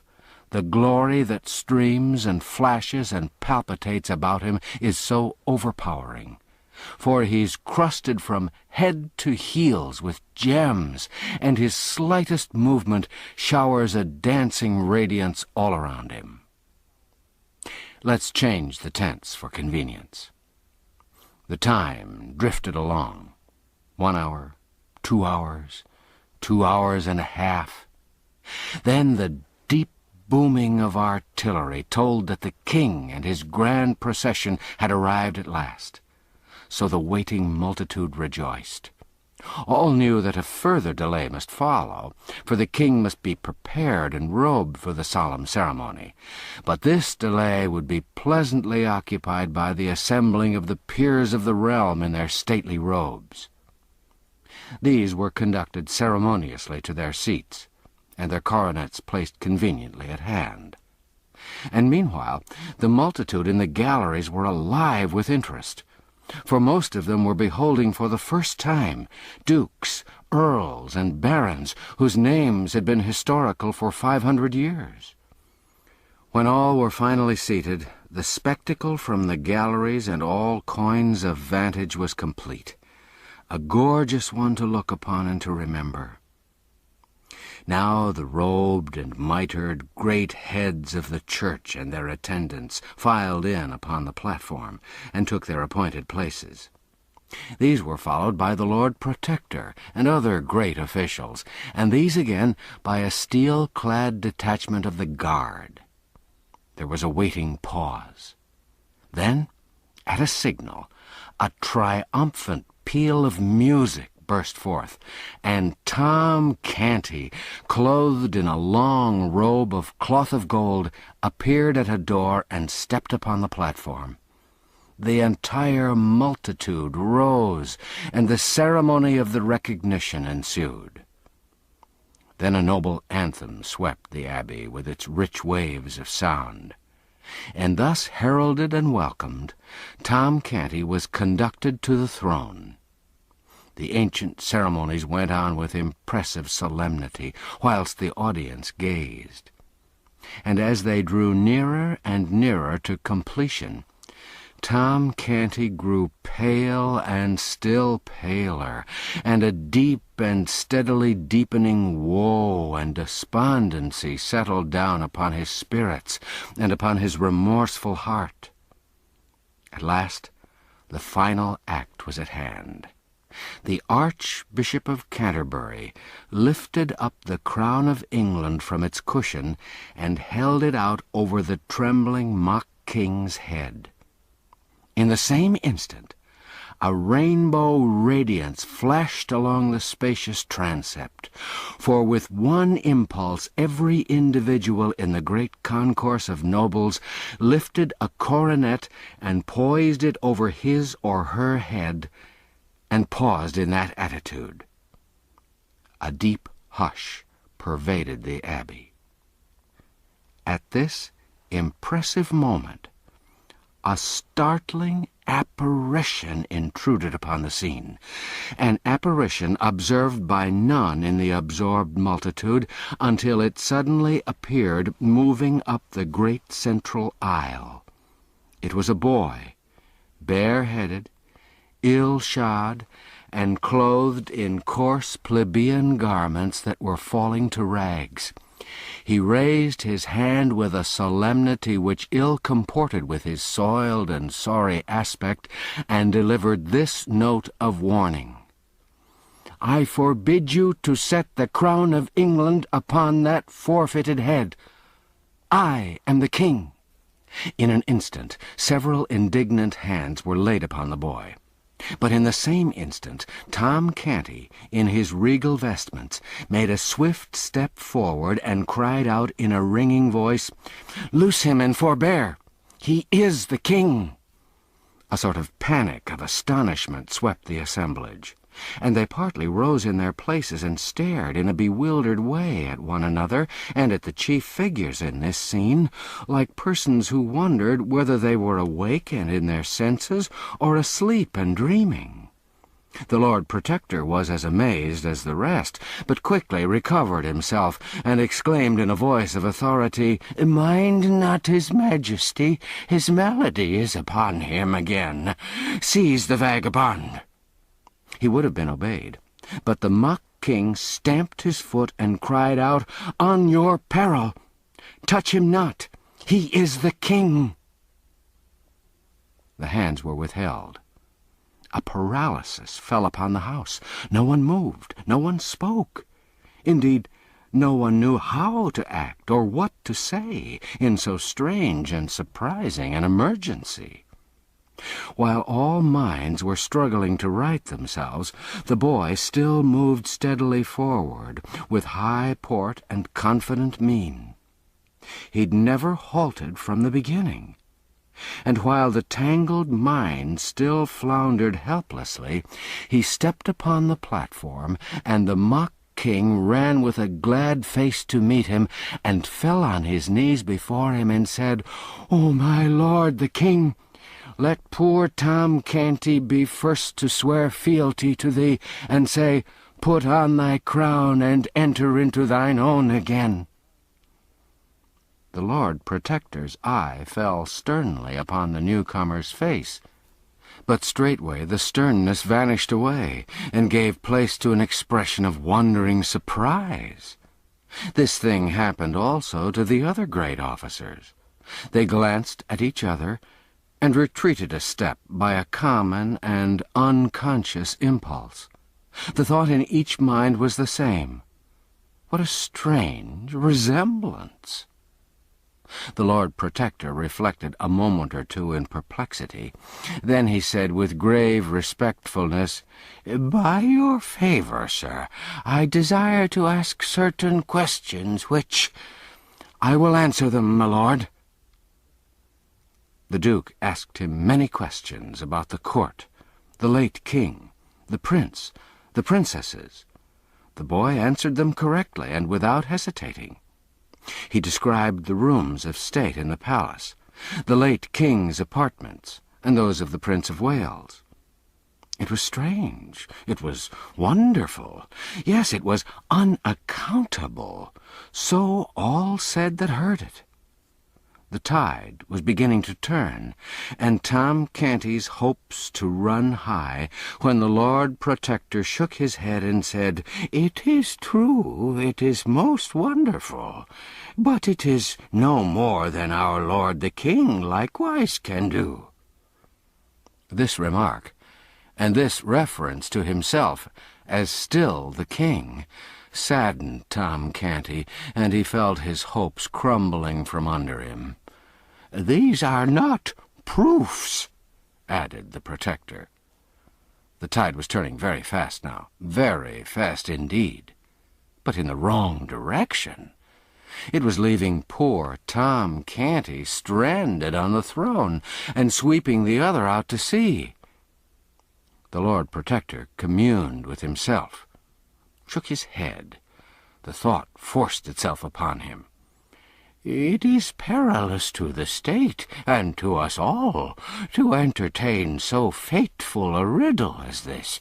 It could divide the nation and undermine the throne."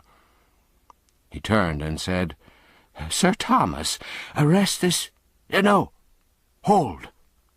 His face lighted, and he confronted the ragged candidate with this question: "Where lieth the Great Seal? Answer me this truly, and the riddle is unriddled.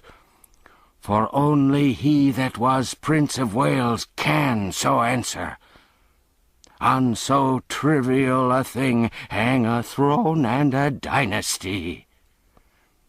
It was a lucky thought, a happy thought. That it was so considered by the great officials was manifested by the silent applause that shot from eye to eye around the circle, in the form of bright, approving glances. Yes, none but the true prince could dissolve the stubborn mystery of the vanished Great Seal.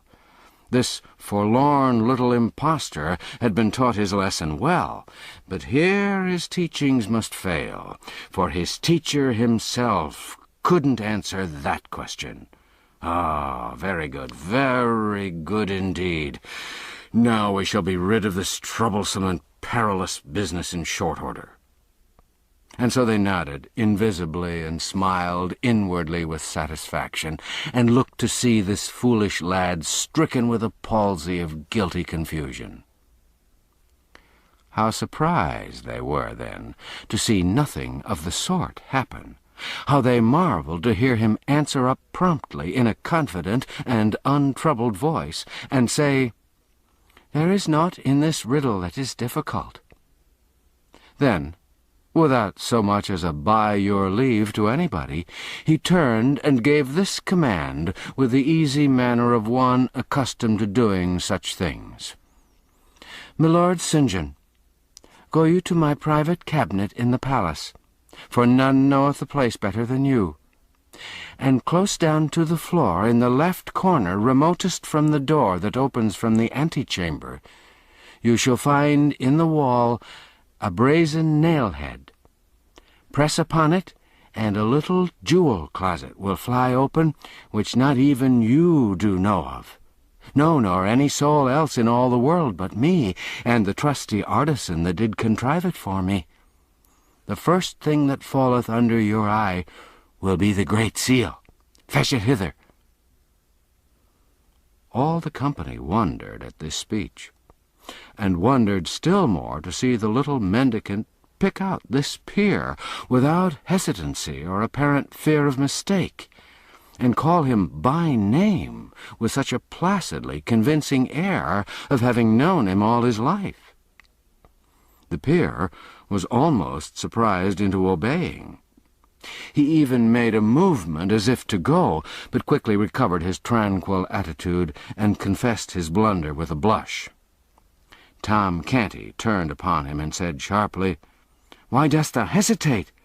Hast not heard the king's command? Go!"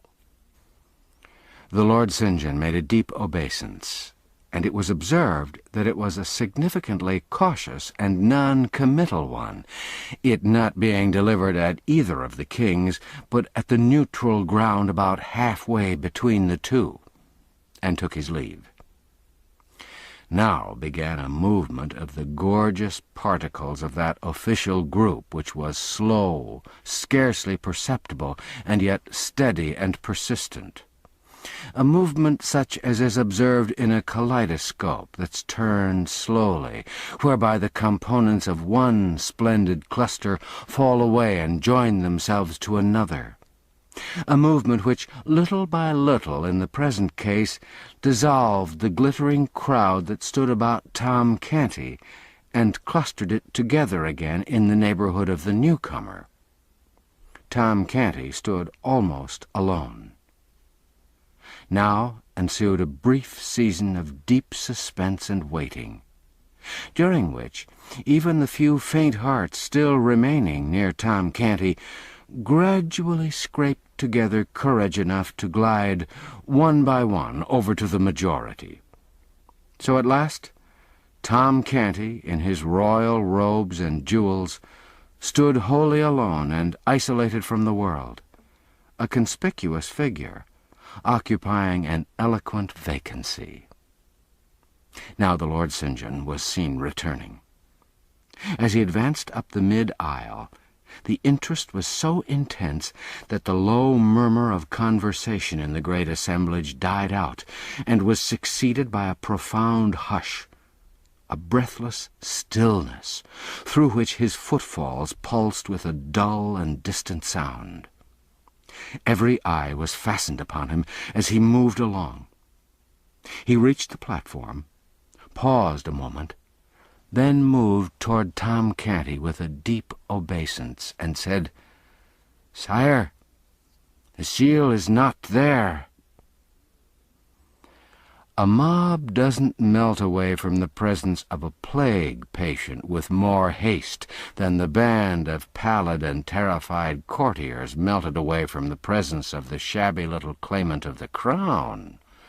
In a moment he stood all alone, without friend or supporter, a target upon which was concentrated a bitter fire of scornful and angry looks.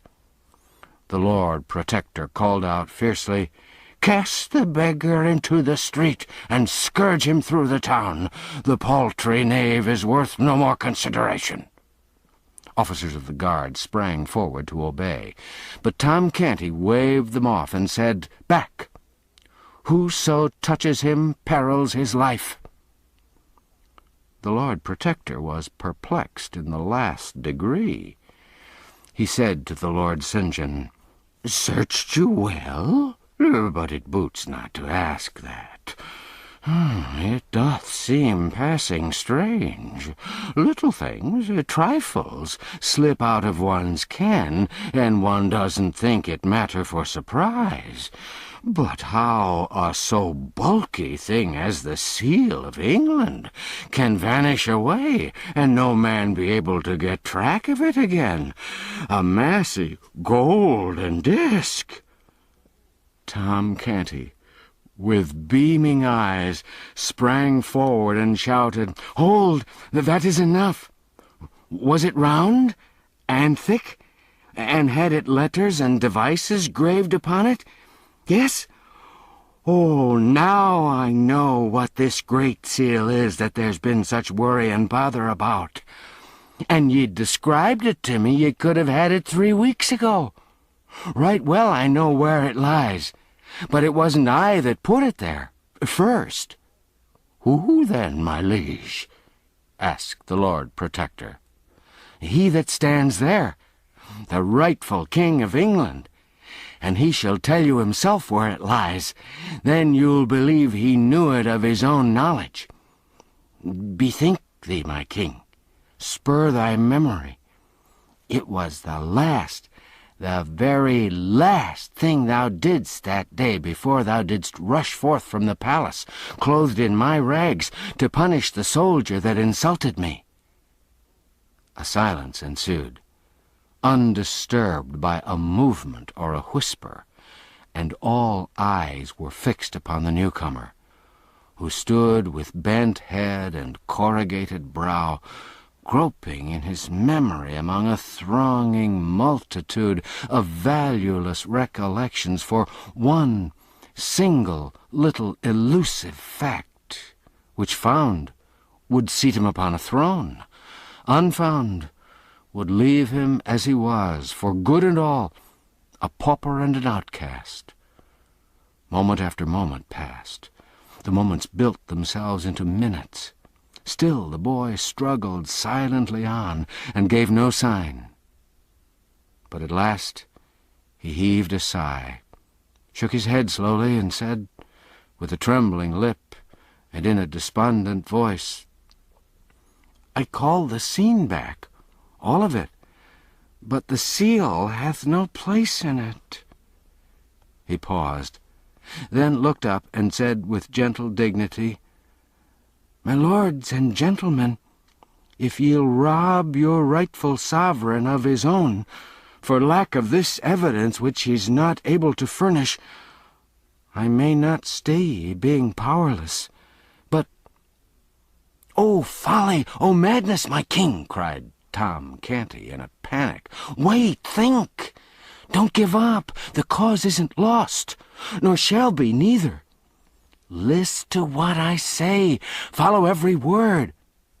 I'm going to bring that morning back again, every hap just as it happened. We talked. I told you of my sisters, Nan and Beth. Ah, yes, you remember that. And about mine old grandam, and the rough games of the lads of Awful Court. Yes, you remember these things also. Very well. Follow me still. You shall recall everything. You gave me food and drink, and did with princely courtesy send away the servants, so that my low breeding might not shame me before them. Ah, yes, this also you remember."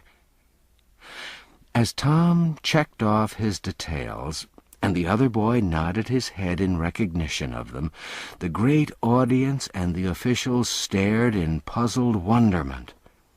The tale sounded like true history, yet how could this impossible conjunction between a prince and a beggar boy have come about?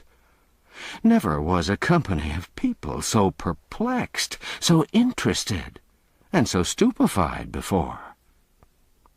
For a jest, my prince, we did exchange garments.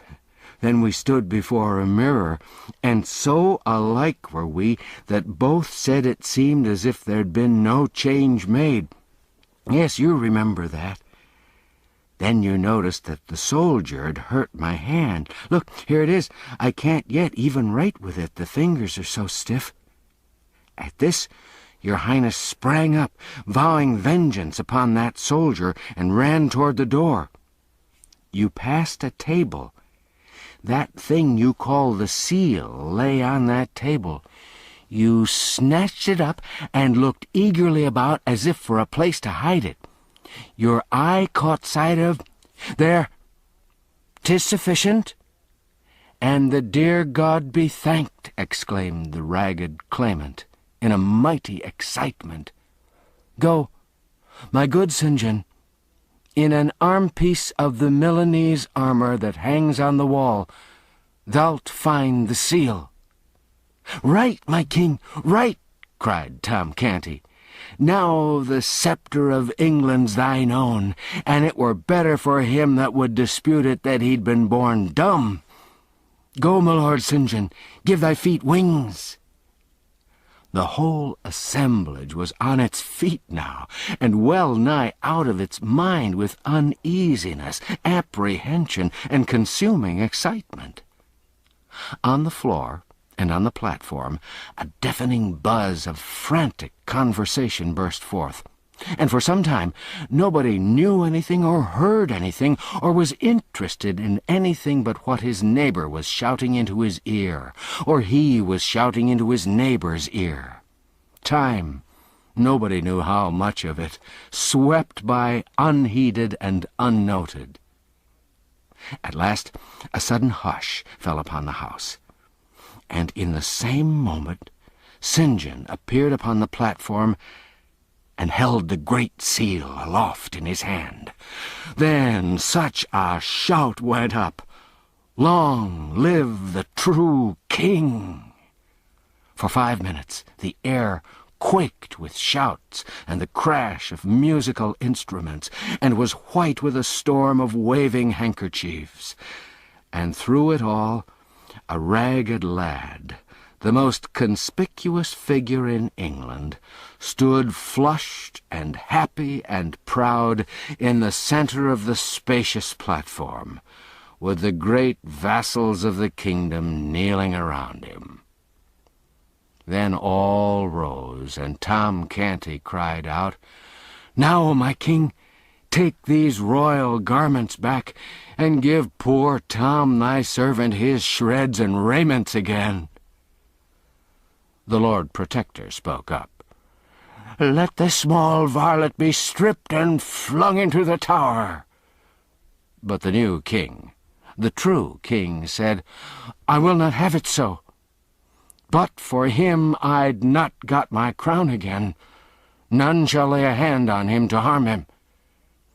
And as for thee, my good uncle, my lord protector, this conduct of thine is not grateful toward this poor lad, for I hear he hath made thee a duke." The protector blushed. "Yet he was not a king.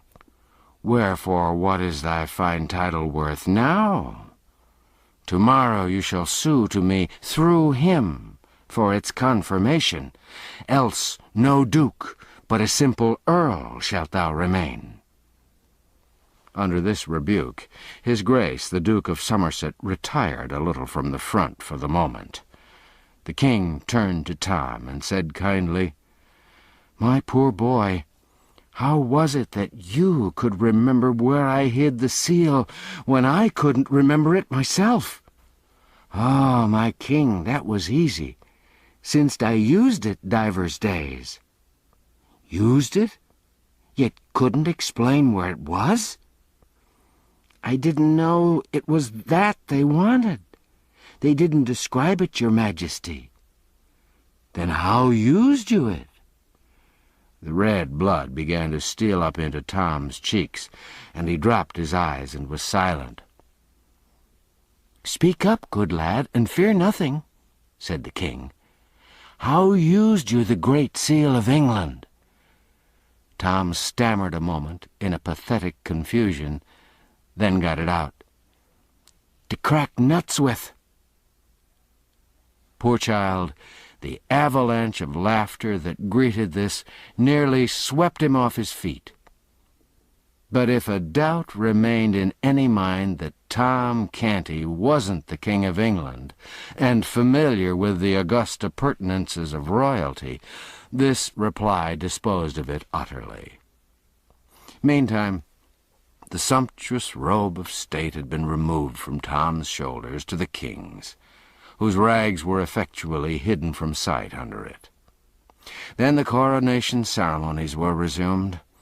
The true king was anointed, and the crown set upon his head, whilst cannon thundered the news to the city, and all London seemed to rock with applause.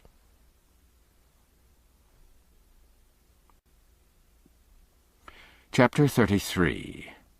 Edward as King. Miles Hendon was picturesque enough before he got into the riot on London Bridge. He was more so when he got out of it. He had but little money when he got in, none at all when he got out. The pickpockets had stripped him of his last farthing. But no matter, so he found his boy. Being a soldier, he didn't go at his task in a random way, but set to work, first of all, to arrange his campaign. What would the boy naturally do? Where would he naturally go? Well, argued Miles, he'd naturally go to his former haunts, for that's the instinct of unsound minds when homeless and forsaken, as well as of sound ones. Whereabouts were his former haunts? His rags, taken together with the low villain who seemed to know him, and who even claimed to be his father, indicated that his home was in one or another of the poorest and meanest districts of London. Would the search for him be difficult or long? No, it was likely to be easy and brief. He wouldn't hunt for the boy, he'd hunt for a crowd. In the center of a big crowd, or a little one, sooner or later, he'd find his poor little friend, sure, and the mangy mob would be entertaining itself with pestering and aggravating the boy, who'd be proclaiming himself king as usual. Then Miles Hendon would cripple some of those people and carry off his little ward, and comfort and cheer him with loving words, and the two would never be separated any more. So Miles started on his quest. Hour after hour he tramped through back alleys and squalid streets, seeking groups and crowds, and finding no end of them, but never any sign of the boy. This greatly surprised him, but didn't discourage him. To his notion, there was nothing the matter with his plan of campaign. The only miscalculation about it was that the campaign was becoming a lengthy one, whereas he'd expected it to be short. When daylight arrived at last, he'd made many a mile and canvassed many a crowd, but the only result was that he was tolerably tired, rather hungry, and very sleepy. He wanted some breakfast, but there was no way to get it. To beg for it didn't occur to him. As to pawning his sword, he would as soon have thought of parting with his honor. He could spare some of his clothes, yes, but one could as easily find a customer for a disease as for such clothes. At noon he was still tramping, among the rabble which followed after the royal procession now, for he argued that this regal display would attract his little lunatic powerfully. He followed the pageant through all its devious windings about London, and all the way to Westminster and the Abbey. He drifted here and there among the multitudes that were massed in the vicinity for a weary long time, baffled and perplexed, and finally wandered off thinking, and trying to contrive some way to better his plan of campaign. By and by, when he came to himself out of his musings, he discovered that the town was far behind him, and that the day was growing old.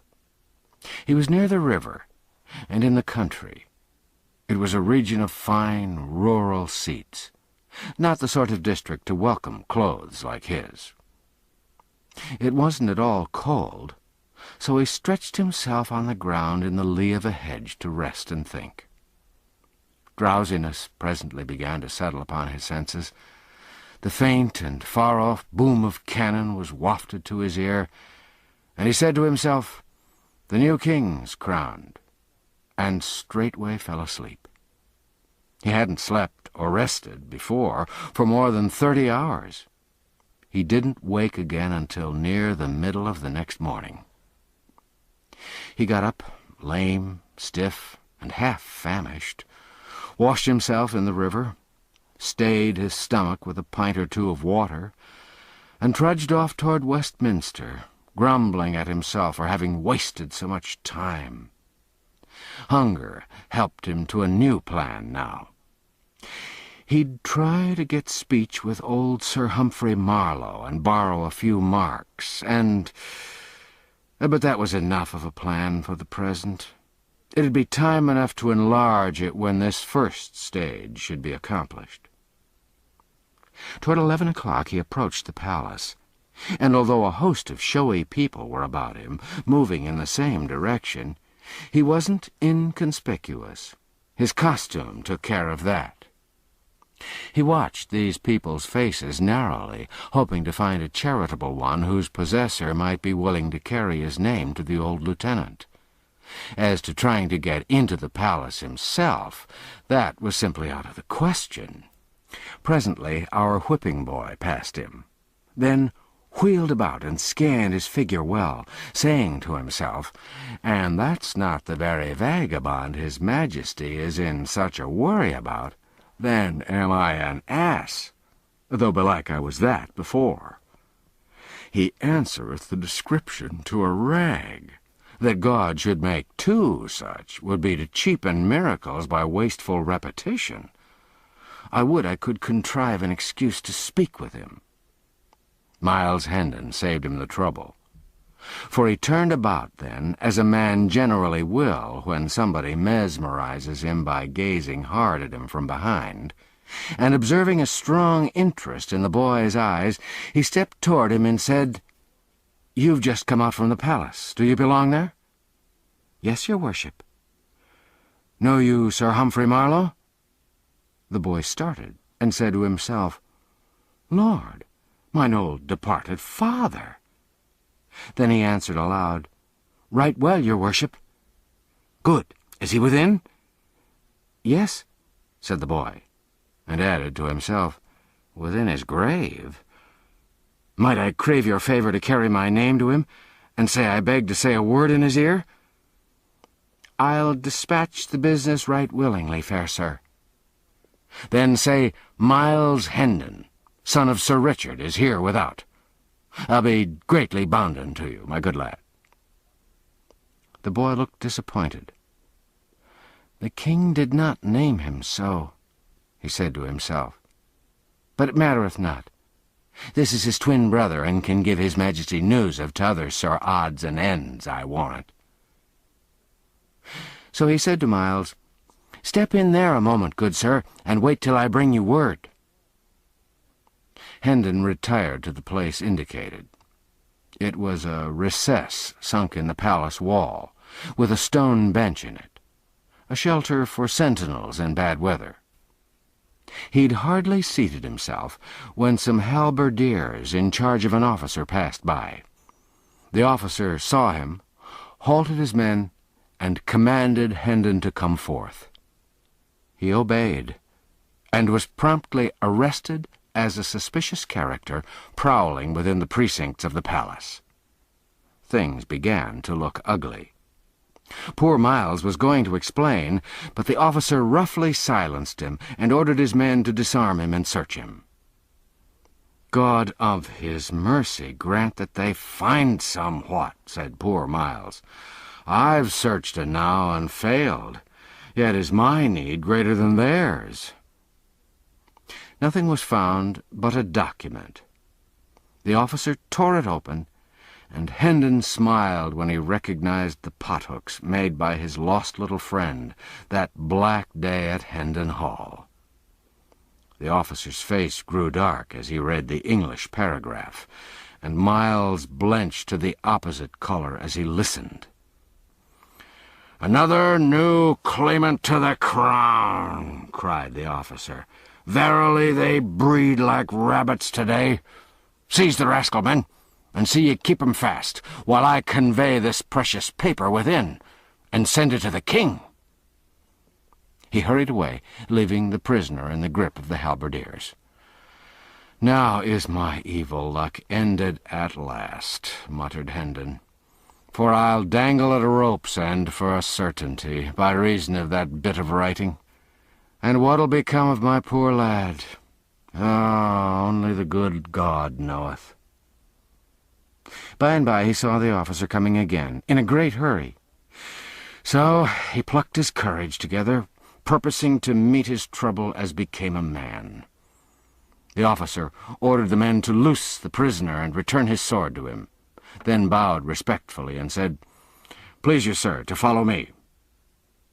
Hendon followed, saying to himself, "An I weren't travelling to death and judgment, and so must needs economize in sin, I'd throttle this knave for his mock courtesy." The two traversed a populous court, and arrived at the grand entrance of the palace, where the officer, with another bow, delivered Hendon into the hands of a gorgeous official, who received him with profound respect, and led him forward through a great hall, lined on both sides with rows of splendid flunkies, who made reverential obeisance as the two passed along, but fell into death throes of silent laughter at our stately scarecrow the moment his back was turned, and up a broad staircase, among flocks of fine folk, and finally conducted him to a vast room, clove a passage for him through the assembled nobility of England, then made a bow, reminded him to take his hat off, and left him standing in the middle of the room, a mark for all eyes, for plenty of indignant frowns, and for a sufficiency of amused and derisive smiles. Miles Hendon was entirely bewildered. There sat the young king under a canopy of state, 5 steps away, with his head bent down and aside, speaking with a sort of human bird of paradise, a duke, maybe. Hendon observed to himself that it was hard enough to be sentenced to death in the full vigor of life, without having this peculiarly public humiliation added. He wished the king would hurry about it. Some of the gaudy people nearby were becoming pretty offensive. At this moment, the king raised his head slightly, and Hendon caught a good view of his face. The sight nearly took his breath away. He stood gazing at the fair young face like one transfixed, then presently ejaculated, "Lo, the lord of the kingdom of dreams and shadows on his throne!" He muttered some broken sentences, still gazing and marveling, then turned his eyes around and about, scanning the gorgeous throng and the splendid saloon, murmuring, "But these are real! Verily, these are real! Surely it's not a dream!" He stared at the king again, and thought, "Is it a dream? Or is he the veritable sovereign of England, and not the friendless poor Tom of Bedlam I took him for? Who'll solve me this riddle?" A sudden idea flashed in his eye, and he strode to the wall, gathered up a chair, brought it back, planted it on the floor, and sat down in it. A buzz of indignation broke out. A rough hand was laid upon him, and a voice exclaimed, "Up, thou mannerless clown! Wouldst sit in the presence of the king?" The disturbance attracted his Majesty's attention, who stretched forth his hand and cried out, "Touch him not! It is his right!" The throng fell back, stupefied.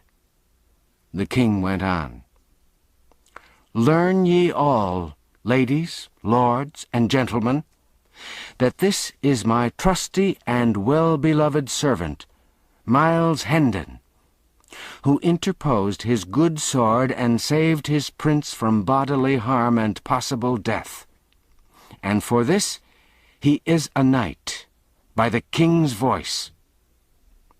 Also learn that for a higher service, in that he saved his sovereign stripes and shame, taking these upon himself, he is a peer of England, Earl of Kent, and shall have gold and lands meet for the dignity. More, the privilege which he hath just exercised is his by royal grant, for we have ordained that the chiefs of his line shall have and hold the right to sit in the presence of the majesty of England henceforth, age after age, so long as the crown shall endure. Molest him not." Two persons, who, through delay, had only arrived from the country during this morning, and had now been in this room only 5 minutes, stood listening to these words and looking at the king, then at the scarecrow, then at the king again, in a sort of torpid bewilderment. These were Sir Hugh and the Lady Edith. But the new earl didn't see them. He was still staring at the monarch in a dazed way and muttering, "Oh, body me! This my pauper! This my lunatic! This is he whom I'd show what grandeur was in my house of 70 rooms and 27 servants! This is he who'd never known aught but rags for raiment, kicks for comfort, and offal for diet! This is he whom I adopted and would make respectable! Would God I had a bag to hide my head in!" Then his manners suddenly came back to him, and he dropped upon his knees with his hands between the king's, and swore allegiance and did homage for his lands and titles. Then he rose and stood respectfully aside, a mark still for all eyes, and much envy too. Now the king discovered Sir Hugh, and spoke out with wrathful voice and kindling eye, "Strip this robber of his false show and stolen estates, and put him under lock and key till I have need of him." The late Sir Hugh was led away. There was a stir at the other end of the room now.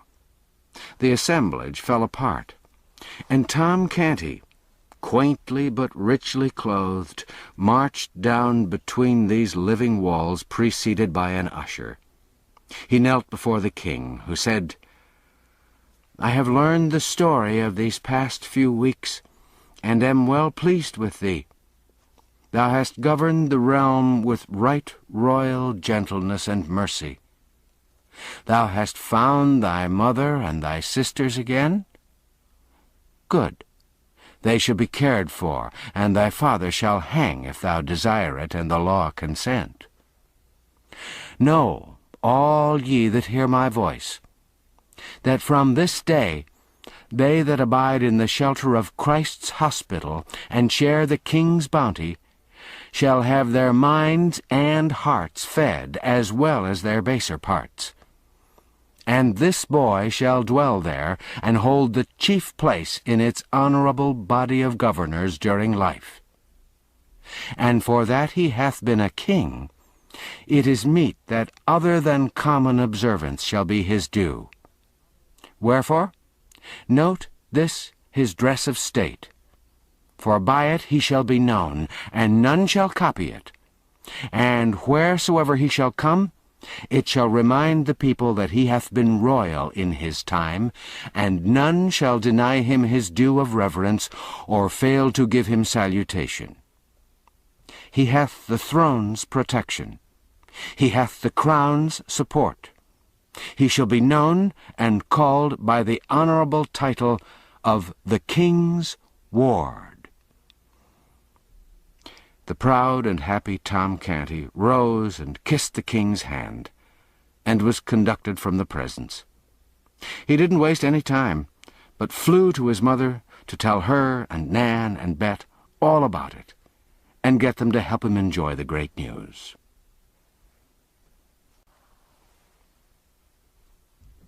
Conclusion.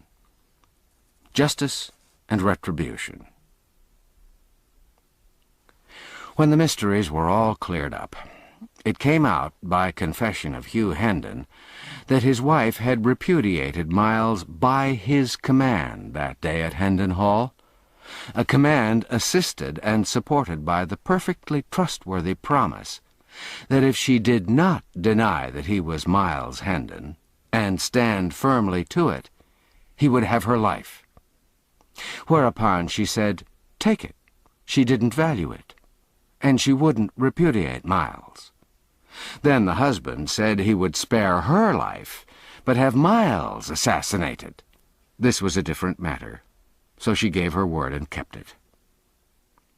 Hugh wasn't prosecuted for his threats, or for stealing his brother's estates and title, because the wife and brother wouldn't testify against him, and the former wouldn't have been allowed to do it even if she'd wanted to. Hugh deserted his wife and went over to the continent, where he presently died. And by the Earl of Kent married his relict. There were grand times and rejoicings at Hendon village when the couple paid their first visit to the hall. Tom Canty's father was never heard of again. The king sought out the farmer who'd been branded and sold as a slave, and reclaimed him from his evil life with the Ruffler's gang, and put him in the way of a comfortable livelihood. He also took that old lawyer out of prison and remitted his fine. He provided good homes for the daughters of the 2 Baptist women whom he saw burned at the stake, and roundly punished the official who laid the undeserved stripes upon Miles Hendon's back. He saved from the gallows the boy who'd captured the stray falcon, and also the woman who'd stolen the remnant of cloth from a weaver. But he was too late to save the man who'd been convicted of killing a deer in the royal forest.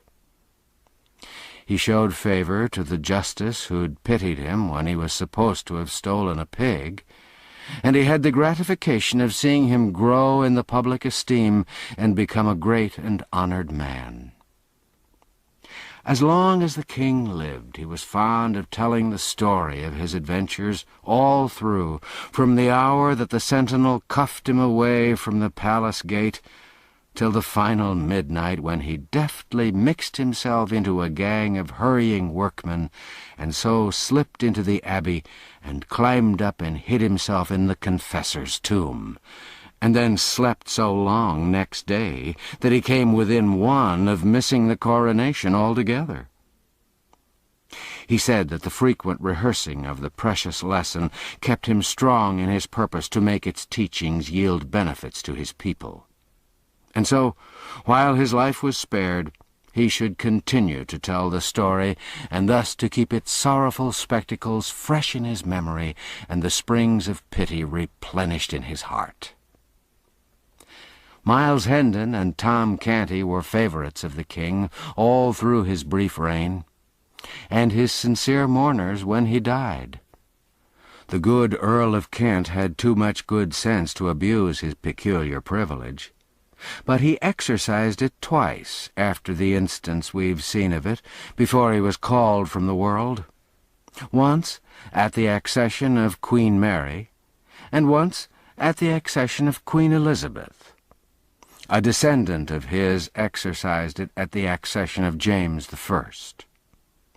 Before this one's son chose to use the privilege, near a quarter of a century had elapsed, and the privilege of the Kents had faded out of most people's memories. So when the Kent of that day appeared before Charles I and his court, and sat down in the sovereign's presence to assert and perpetuate the right of his house, there was a fine stir indeed. But the matter was soon explained, and the right confirmed. The last Earl of the line fell in the wars of the Commonwealth, fighting for the king, and the odd privilege ended with him. Tom Canty lived to be a very old man, a handsome, white-haired old fellow of grave and benignant aspect. As long as he lasted, he was honored, and he was also reverenced, for his striking and peculiar costume kept the people reminded that in his time he had been royal. So wherever he appeared, the crowd fell apart, making way for him, and whispering one to another, "Doff thy hat, it is the king's ward." And so they saluted and got his kindly smile in return. And they valued it, too, for his was an honorable history. Yes, King Edward VI lived only a few years, poor boy, but he lived them worthily. More than once, when some great dignitary, some gilded vassal of the crown, made argument against his leniency, and urged that some law which he was bent upon amending was gentle enough for its purpose, and wrought no suffering or oppression which anyone need mightily mind, the young king turned the mournful eloquence of his great compassionate eyes upon him, and answered, "What dost thou know of suffering and oppression? I and my people know, but not thou." The reign of Edward VI was a singularly merciful one for those harsh times. Now that we're taking leave of him, let's try to keep this in our minds. To his credit.